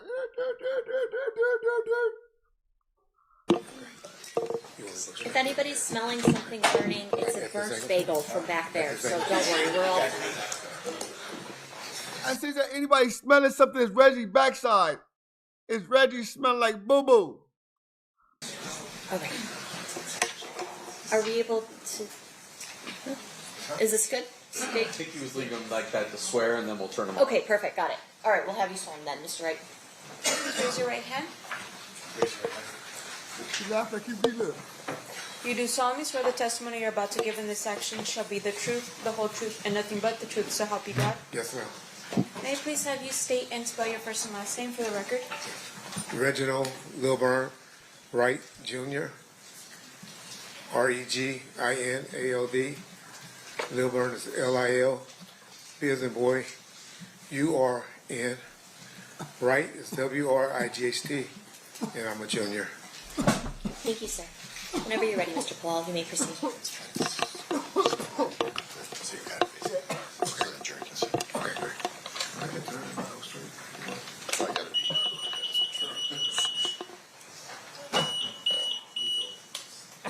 Park that motherfucker, Reggie. Hit that motherfucker, put the motherfucker in park, nigga. That's up. Put the motherfucker in park, cuz. Park that bitch.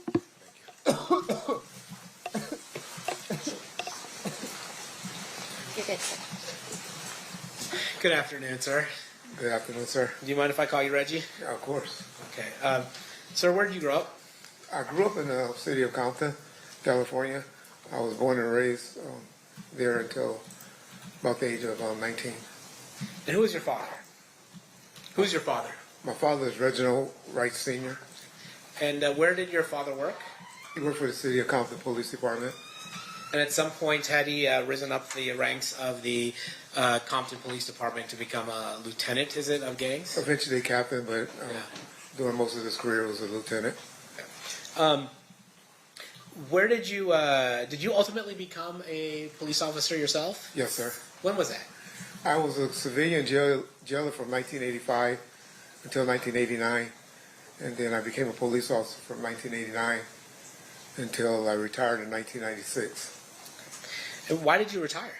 I received a medical retirement for I have vascular necrosis in my right ankle, but that's not why I'm like this. This is a result of COVID. After you left the Compton PD or took your medical retirement, where did you next work? Well, to be honest, my last year or two of being a police officer, I was employed as death row security, head of security, and also had a private security company. Now, was that something that was called like moonlighting, that officers would moonlight when they were off duty? Yes, sir. Can you explain to us what moonlighting means when you're off duty? Well, moonlighting is pretty much just working off duty on your off duty hours, working for different companies. I worked for several companies. It wasn't just death row. I worked for trucking companies, doing security. Worked at a nightclub, the Raiders Club, that was inside of the Compton Hotel. Worked several video shoots. Just extra money on the side for off duty. Compton PD wasn't paying good? Guess I was a little young and greedy. Yeah. And then at some point you said one of the jobs that you had was moonlighting for Death Row. Is that right? Yes, sir. And can you tell us what Death Row is? Death Row Records is a record company that was based out of Beverly Hills, California. And, yeah. And who ran Death Row Records at that time? A gentleman that I actually grew up with at elementary school, junior high, and high school by the name of Marion Suge Knight. And when you say Suge, is that what he would go by? I call him Suge. So after you retired, did you, well actually let me take a step back. As part of your role as a police officer in Compton, were you familiar with the different neighborhoods and the members of different neighborhoods? Yes, sir. Was that part of your job to know what areas were associated with what gangs? Pretty much a job, and like I said, I started in like 1985, so kind of got familiar while I was working the jail, and it was something that was curious to me, you know, being that my father was active with the gangs, and it was something that was intriguing to me as well. So when you said you grew up with Suge. Did you grow up in the same neighborhood that Suge grew up in? Yes, about 2 blocks away. Was that considered Mob Piru territory? That's correct, sir. Were you so when you were growing up, were you familiar with the Mob Piru?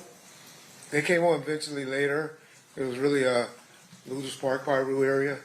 But then, I guess when I was about in the 7th grade, which would have been like 1978, maybe a little later, 80, they started calling themselves the Mob Piru. So they were Looters Park, Piru before, and then they transitioned to being called Mob Piru. Yeah, we pretty much divided it, everything south of Rosecrans was mob, and everything north was, or the other way around. North was mob, and south were Looters area of Rosecrans Avenue. Were you familiar with a gang called the Southside Compton Crips? Yes, sir. How were you familiar with the Southside Compton Crips? Well, growing up in the city of Compton, we all played sports together, and heard of them when I was playing at Kelly Park, baseball, Little League baseball, at Compton Northern. And then my time in '85 as a jailer, and then working in the streets of Compton as a police officer from 1989. Were you familiar with somebody by the name that went by the moniker Keefe D? Well, heard of him. Had no personal interactions with him at that point, especially in law enforcement. Heard of him, knew of him, but I had no personal contact with Keefe at that time. So he was somebody that was on your radar, even though you had never met him or had personal interaction with him. Heard of him. He was mainly known as well, at one point he was known as a crackhead, but then later on he was known as a drug dealer, and I mainly was a gang guy, and didn't really enforce on the level of narcotics he was working. All right, so then you had mentioned that after you had left the Compton PD, you formed a company. Can you tell us about that? Yes, sir. So, in '94, initially I was using a private security company because I was kind of in charge for security for death row, called Code 4. But once I saw I was about to get retired, I opened up my own private company called Wright Protective Services, and that didn't really get started until about 1995. But in '94, I was using another private company. And who were your clients? Was your client just death row, or did you do anything else? I had a couple of clients, like Honda of Pasadena, which was a automotive dealership, a dealership in Compton that they were repoing people's cars and they needed a car. But my biggest, 95% of my clientele was Death Row Records. Now, tell me about that. What were you doing when you're saying you're security, or you're a security company that's working for Death Row Records or getting contracted by Death Row Records? What does that mean, actually? It grew over a time period. In '94, it was just mainly just special events. And then I have a couple of off-duty or retired police officers hanging with the artists in '94. '95, '96, it got a little bigger. Had security at the office, at the recording studios, driving Mr. Knight around, two with Mr. Shakur, two with Snoop Dogg, Mr. Brodus, and other artists when they went to promotional events like that. So I could pretty much have about 10 officers working a day. And when you say 10 officers, were the people that you would contract with or work for you in this world, were they largely off-duty police officers? Off-duty or reserves or retired. And why is that? Because they were able to carry guns concealed, where it's not exposed. We had exposed officers at the studio, but mainly the bodyguards carried their weapons concealed. And we heard... And for the training as well. We heard from James McDonald just before you hit the stand. Was it fair to say that they were Mob Piru gang members also around Death Row Records? That's correct. Mob, Looters, Westside generally par rules from the city of Compton. And are these gangs that are generally associated with the Bloods? Is that right? That's correct, sir. Okay. And so, and the Crips are, I mean, they're, well, let me ask you, Crips and Bloods, are they an alliance or are they typically in conflict? Typically in conflict. However, Death Row was a unique situation because one of their main artists, prior to Mr. Shakur coming to the label, was Snoop Dogg, who was a known Crip of Long Beach. And they all seemed to have a great working relationship prior to my arrival and even during my arrival. All right. I want to ask you about Bad Boy Records. Are you familiar with a company called Bad Boy Records? Yes, sir, I am. And who, to your knowledge, was running Bad Boy Records in the mid-'90s? P. Diddy, Sean Combs, Puffy. I don't know what name he's going by today. All right. So we'll go with Mr. Combs for now. Okay. So Mr. Combs was running Bad Boy Record, and then who would you say his most prominent artist at that time was? Christopher Wallace, Biggie Small. Okay. And then was there tension between Death Row Records and Bad Boy, the Bad Boy Entertainment label? At what time period? Well, you tell me. At any point, did tension develop between Bad Boy Records and Death Row Records? Initially, when I was around in '94, there wasn't. However, some things happened in '95 that started tension between Death Row and Bad Boys. There's a famous speech that Mr. Knight gives at the Source Awards in New York in 1995. Does that contribute to it? Yes, sir. That was August the 6th, 1995. But yes, sir. That was when he let the world know. And then there's another incident where one of Suge's associates was killed in Atlanta. Is that right? That was in September 25th, I believe. Yes, sir. And then, is it fair to say that your perception of as security for Death Row Records was that somebody associated with Bad Boy Entertainment may have had something to do with the murder of one of Suge's friends in Atlanta? That was always the story that was told to us. Yes, sir. And so, is it fair to say by 1995, the end of 1995, that there was significant tension between Bad Boy and Death Row? Yes, sir. And to the extent that it even involved violence with regards to Suge Knight's friend being killed. Correct. That was the first time something escalated to that point. Yes, sir. As security for Death Row, how did you handle this? Well, we was always on some type of tension when it came to Bad Boys or going to the East Coast, which Suge and I continuously went to the East Coast because he had a lot of business. His distributor, the main distributor, was located out there. The big trade, like the magazines and stuff, was out there. So I can honestly say he and I, and maybe a few of his homeboys, went out there at least once a week, once a month, I'm sorry, during that time. When Mr. Shakur came home, we went down a little bit, but we were still going out there, but we didn't go as much. And when you say when Mr. Shakur came home, at some point did Death Row sign Mr. Shakur to its record label? It's debated how that happened, but I'm not asking about the how. I'm just saying, did it happen? Yes, sir. I believe he came home October the 12th of 1995.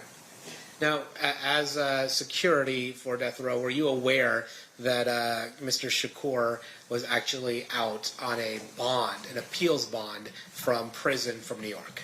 Yes, sir. And I believe the allegation has something to do with sexual misconduct. Is that right?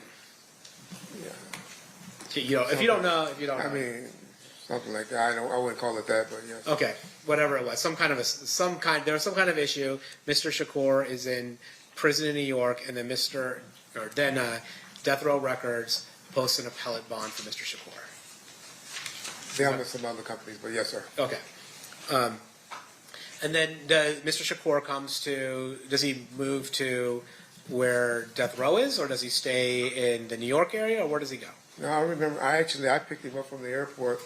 Me and one of my security guys named Kevin Hackey, and we took him immediately. We went to Monty's restaurant and ate.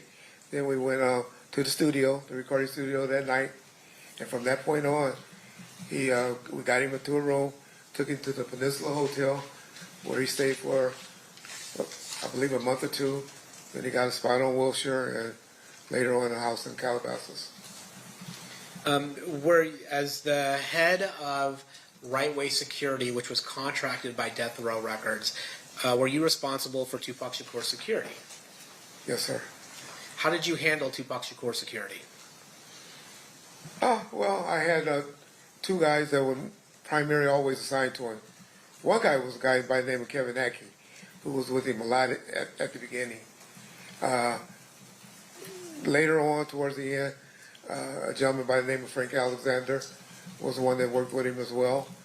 And then I will always have additional guys, like Al Giddings, as one of them fill in for him when those guys wasn't available. But generally always had one security guard with him. After this particular song came out, in about May or June, we upped it to 2 security officers. Now, you mentioned a particular song came out that changed how you handled Tupac Shakur's security. What song are you talking about? It was a song called Hit 'Em Up. And is it fair to say that in that song, Tupac is aggressively expressing his dislike for the members of Bad Boy Entertainment as well as other artists? That's fair to say. And as a result of that, you decided to change security for Tupac or increase it? Well, I was a part of the discussion and ultimately had to approve it, but I'm sure Mr. Knight, possibly Mr. Shakur, and maybe the security officer that was primarily with them, we all agreed that he probably needed another guy with him. Were you aware during this time a gang from Compton being used by Bad Boy Entertainment when they came to the West Coast? We had heard those rumors and we were familiar. And what gang was that? Compton Southside Crips. Now, the Southside Crips, that was the same gang that you had told us earlier that Mr. Davis belonged to. Is that correct? Yes, sir. And by Mr. Davis, I mean Keefe D. That's what I believe he is, yes. Yeah. And then, was there ever a time where Death Row and you and whatever other unofficial security Death Row had a clash with Bad Boy and the Southside Compton Crips at all? Yes. We had it at a Soul Train's Music Awards. I previously stated that Mr. Davis was with him, and I even think I might have even said that he was one of the ones close to the guy with the gun.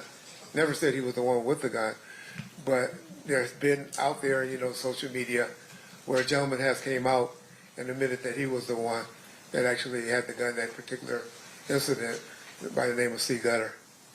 So do you remember, well, I'm going to ask you what your independent recollection is. Tell us about that incident. So we're at the Soul Train, what is it, the Soul Train Music Awards? Soul Train Music Awards, yes. And approximately what timeline are we looking at? April, May of 95.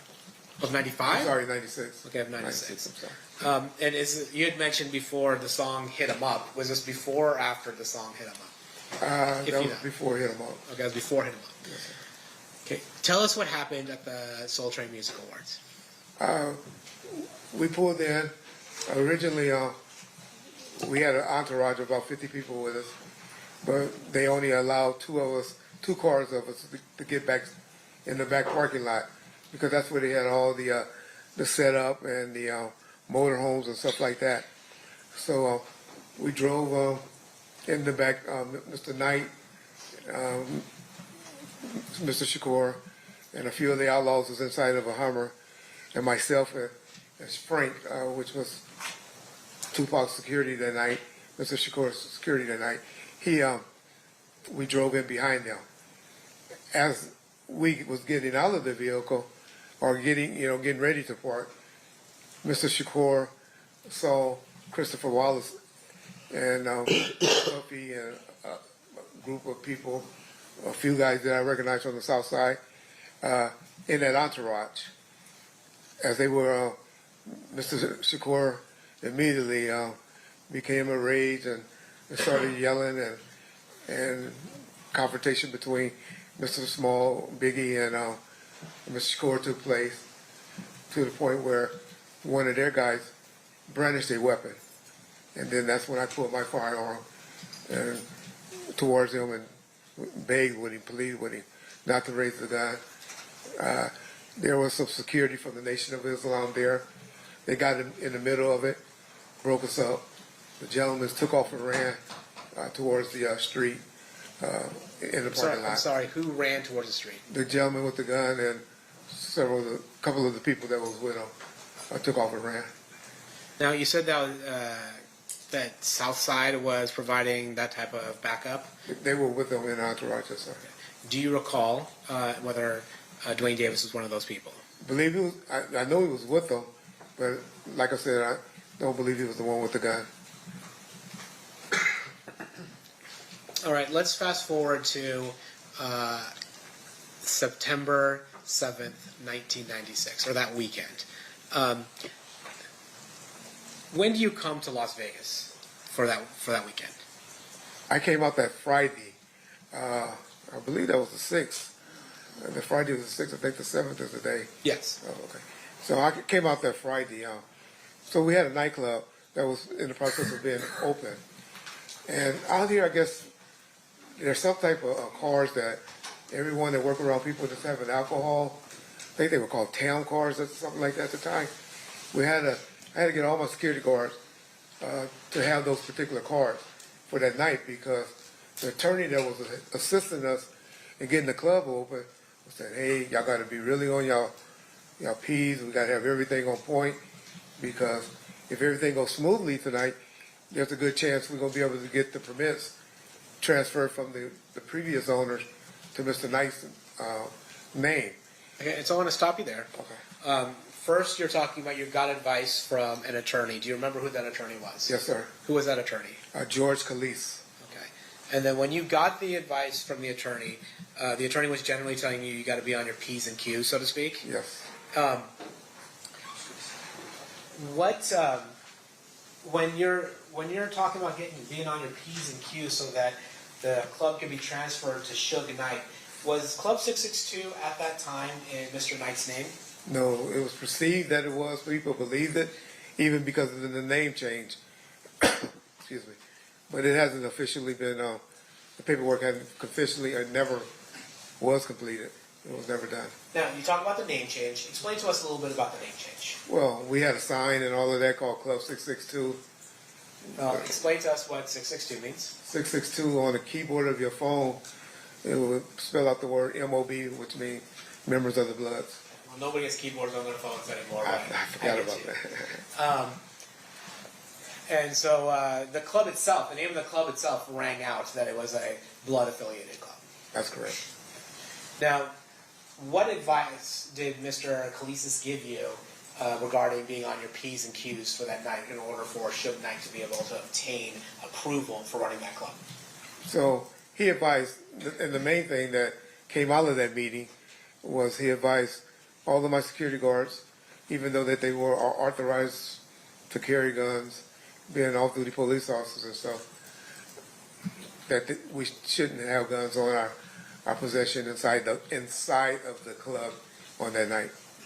So your understanding was, or at least the advice that you got was, inside Club 662, if you're working it for right-way security, correct, you're not carrying a gun. Yes, sir. Did you communicate that to the people working for you? So we had a meeting in Mr. Khalif's office. He said it. Mr. Khalif said it. My guys probably wouldn't have did anything if I didn't echo it. Today I can't say I echoed it and agreed to it, but I'm sure I did. What you're saying is you don't have an independent recollection, but you think you probably did echo Mr. Khalif's advice. Yes, sir. And when was this meeting?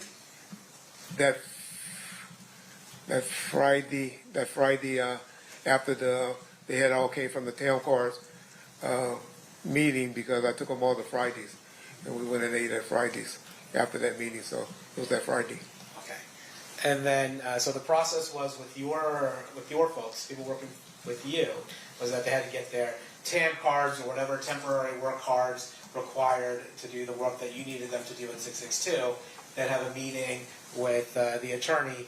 The attorney tells them, hey, we're trying to get this club transferred to Shug's name. Let's keep it clean and don't carry a firearm. That's correct. Did you do anything else that night, Friday at all relevant to the events that occurred on September 7th, 1996? The club actually opened on Fridays and Saturdays, but for some reason we didn't get a big attendance on Friday nights. But Saturday night, it was a different night. So you knew that that night, September 7th, 1996, was the night that Mike Tyson was fighting Bruce Thompson. Is that correct? Yes, sir. And was that part of the reason why you guys were going to have the club open because of that fight? Those were the only times the club, under Mr. Knight, the Club 662 banner, we only did that about 3 times. And that would have been the 4th time. And so we only opened those 4 times, the Friday and the Saturday. And then we did it one more time where Mr. Shakur and Snoop Dogg did a St. Ives commercial, which was just a promotional private video shoot for a commercial. Now, who was in charge of the security for Club 662 that night? Well, ultimately I am, but I had a on-site supervisor by the name of Al Giddens. He was actually who I consider in charge of the club, but ultimately as the owner I was. And then we heard from James McDonald. He's suggested that he had a role in security as well, maybe different than your role in security. Were you aware of James McDonald being there at the club? Yeah, James was a headache for my security. They hated him.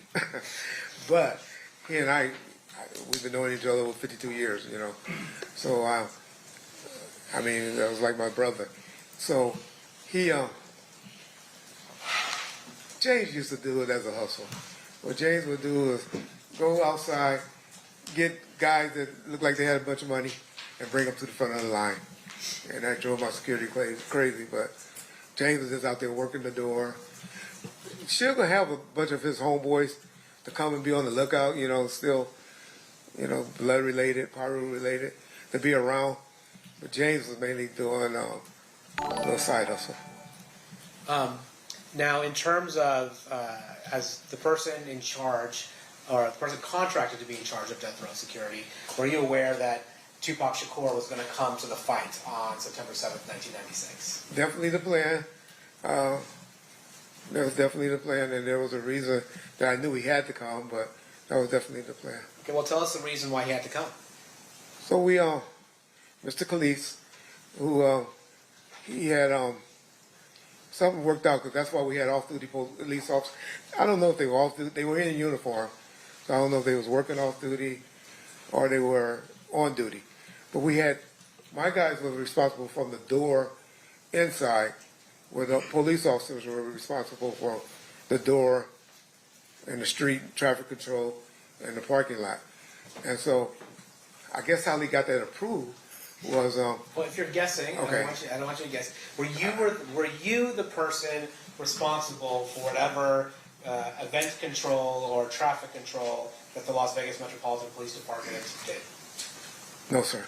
Were you the point of contact? I was the point of contact for the club, yes. Yeah, but you're the point of contact for the club. And then the person, is it fair to say that the person dealing with whatever traffic control or event control or population control, whatever it was that the attorney, George Gleason's? He was the one that got them there. Okay. Made the call to get them there. Okay, so you weren't the one that called Metro? No, sir. So anything that you would have said regarding that is just kind of you trying to put the dots together, assuming what that conversation might have been. And the only reason I say that because I knew we promoted it as a benefit for a retired boxer, for a police or retired. He he was a retired police officer that was promoting or had something to do with boxing for youth or something like that.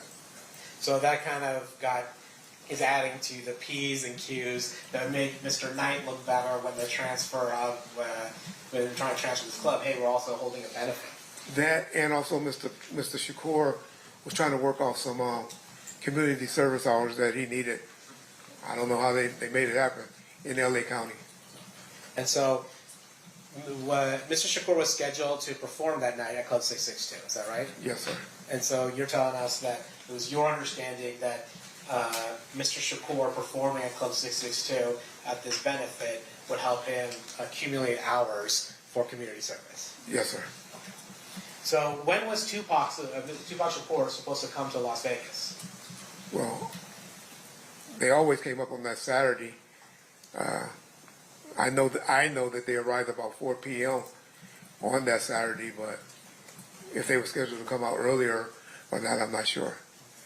And then at some point, who's the security for Tupac that Saturday? Mr. Alexander, but he was out there with me, getting the town cars and everything. Mr. Shakur actually rode up with, I guess, his fiance and a few members of the Outlaws. And who are the Outlaws? The Outlaws is a bunch of people, actually, but it's a group of rappers that works with Mr. Shakur that he was trying to help get their careers going. And was Malcolm Greenidge one of the members of the Outlaws? Yes, sir. And I think he goes by the name Edie Amin. That's correct, sir.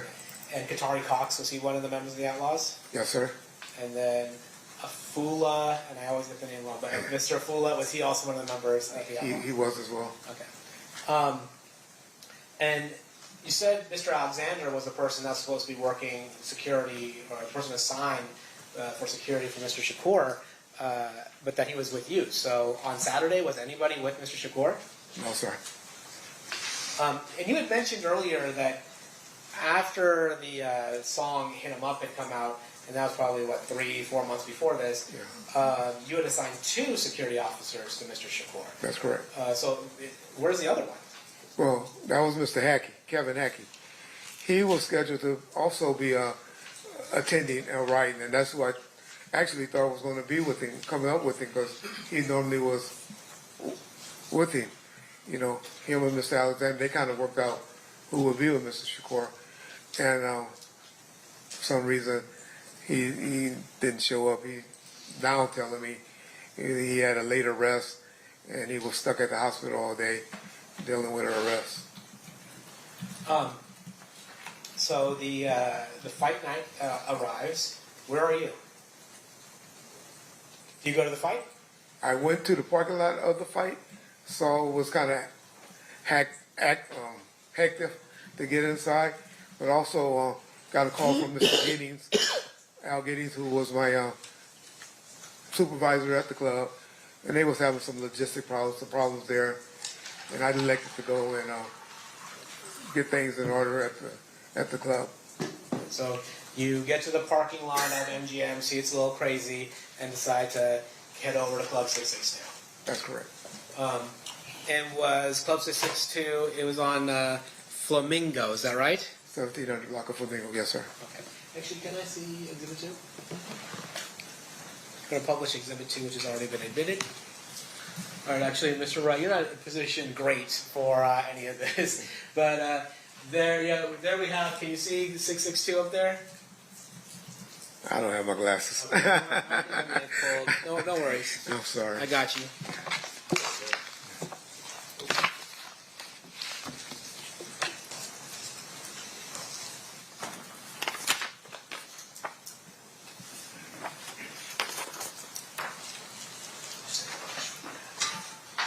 Commissioner Bush, Honor for Mr. Bush. Oh, yeah. My name is about the courtroom freely. Thank you. You see clubs, there's a red 662 club on this map. You see it? Yes, sir. Is that accurately representing what Club 662 was? Yes, sir. So you leave the Las Vegas Strip and head over to Club 662? That's correct, sir. Did you handle the logistical issues at Club 662? I guess. I'm sure we got worked out. Yes, sir. And then, was Club 662, did you stay at Club 662 or did you head back to the strip that night? No, I stayed there the whole time until I was contacted by some other individuals. Okay, so we'll start, before we get there, how was 662 super busy that night or was it kind of less crowded? The clubs generally didn't start getting crowded until about 11 p.m. I think we were there like 8:30. So it eventually got there, but I wouldn't call it super crowded at that point. And then you said you were there and then you, something changed. Well, we all know that on September 7th, 1996, Tupac Shakur was shot and Mr. Knight was at least grazed in the head by a bullet. Did you find out about that? Yes, sir. How did you find out about that? Two gentlemen, Buntry, true name was Alton McDonald, and a gentleman by the name of Neckbone. Well, his true name is Roger Williams, and his moniker is Neckbone. They came inside the club and came straight to me. It was like, Reggie, Suge and Pac just got shot down the street. I thought they were messing with me because they like, where Reggie at, because I wasn't there with him. But then Mr. Keefe, who was standing near me, I guess he talked to some of the officers that was working out front, and he kind of verified to me that something happened. And then by that time, I see about 4 or 5 other units that were working at the club. They started taking out heading that way. Now you mentioned two people, Buntry, Alton McDonald. Does Buntry have any relation to James McDonald, the person that testified before you? That's his little brother. Yes, sir. And then you mentioned Neckbone, Roger Williams. Were these people employed by Right Way Security? No, sir. Were they part of Mob Pyro? Yes, sir. Is it fair to say, as we talked about earlier, that Suge would have members of Mob Pyro around? Correct. And while they weren't official security, would you say they provided a different form of security? That would be a fair, yes, that's correct. So upon hearing the fact that, well, at that time when Suge Knight and Tupac Shakur were headed to Club 662, were you aware of their movements? Were you aware that they were headed over to the club at that point? Not at that point. I hadn't heard anything. Frank hadn't communicated anything with me, and I just knew they would eventually get there. But no, I didn't know any movement where they were at or when they were coming towards our way. Oh, you had said Frank hadn't told you anything. At this point, had Frank met up with Tupac? Oh, I'm sorry. Frank was with Mr. Shakur since about 4 p.m. on that day, 4 to 5 p.m. on Saturday. He was with him all that day. So he didn't drive out with Mr. Shakur, but he eventually met up with Mr. Shakur. That's correct. Him and another gentleman who initially was with him by the name of Michael Moore. And was Mr. Moore also a member of security? He worked for Right Way as well. Okay. And so then you have Mr. Shakur, Mr. Knight headed to Club 662.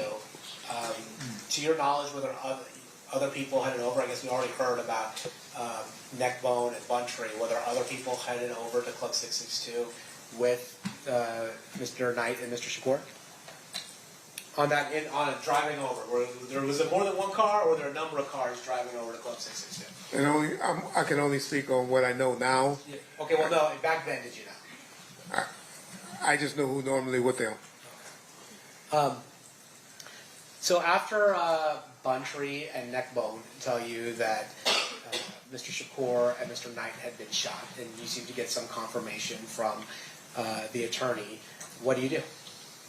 Me and Mr. Keefe and Michael Moore, who was with Mr. Shakur earlier, who got, his primary job was to work at the club. He and I jumped in the car with Mr. Keefe and headed towards the scene where we were told Mr. Shakur and Mr. Knight was. However, en route, Mr. Keefe was on the phone and we were notified that they were headed to UMC. So did you go to UMC then? That's correct, sir. Now, taking a step back, did you see the car that Buntree and Neckbone arrived to Club 662 in? Eventually, yes, sir. And did you notice anything notable about that car? Yes, Mr. Buntree, he had a Toyota Supra that was black, and he had one bullet hole to the driver's side fender. Now, let's go back to, you're on your way back to, or you're on your way over to UMC. What happens at UMC? Get there. Of course, you know, Mr. Knight and Mr. Shakur was in the emergency room. I didn't get to see Mr. Knight until about 3 hours later. I saw him, but there was a lot of people gathering. Yes, people heard what happened from the club. They started gathering there, and people were just starting to gather, and in the parking lot outside of the hospital. Was Mr. Knight held at UMC for a long time, or like for weeks, or what happened with Mr. Knight? No, Mr. Knight was released. I left prior. I don't know why I left. I left prior to him getting released about 4 or 5 that morning. But I know I was back at his house. I went and got his home secured. And I know I was back at his house about 6 a.m. to 7 a.m. that morning. I was with him all that day. After all this, or sometime during this, do you make contact with your father? Yes, sir. How do you do that? By phone. I called him a couple of times throughout that night. Told him what had just happened to Shug and Mr. Shakur. You know, it's kind of stressful for me. Called him a few times that night. How are you calling him? By cell phone. Oh, you had a cell phone at the time? Yes, sir. Okay. Was there anything that you felt you had to relate to him in order to let him know what might be happening the next day in Compton? Well, during that night, or that early morning, I was getting information from people in the parking lot and around that, hey, you know, they got into it at the MGM with some guys from Southside Compton Clubs. And so I relayed that to him. Didn't know who the people were, just that they got into it from some guys from Southside. And I told him, hey, it's going to be trouble back in Compton. When did you go back to Compton? Or when did you go back to California? About 2 weeks later. So you were in town while Mr. Shakur was at the hospital? The whole time he was at the hospital, and that following week as well. What was your role while Mr. Shakur was in the hospital?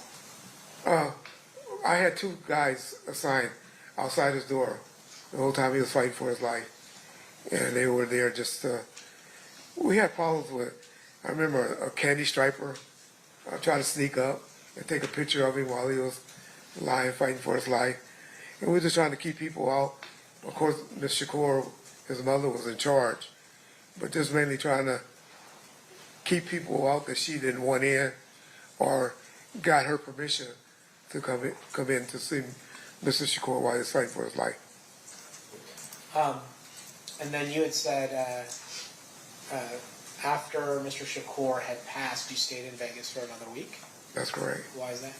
Well, I'm the one that actually received his ashes, and had one of my security guys by the name of James Green fly back with the ashes and eventually delivered them to someone in the family. I believe it was the mother, but if it wasn't her, it was somebody that she authorized to receive the ashes. Okay, but you weren't the person that delivered the ashes. James Green was. You received the ashes and Yes. then gave it To James. Ray.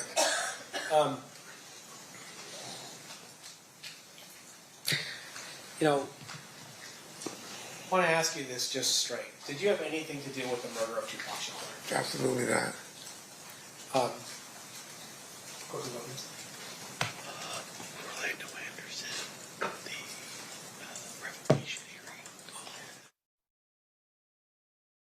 As a result of the beating of Orlando Anderson at the MGM Grand, were there any legal proceedings that involved Mr. Knight?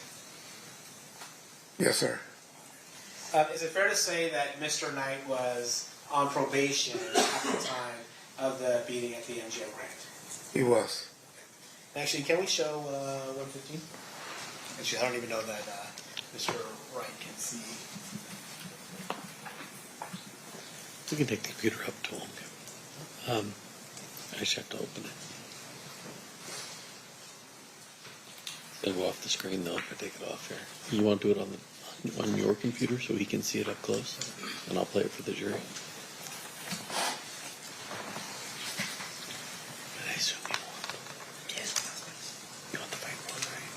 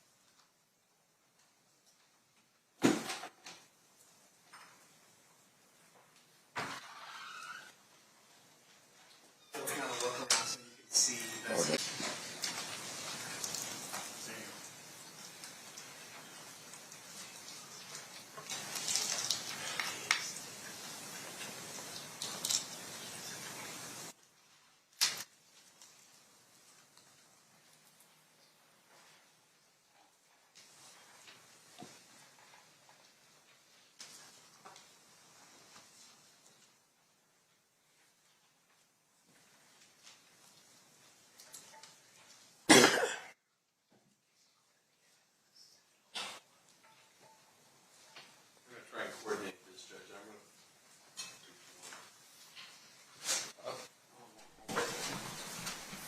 I'm going to show it to you up close, Mr. Wright, while Mr. DiGiacomo shows it to the members of the jury.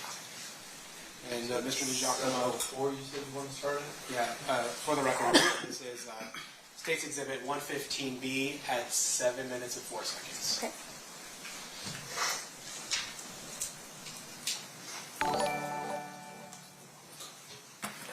So here, just actually, before we start playing, Mr.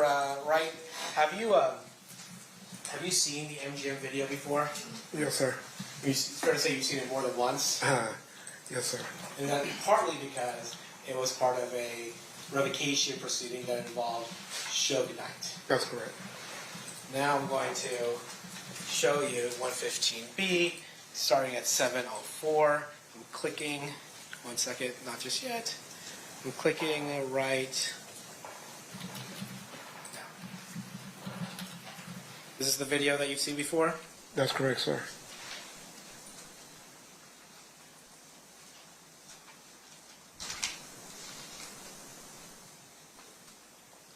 I'm going to pause. Starting at 7:20. 7:20. Did you recognize the folks that were hitting Mr. Anderson there? Hitting or kicking? Hitting or kicking, yeah. Yes, I do. Who were they? The gentleman in the white with the black hat on was We'll try and coordinate this again.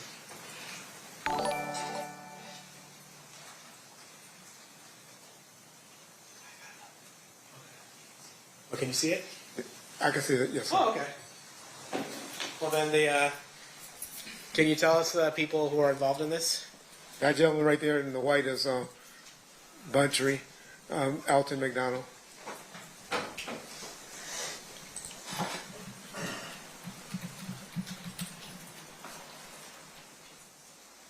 There appears to be somebody in a gold shirt. Who was that? That appeared to be Mr. Shakur.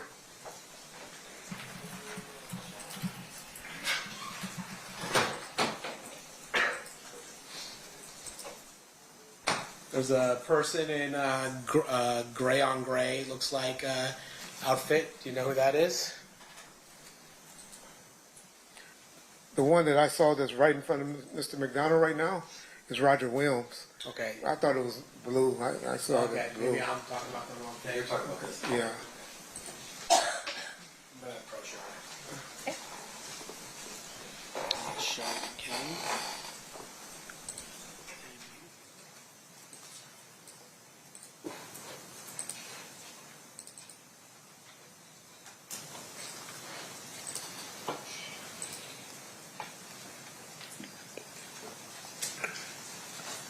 Well, that's Mr. Knight, and then that's Mr. Williams. Yeah. And then, so you see Mr. Williams, Mr. Knight, Mr. Shakur. Those are the people that are evident to you in this portion of the video. Is that That's right? correct, sir. And then we have another video of everybody leaving.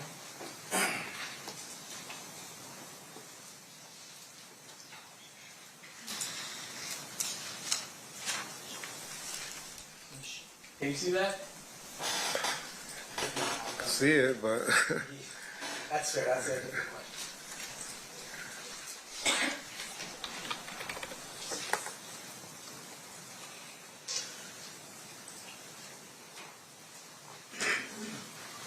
Okay, I'm going to show Mr. Wright 115C.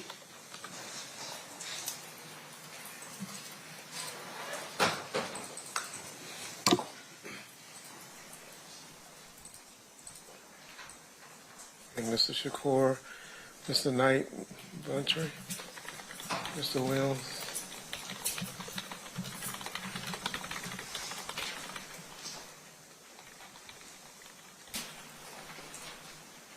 I don't see Frank yet.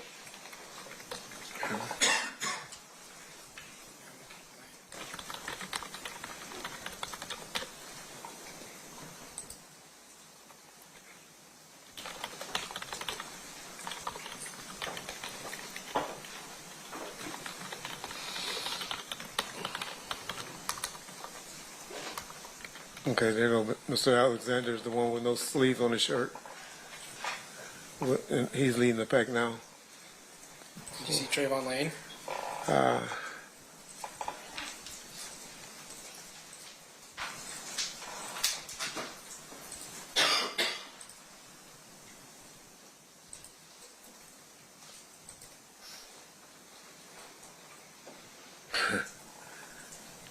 don't see Mr. Lane yet. I know he had a hat on. I've seen him before. I don't see him right now, though. Let me look again.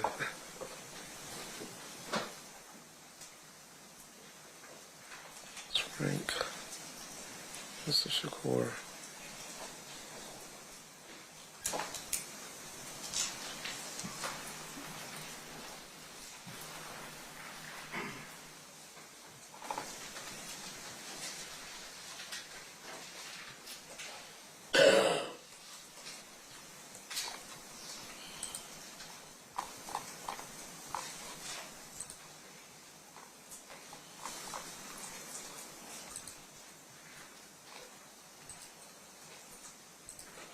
I'm sorry, I don't see Mr. Lane.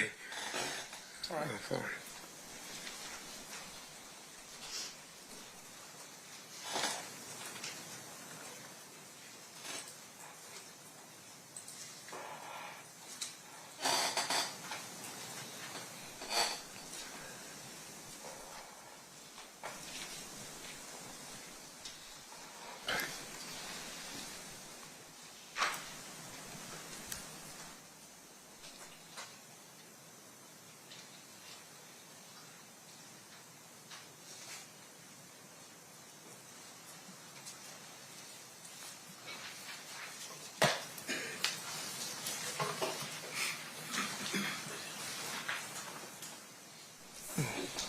I'm sorry.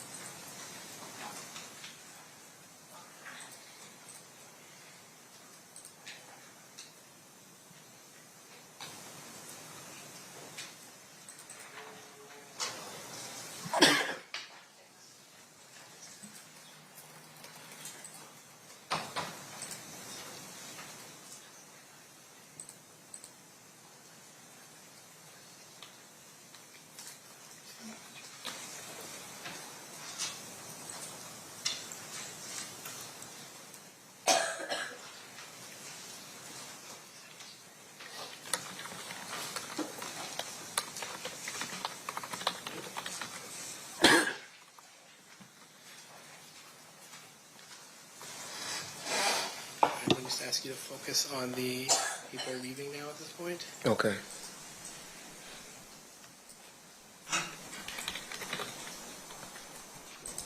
Right there, upper right. Yeah. So you see him Yeah, leaving. he has the hat on. Upper right corner is Mr. Lane.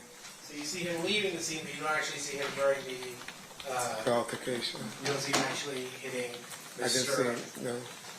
Mr. Anderson. I didn't see him do that. But he's with the group that's fleeing the beating of Mr. Anderson. That's correct. I'm going to show you what's been marked as State Proposed Exhibit 60. Do you recognize who that person is? That's Mr. Lane. Do you recognize the person in State's Exhibit 7? Actually, no, I was giving you the wrong one. State's Exhibit 2. Yes, I recognize him. That's Mr. Davis. Okay. I'm going to show you the person depicted in State's Exhibit number 3. Mr. Anderson. And lastly, I'm going to show you what's been marked as State's Exhibit 72. Do you recognize what's in that? This is Defo J, yes.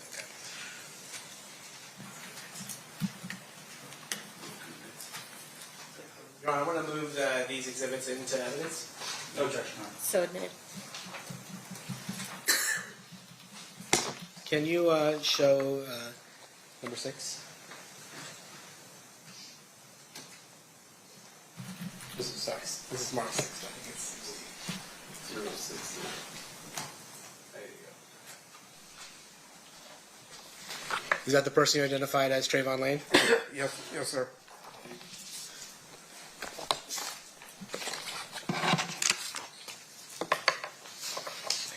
Mr. Cole, is this a, could you take it, is this a natural stopping point? Yes, we can take a break. Okay, I think we need, one of our jurors needs to come for break. Okay. All right, so at this time, we're going to take a recess. During this recess, you are admonished not to talk or converse amongst yourselves or with anyone else on any subject connected to the trial, or read, watch, or listen to any report or commentary on the trial of any person connected to this case, finding need of information, including without limitation, newspaper, television, internet, and radio, or form or express any opinion on any subject connected to the trial. You may proceed. Thank you, Your Honor. Mr. Wright, would it be easier to look at the monitor on the witness stand, or are you able to see that better? Pictures this size, I can see both ways. Okay, all right. So you're now looking at State's Exhibit number 60. Who is that? That's Trayvon Lane. All right, and can Mr. DiGiacomo, do you mind putting up 62? Showing you State's Exhibit number 62. Who is that? That's Mr. Davis. You mind putting up 63? Showing you State's Exhibit 63. Who is that? That's Mr. Anderson. And then we had talked briefly about it, so I want to just show it. Showing you State's Exhibit 72. What is that? That's the Defo J medallion. And we'll touch on that in a minute. But we were talking about the beating of Orlando Anderson at the MGM. Mr. Knight was on probation at the time you had mentioned. Is that correct? That is correct, yes. And then after you guys got back from Las Vegas back to the Southern California area, did Mr. Knight have a legal problem as a result of his alleged participation in that beating? That's correct, sir. And can you explain that to us? They brought him in. Initially, they brought him in. They said for a 30 test for that he did with his probation officer. But while he was still in custody, they then added the charge of he violated his probation for assaulting Mr. Anderson. So he's on probation. He's on video, at least what appears to be participating in the beating of Mr. Anderson. And so he is charged with violating his probation. That's correct, sir. And do you participate in any of the preparation for Mr. Knight's hearing on his probation violation? With his attorney, Mr. Kenner, I attended several meetings, yes. And then are you aware of a meeting with Mr. Anderson? That's correct. Can you tell us about that? So we met him at his attorney office, Mr. E.D. Fall. Was in Seal Beach, I believe, where his office was. And we met with him. The attorneys had an agreement where I guess they were going to make a settlement or something for and Mr. Anderson to come and testify on Mr. Knight's behalf, where I believe the settlement was of about $60,000 because some of the death row people had assaulted him, and some would say for him coming up and testifying on the behalf of Mr. Knight. Okay, so just to be clear, prior to Mr. Knight's revocation hearing, there was a meeting with Orlando Anderson, the person who was beaten in that video. Is that right?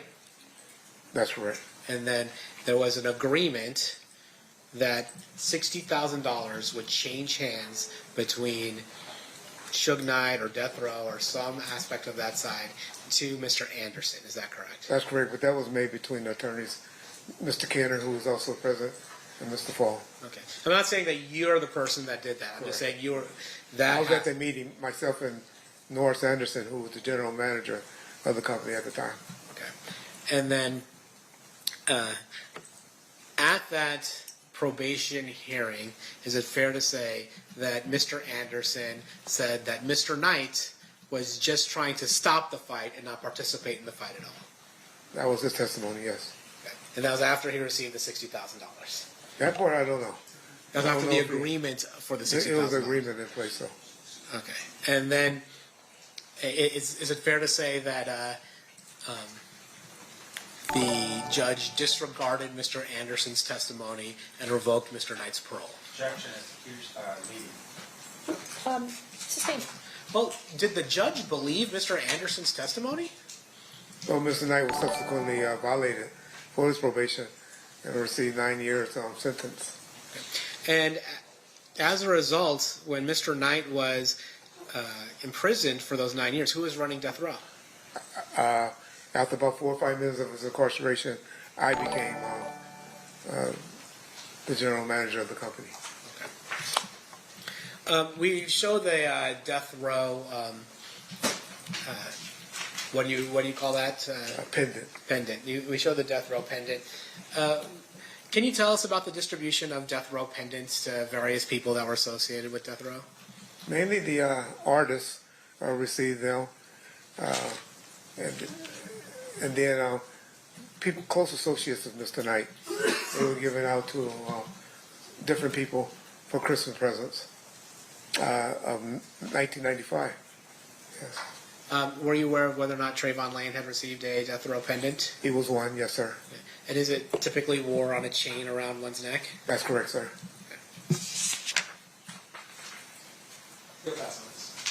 Okay, Mr. Stamp, cross-examination. Thank you. Mr. Wright, have you and I ever met? No, sir. You have a podcast, I believe, right? YouTube channel that I talk on.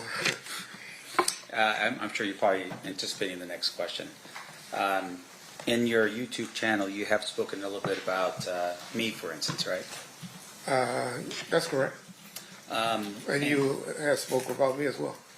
Yeah. So in terms of your podcast or YouTube channel, and once again, I don't think it was anything derogatory. It was more like he's never tried a criminal case, or I think Hollywood-ass attorney. I think you had said something like that, right?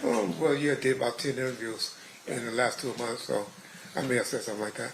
Now, in terms of your podcast stuff, it's fair at this particular point. At some point, you had actually instructed Keefe that, hey, he can actually make money doing the YouTube stuff. Remember that?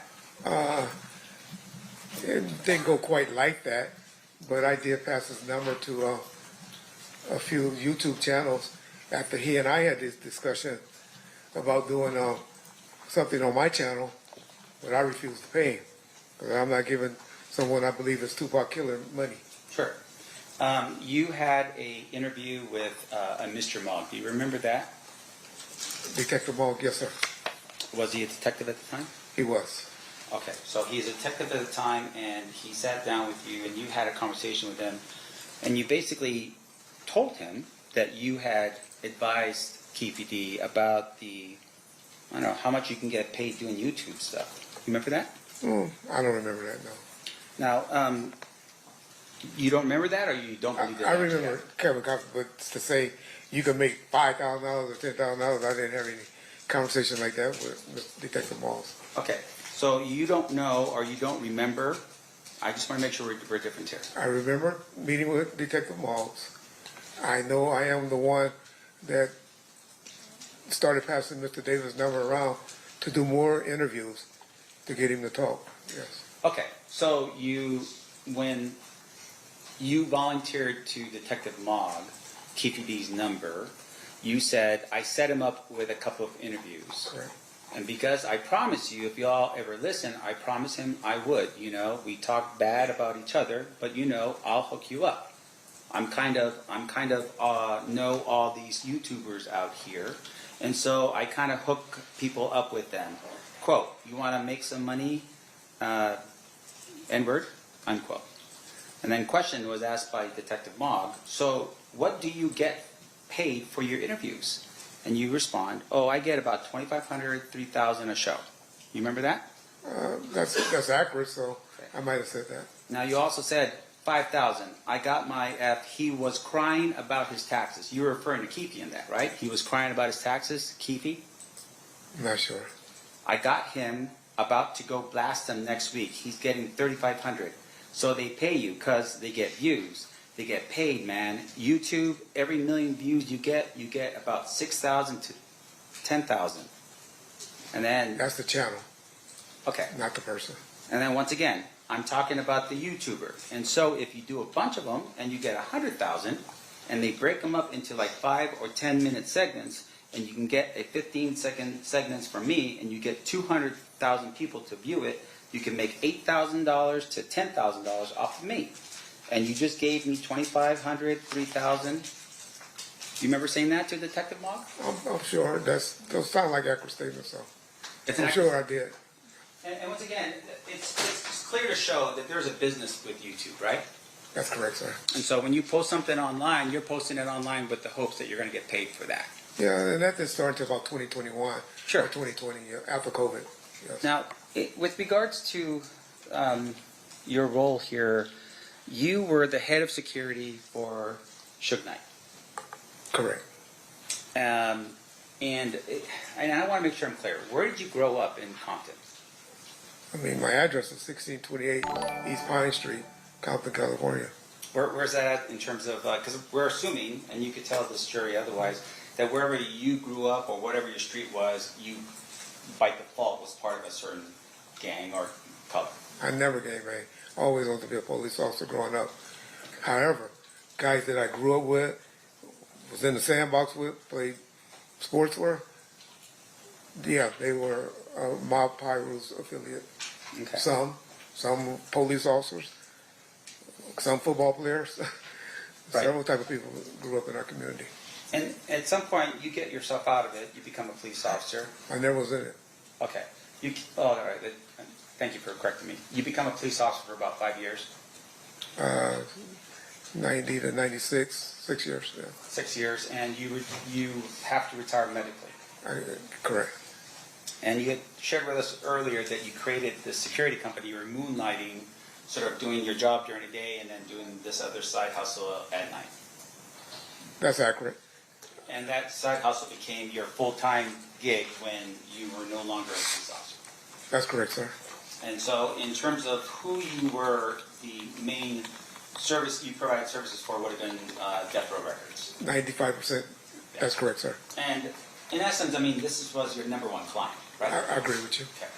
Okay. And you spent a lot of time with Suge. Eventually that grew, but yes. 94, not as much. 95, 96, yes, sir. Okay. And you're providing services for Suge in terms of security, right? For Suge or his company? For the Death Row label. That's correct, sir. And you actually had created a company specifically for the security aspect of it, right? That's fair. And that's the Wright Way Protective Services. Protective Services, okay. Now, as you're going about doing that, you had shared with us a little bit about some of the things you had done. And you shared with us that, hey, there was there was something that happened at one of the award ceremony. You talked about that, right? At the Soul Train, that's correct. And you said that at that Soul Train incident that my client was present when some other guy flashed a gun or something like that. That's correct. It wasn't your client. No. Okay. And once again, your security, your former police officer, did you ever report that incident to police? They ran. Actually, police detained the subjects outside the gate or towards the gate. What happened to them, I don't know, because I was more interested in getting my clients inside the war show. And your father, just to correct my memory, is a lieutenant at the time with Compton? Or was he captain? At that time, lieutenant, sir. Okay. Yes, sir. And his role and what he was responsible for was the gangs in Compton. That's correct, sir. So it would have been information he would have maybe picked up, or you would have told him? One second, y'all. First of all, thank everybody for all the donations and all the stuff y'all been doing. Let's get them likes up to 400 likes, y'all. Let's get it. That's what people get confused about law enforcement. Compton is a city about 8 to 10 miles away from, well, that's by USC is where this incident happened. That's about 20 miles away from Compton. And so Compton PD and LAPD don't share information with each other like people think in law enforcement. Right, but you're talking about someone who's from Compton. You're saying that that guy right over there who's from Compton was present at that particular event. Wasn't a big thing. It was just a guy that was some guy that brandished a weapon. Right, so in your mind, it's not about this idea that this is a gang sort of thing. It's just some idiot with a gun flashing a gun, right? I agree with you. Okay. But they were also protecting Bad Boys Records. Okay, well, we can talk about that in a second. In terms of your role, though, in your company, you, at some point, you obviously are now working with Suge, and there's this idea with Death Row Records that there may be sort of, tension in the air. Was there anything going on during that time period prior to, September of 1996 that was happening that was telling you, hey, I need to make sure that Death Row Records is protected? You always had an element because of incidents. What's this exact type of channel, bro? I see what I get. I got 1,000 people in this motherfucker. I did over 100-some thousand views already. What are you talking about? I'm not that type of channel. Shut up. You go out to nightclubs, the party scene. There's always an issue. Yeah. Unfortunately. And because you're dealing with someone like Suge Knight, and at that particular point, any of his other people that was working for him, like say the entertainers, right? You're talking Snoop, you're talking Tupac, that you would have adequate security to protect them, right, say from fans and that kind of stuff. I called it, my cell was to be good witnesses. Mr. Knight had just went through a situation with one of his artists, Snoop Dogg, that was on trial for murder. And they ended up beating the case. But they had got a large judgment, mainly because of the qualifications or the lack of qualifications of the security officer that was acting as security officer that shot him and killed the person. Like all y'all. And so when you have a big company like Mr. Knight had, I thought it was best, and he thought it was best, or maybe his attorneys, I don't know, his label, that let's get some professional people around you. And so, for the most part, your practice was to hire people that were either off-duty police officers or retired police officers. That's correct, sir. And you did that because they were properly trained and you could trust them in terms of their judgment. That and my cell was to be a good witness. Gotcha. Yes, sir. But with regards to their roles obviously, at the end of the day, were to protect the people that were your clients. That would have been Death Row Records and whoever you assigned them to do. As best you can. So in terms of what happens here in Las Vegas, right, your testimony is you arrive here to Las Vegas and you're here on Friday. Correct. And you're here to get ready for what's happening on Saturday. Friday night, the Coke Club did open. Like I said, it wasn't majorly attended, but definitely for Saturday night, yes, sir. Yeah. And in fact, Tupac and Suge didn't arrive until Saturday anyways. They didn't come up until Saturday. That's correct, sir. And they drove up. They drove up, yes, sir. So they drove up, you're there, you're working, and you're at 662, right? I'm at 662, yes, sir. Okay. Cut it down. So I'm going to show you here It's almost over. image. And I'm going to ask the clerk to mark as proposed the fences and get next in order. See, I think? Yes. See? Yep. Wait, because I got the May I, stamp. John? You may. On game. You recognize this? That's Club 662, yes, sir. Okay. And with regards to, I'm sorry, and with regards to that photograph, would that been an accurate depiction of 662 around the time period that we talked about here? I agree with you, sir. Yes, sir. Now, Your Honor, at this point, I move for the admission of proposed defense exhibit C. No, it ain't going. Any objections, We're State? going over it Nope. So admitted. May I copy this, Your Honor? You may. I'll show this to the jury here real quick. So this is a picture of 662. Now, you had shared with us a little bit about what was happening on Saturday night. Attorney basically says, hey, if we really want to get this club, I guess, passed in terms of its licensing, maybe we do something that helps the community, or at least does an outreach. Is that what we're doing? I think that was mainly to get the police officers there. Okay. And with regards to that particular night and so forth, you said it's something to do with boxing. This is a Barry's boxing benefit. Is that what that was? Correct, yes, sir. Okay.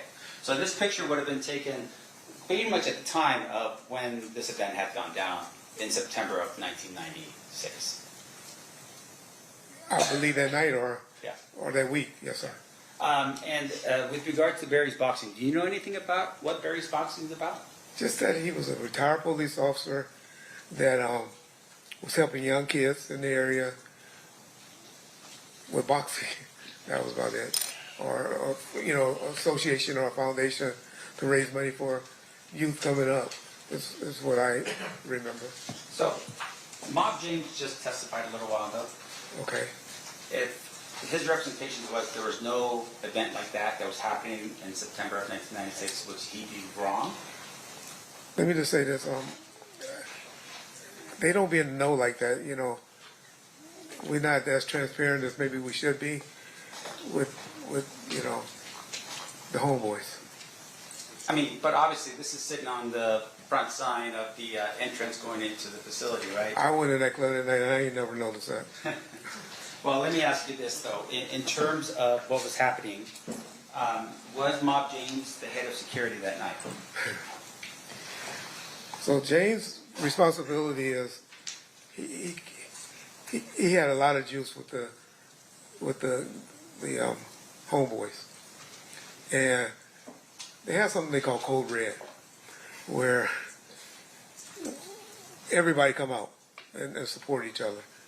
And James was that person that, you know, Suge looked to, even during the Snoop trial, when Snoop was having problems with his homeboys, coming up there, you know, messing with him and stuff. They were hired to be outside the courthouse to keep them away. And that was James' role.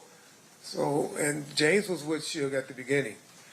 And quite frankly, he might be a little upset that my guys kind of took a lot of their roles or their responsibilities. Right. So on this particular night, there's actually Metropolitan police officers that were they hired by you to be on the outside? Well, I would say Club 662 or under Mr. Keefe and the person that was running the club, under their direction. I knew they were going to be there, but I didn't speak to anyone from the police department to say, this is how much y'all going to be getting paid. I need you to do this. I just knew they were going to be working from the door out. So, yeah, okay. Yes. And really the concern at this particular point that you had, as well as I'm assuming Mr. Calise as the attorney, is you wanted to make sure everything was going to go well for the club. That's correct. That's fair. In essence, and to help Suge with passing of this particular club, right? That's correct, sir. So one of the things that had happened that you had shared with us is that Friday you meet with Calise's and you learn and you're instructed that your people are not to be carrying firearms. Inside the nightclub. Right, inside of the nightclub. That's correct, sir. All the way up until the time that they get to that door, they're not supposed to be carrying firearms. Inside the club. Are you aware that the Red Alert people from Mob James were all carrying firearms that night? Well, I had problems with that. My guys were strict, the law enforcement. They didn't care about, they didn't have a relationship with James and them as I did. And so they will search them. And if they got one in, who knows? But there was always issues with them about being searched. But my guys would still, they were like, hey, if you want us here, we searching everybody coming to this club. Right, so that was important for you, but Mob James says otherwise. He says everyone was Okay, fine. if they snuck them in,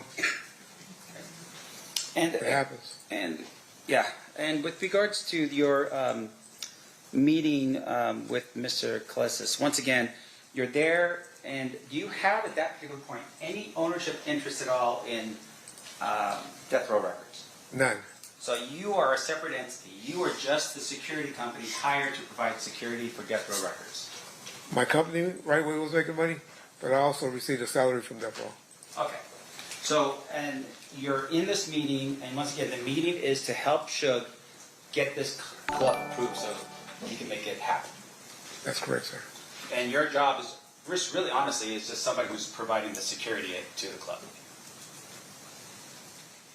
On that particular night, but I'm more, some would say at one point, Suge right-hand guy. But my main focus was Suge Knight entities. It wasn't just the recording artist, wasn't just the record club, it was everything that Mr. Knight was trying to invest in at the time. So you're telling us that not only were you providing security, but you're also like an employee for Death Row Records? I was both. Okay. Were you drawing like a paycheck every 2 weeks as an employee? I was, sir. There wasn't no under the table stuff like Mob James would have been telling us? We didn't do that. Right, we didn't do that. And with regards to Mob James being paid, you're telling me that he would have been paid the same way with employee checks and so forth from Death Row Records? Bob James wasn't one of those employees. Like I said, he was just called on special events. I don't think James made his money by guys in the line that were ballers or shot callers or whatever that he would bring to the front of the line. So, just drawing your attention back to let's say around 4 o'clock of Saturday, that Saturday. Okay. Where were you? At the Luxor Hotel. Okay. And did you ever, what happens after 4 o'clock for you? I didn't head over to the club until, about 7:30. Got a call from Mr. Alexander and Mr. Shakur. Mr. Shakur was very upset that night because Mr. Knight, always late. And he actually took a taxi cab, I don't know if most people know, over to the fight because he was like, tired of always coming to the fight late, waiting on Suge, calling me because most people call me because they know I usually can get hold of Suge. And they used to have phones in the hotel lobbies back then. And I remember him and Mr. Alexander calling me, and he told me, he got on the phone because he was so upset. We taking the cab over there. We going over there right now. We'll meet him over there. You know, he had the song was the interest for for Mike Tyson to enter the ring on, and he wanted to be there. And he got impatient with Mr. Light being late. Now, up until this point, you had developed into the person that if you wanted to get a hold of Suge, they would call you, right? In the streets, meaning when we out and about. He had an office staff, assistants, Mr. Anderson and Mr. Tesfaye, Roy, that were in the office. But generally, if I call Suge, he'll pick up. But with regards to you, usually you would have been with Suge in order for the call to be made, right? They're calling you and like, hey, where's Suge now? He's right here. That's correct. So on this particular night, Tupac is upset because Suge is obviously late and calls you. His bodyguard Frank called, but he got on the phone. Yeah. You know anything about Mr. Shakur, he's a hands-on guy. Yeah. And he eventually just said, hey, you can't get a hold to him, we gone. And they took a taxi over to the fight. And so you have Frank Alexander, you have Tupac, and no other bodyguards protecting Tupac that night. Yeah, Kevin Heckey was supposed to attend, but he didn't. He wasn't there, and I didn't know that he hadn't shown up yet. But you are aware at that particular point, Tupac was the most famous rapper almost in the entire world, if not the entire world, and you only assign one person and another person calls him sick? He didn't call in sick, he just didn't show up. But, yeah, I mean, it wasn't unusual for Mr. Shakur to roll around with one guy and his outlaw guys. But once again, you're telling us it's only Frank Alexander that's coming from your outfit, right? That is correct. And you also share with us that there's other people inside of 662 who are patting down the Mob James crew, but you can't send any more people over to be there for Tupac? If I knew there was going to be an issue that eventually happened, of course I would have. I would have asked them to stay in the hotel. Now, if I knew what was going to happen. You are aware that this was fight night, this was Mike Tyson, and that everyone in the world would show up to Las Vegas to be there for the fight, right? Yeah. There are so many people. Yeah. And in your opinion, only if you believe that Tupac was somehow going to get into a fight or something along those lines, would you have provided more than just the one person? I'm just asking for your clarification. I would have had an army around him if I knew something like that was going to happen, or suspect something like that was going to happen. But the gentlemen that were with them, and the ones that you seen kicking on Mr. Anderson, those were security as well. That was whose security? Death Row's style. But once again, let me make sure I'm clear. You, at this particular point, only have one security guard with all these other people from, I don't know, from Death Row Records who are not security guards. They're all gangsters, mob high root people. Yeah, I trust more than I trust my security. Yes. So more than you would trust cops and off-duty cops and retired cops, you trust those mob high root guys? I do personally. Okay. Now, in addition to that, after they go in for the fight, right? I'm assuming that Frank Alexander probably didn't have a ticket. You know, that was always an issue with Mr. Knight. Yeah. He promised everybody that they can go to the fight. And when we get to the door, it's always an issue. Right. But one thing about him, he will get at least Mr. Shakur, one security in, if not both, and myself. He will make sure we got in. Okay, so they all get in for the fight, and then for some reason, Bruce Seldon takes a phantom punch, falls to the ground in the first round within a minute and 45 seconds, right? You call it phantom? If you say so. I'm just looking at the tape, right? All we got is a syringe. So he falls to the ground, the fight is over, they leave the fight, right? Hyped up. You see him? Yeah, and Tupac was very hyped up. Hyped up. So, did you get a call from Frank Alexander saying, "Hey, the fight ended early. We're on our way"? Not one. And that's normal. Okay. And I want to make sure we're clear about the type of communication you had. So, cell phones, I'm not sure were available to everybody. You had one. Pretty much everybody had cell phones, but they were expensive. He called me after 7 o'clock, right? Yeah. Back then. Yeah. But He doesn't get it. But everyone else. But I did have Nextel phones. We had about 8 to 10 of them that did dual jobs. My guys knew it better be emergency to pick up that cell phone.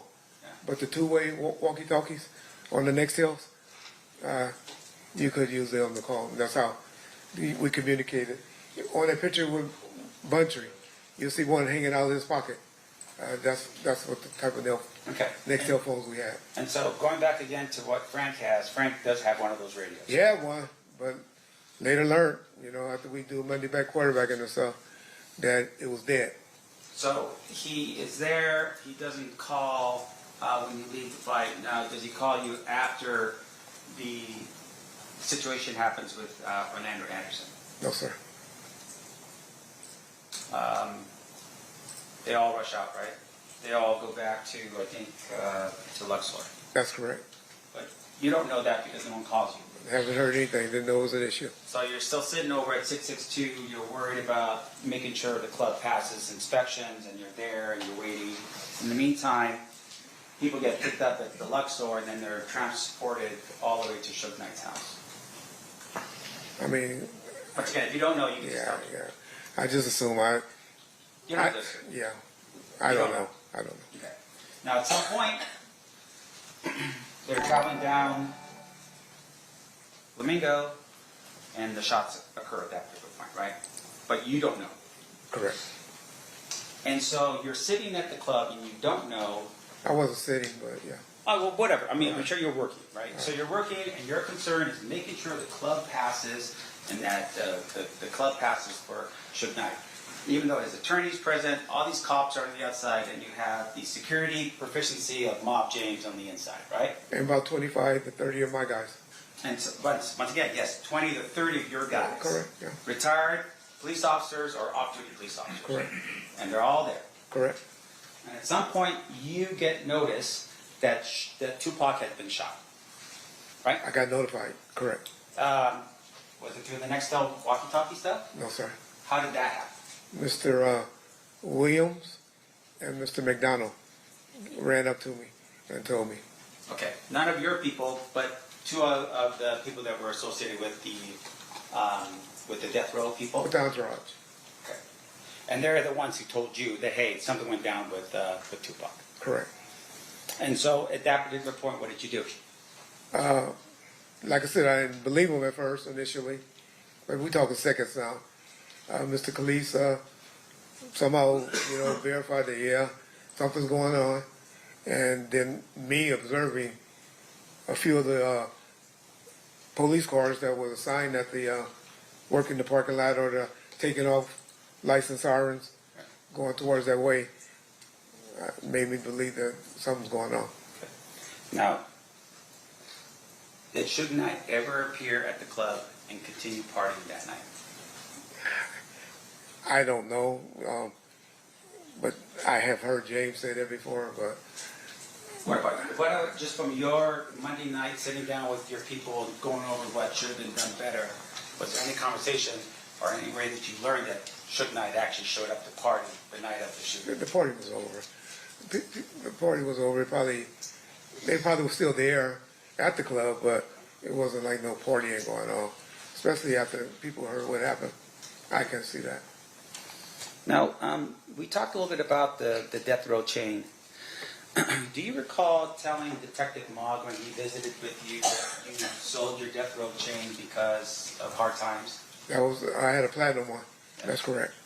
Now, later on, when you're testifying in the grand jury, you remember doing that? I still have my gold one, if that's what you asked. So, when the question is asked in the beginning about your death row chain, you never tell Detective Mogg, for instance, that it's a platinum one, right? I don't know. Well, let me just tell me.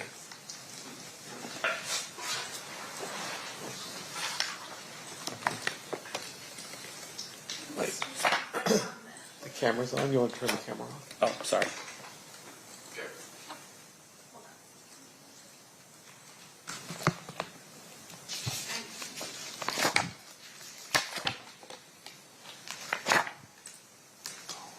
So this would be page 21, counsel, of the surreptitious report or recording.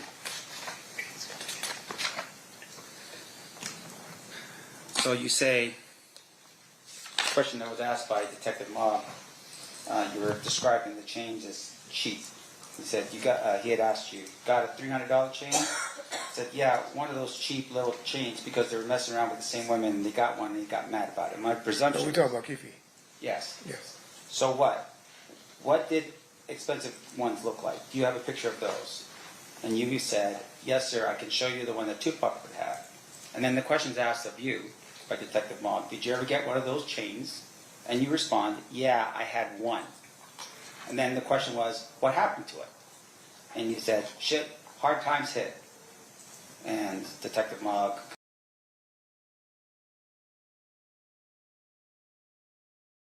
do you have a picture of those? And you said, yes, sir, I can show you the one that Tupac would have. And then the question's asked of you by Detective Mogg, did you ever get one of those chains? And you respond, yeah, I had one.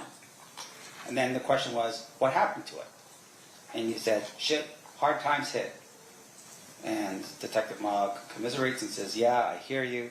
You said, I've got to get rid of it somehow. And then Detective Mogg asked, what did you get for it?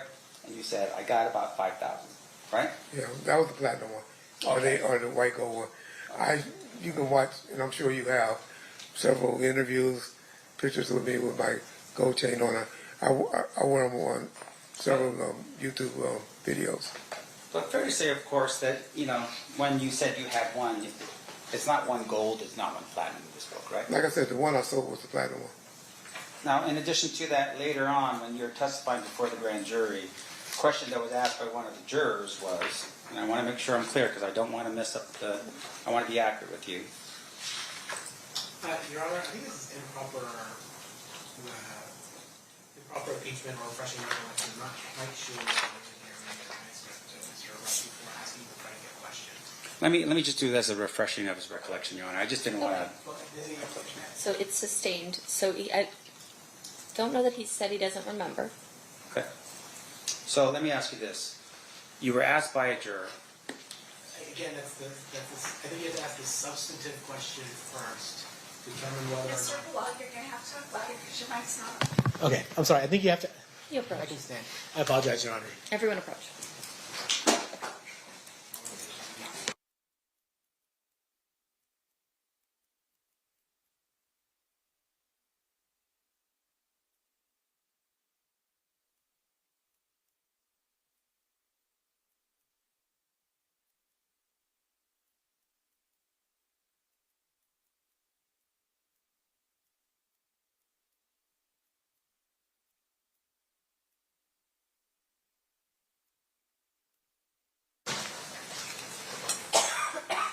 Sorry.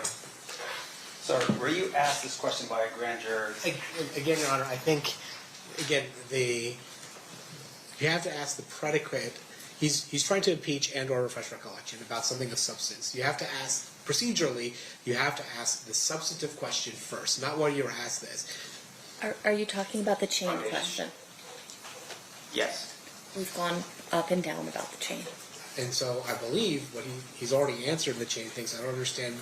Are we impeaching or? No, he's impeaching, saying that he's given an inconsistent statement in the past. So, overruled. He can proceed. Do you recall being asked a question by a grand juror, do you still have your death row pending? Correct.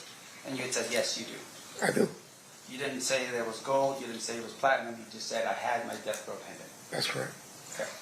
Now, one of the other issues that we've talked a little bit about is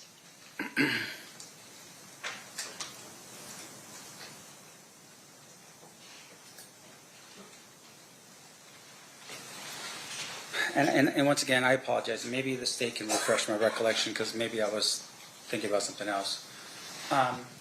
You have been convicted of a crime. I am. And with regards to that crime, it was a felony. It was sales of marijuana. No, back up here real quick. It was sales of marijuana and it was also embezzlement. Is that what it was? No, it money was laundering? Money laundering. With money going in. And with regard to those two things, that happened in California. No, actually, well, the reason why I got in trouble because it went across state lines to Memphis. It's actually Memphis, Tennessee. And because it was across the state lines, it was a federal case. Correct. And that happened way after you were a police officer. Yeah, that's 2019, well, 2017, I believe. Okay. And at some point, you become the general manager of Death Row Records. That's in 1997, sir. 1997. Yes, that's correct, sir. So Suge Knight is in Las Vegas, and you were with them every single day, and in September of 1996, he just happened to get into this fray, and next thing you know, he's going to prison, right? I'm sorry? Let me ask you this. Why did Suge go to prison? He violated his probation. Right. So you knew, of course, that he was on probation, right? Before The whole time I was with him. You did? From 1994, yes. Yeah. And so you knew that the person, the number one person from death row records, the primary principal for you, potentially could go to prison if he got into a fight, for instance, right? Correct. And on this particular night, you weren't around for him when he was in this quote-unquote fight, right? I was around witness tonight about 70 to 80% of his life. So I guess a lot of 20%, I wasn't with him. Okay. Public, and when I say that, I mean public. Because a lot of times he laid up, sleep with somebody, and I wasn't with him. So in the most important time of Suge Knight's life, of having your protection, you weren't there for him. Unfortunately not. That's correct. And then you became the general manager of Death Row Records. By his calling, not anyone else. All right. No further questions. All right. State, any further questions? So to clarify that last point, in terms of who determined who was going to run Death Row Records while Mr. Knight was in prison? Sorry. I'm sorry. Who determined, who made you in charge of Death Row Records while Mr. Knight was in prison? He did, and I visited him 4 days a week during that time while he was incarcerated. Nothing further. Anything further on that, Mr. Stamps? Just one clarification. So Okay. Suge Knight made you general manager when he was in custody. That's correct. No further questions. Anything else? Ladies and gentlemen of the jury, any questions for this witness? Of course. All right.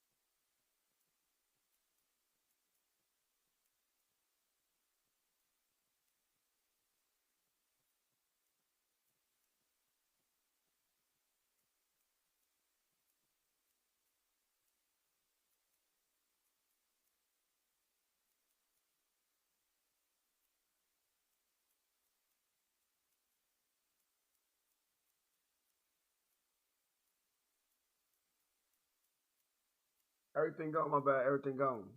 I'm gone. See you tomorrow. All right, Mr. Wright, I have a couple of questions for you from our jurors. First, if they knew the cell phones were for in case of emergency, why wouldn't they call once the shooting took place? Why did you find out later in person? Not sure. I don't know why they didn't call me. Mr. Alexander's responsibility, and I didn't hear from him. Okay. Was there anything in writing regarding the transfer of management power to you over death row records? I wouldn't call it power. Just, dealing with the day-to-day operation. The one that signed people, artists for him. I did everything for him. I dealt with his women. I dealt with his parents. I dealt with pretty much everything while he was incarcerated. And generally, because I was going back and forth, seeing him, the 4 days, I spent hours on the phone with him. And I was just his point of contact person. So was there anything in writing regarding that? Not to my knowledge, other than. Okay, were there any witnesses to it? Well, there's a young lady sitting in here right now that I signed, while he was incarcerated to the record label. There was a writing? I'm sorry. You signed some, what did you You sign? don't sign her as an artist. Okay. State any questions based on those answers? Nothing state. Defense? I do. Okay. All right, so I want to make sure I'm clear. You become the general manager of Death Row Records, and what was your job responsibilities? I did everything, to be honest. I brought Miss Shakur up to the prison to meet with them. I was talked to several, putting the albums together. When I met with Jimmy Iovine, who was our distributor at the time, negotiated deals with them. Everything I did was approved by Mr. Knight, but I was his point of contact.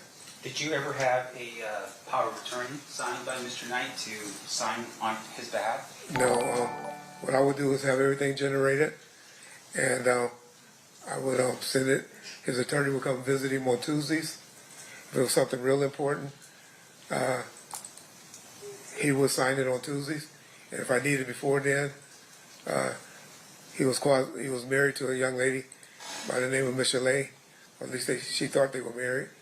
And she was signed. She had the power of attorney to sign, but she didn't deal with anyone. And then we also had a rubber stamp that two of his female friends had to sign checks or to sign some contracts if they would take them. So if there was anything wrong with the bank account, for instance, did you have to get someone else to handle that, not you? I dealt with the bookkeeper, generated the checks, but his two female friends were the ones that stamped them. And with regards to his two female friends here, were the employees of Death Row Records? One was an artist, Michelle, and then the other one, Miss Hawkins. She was just a girlfriend. Now, you are aware that at the time that Mr. Knight was involved in this thing that happened in Las Vegas and finally gets revoked on probation, that his record label was valued somewhere around, what, $500 million? I heard 3, but it was up there. All right, so it's a pretty significant asset, right? Correct. Now, out of all of this, you are the general manager, you have access to all of it. I guess I was the one he trusted at the time. No further questions, John. Okay. All right. Thank you, Mr. Wright. You are excused and you're free to go. Thank you, ma'am. You're welcome. All right, ladies and gentlemen of the jury, that's it for the presentation of witnesses today. We'll be in recess. We're going to come back at 1 p.m. tomorrow because I have a calendar in the morning. So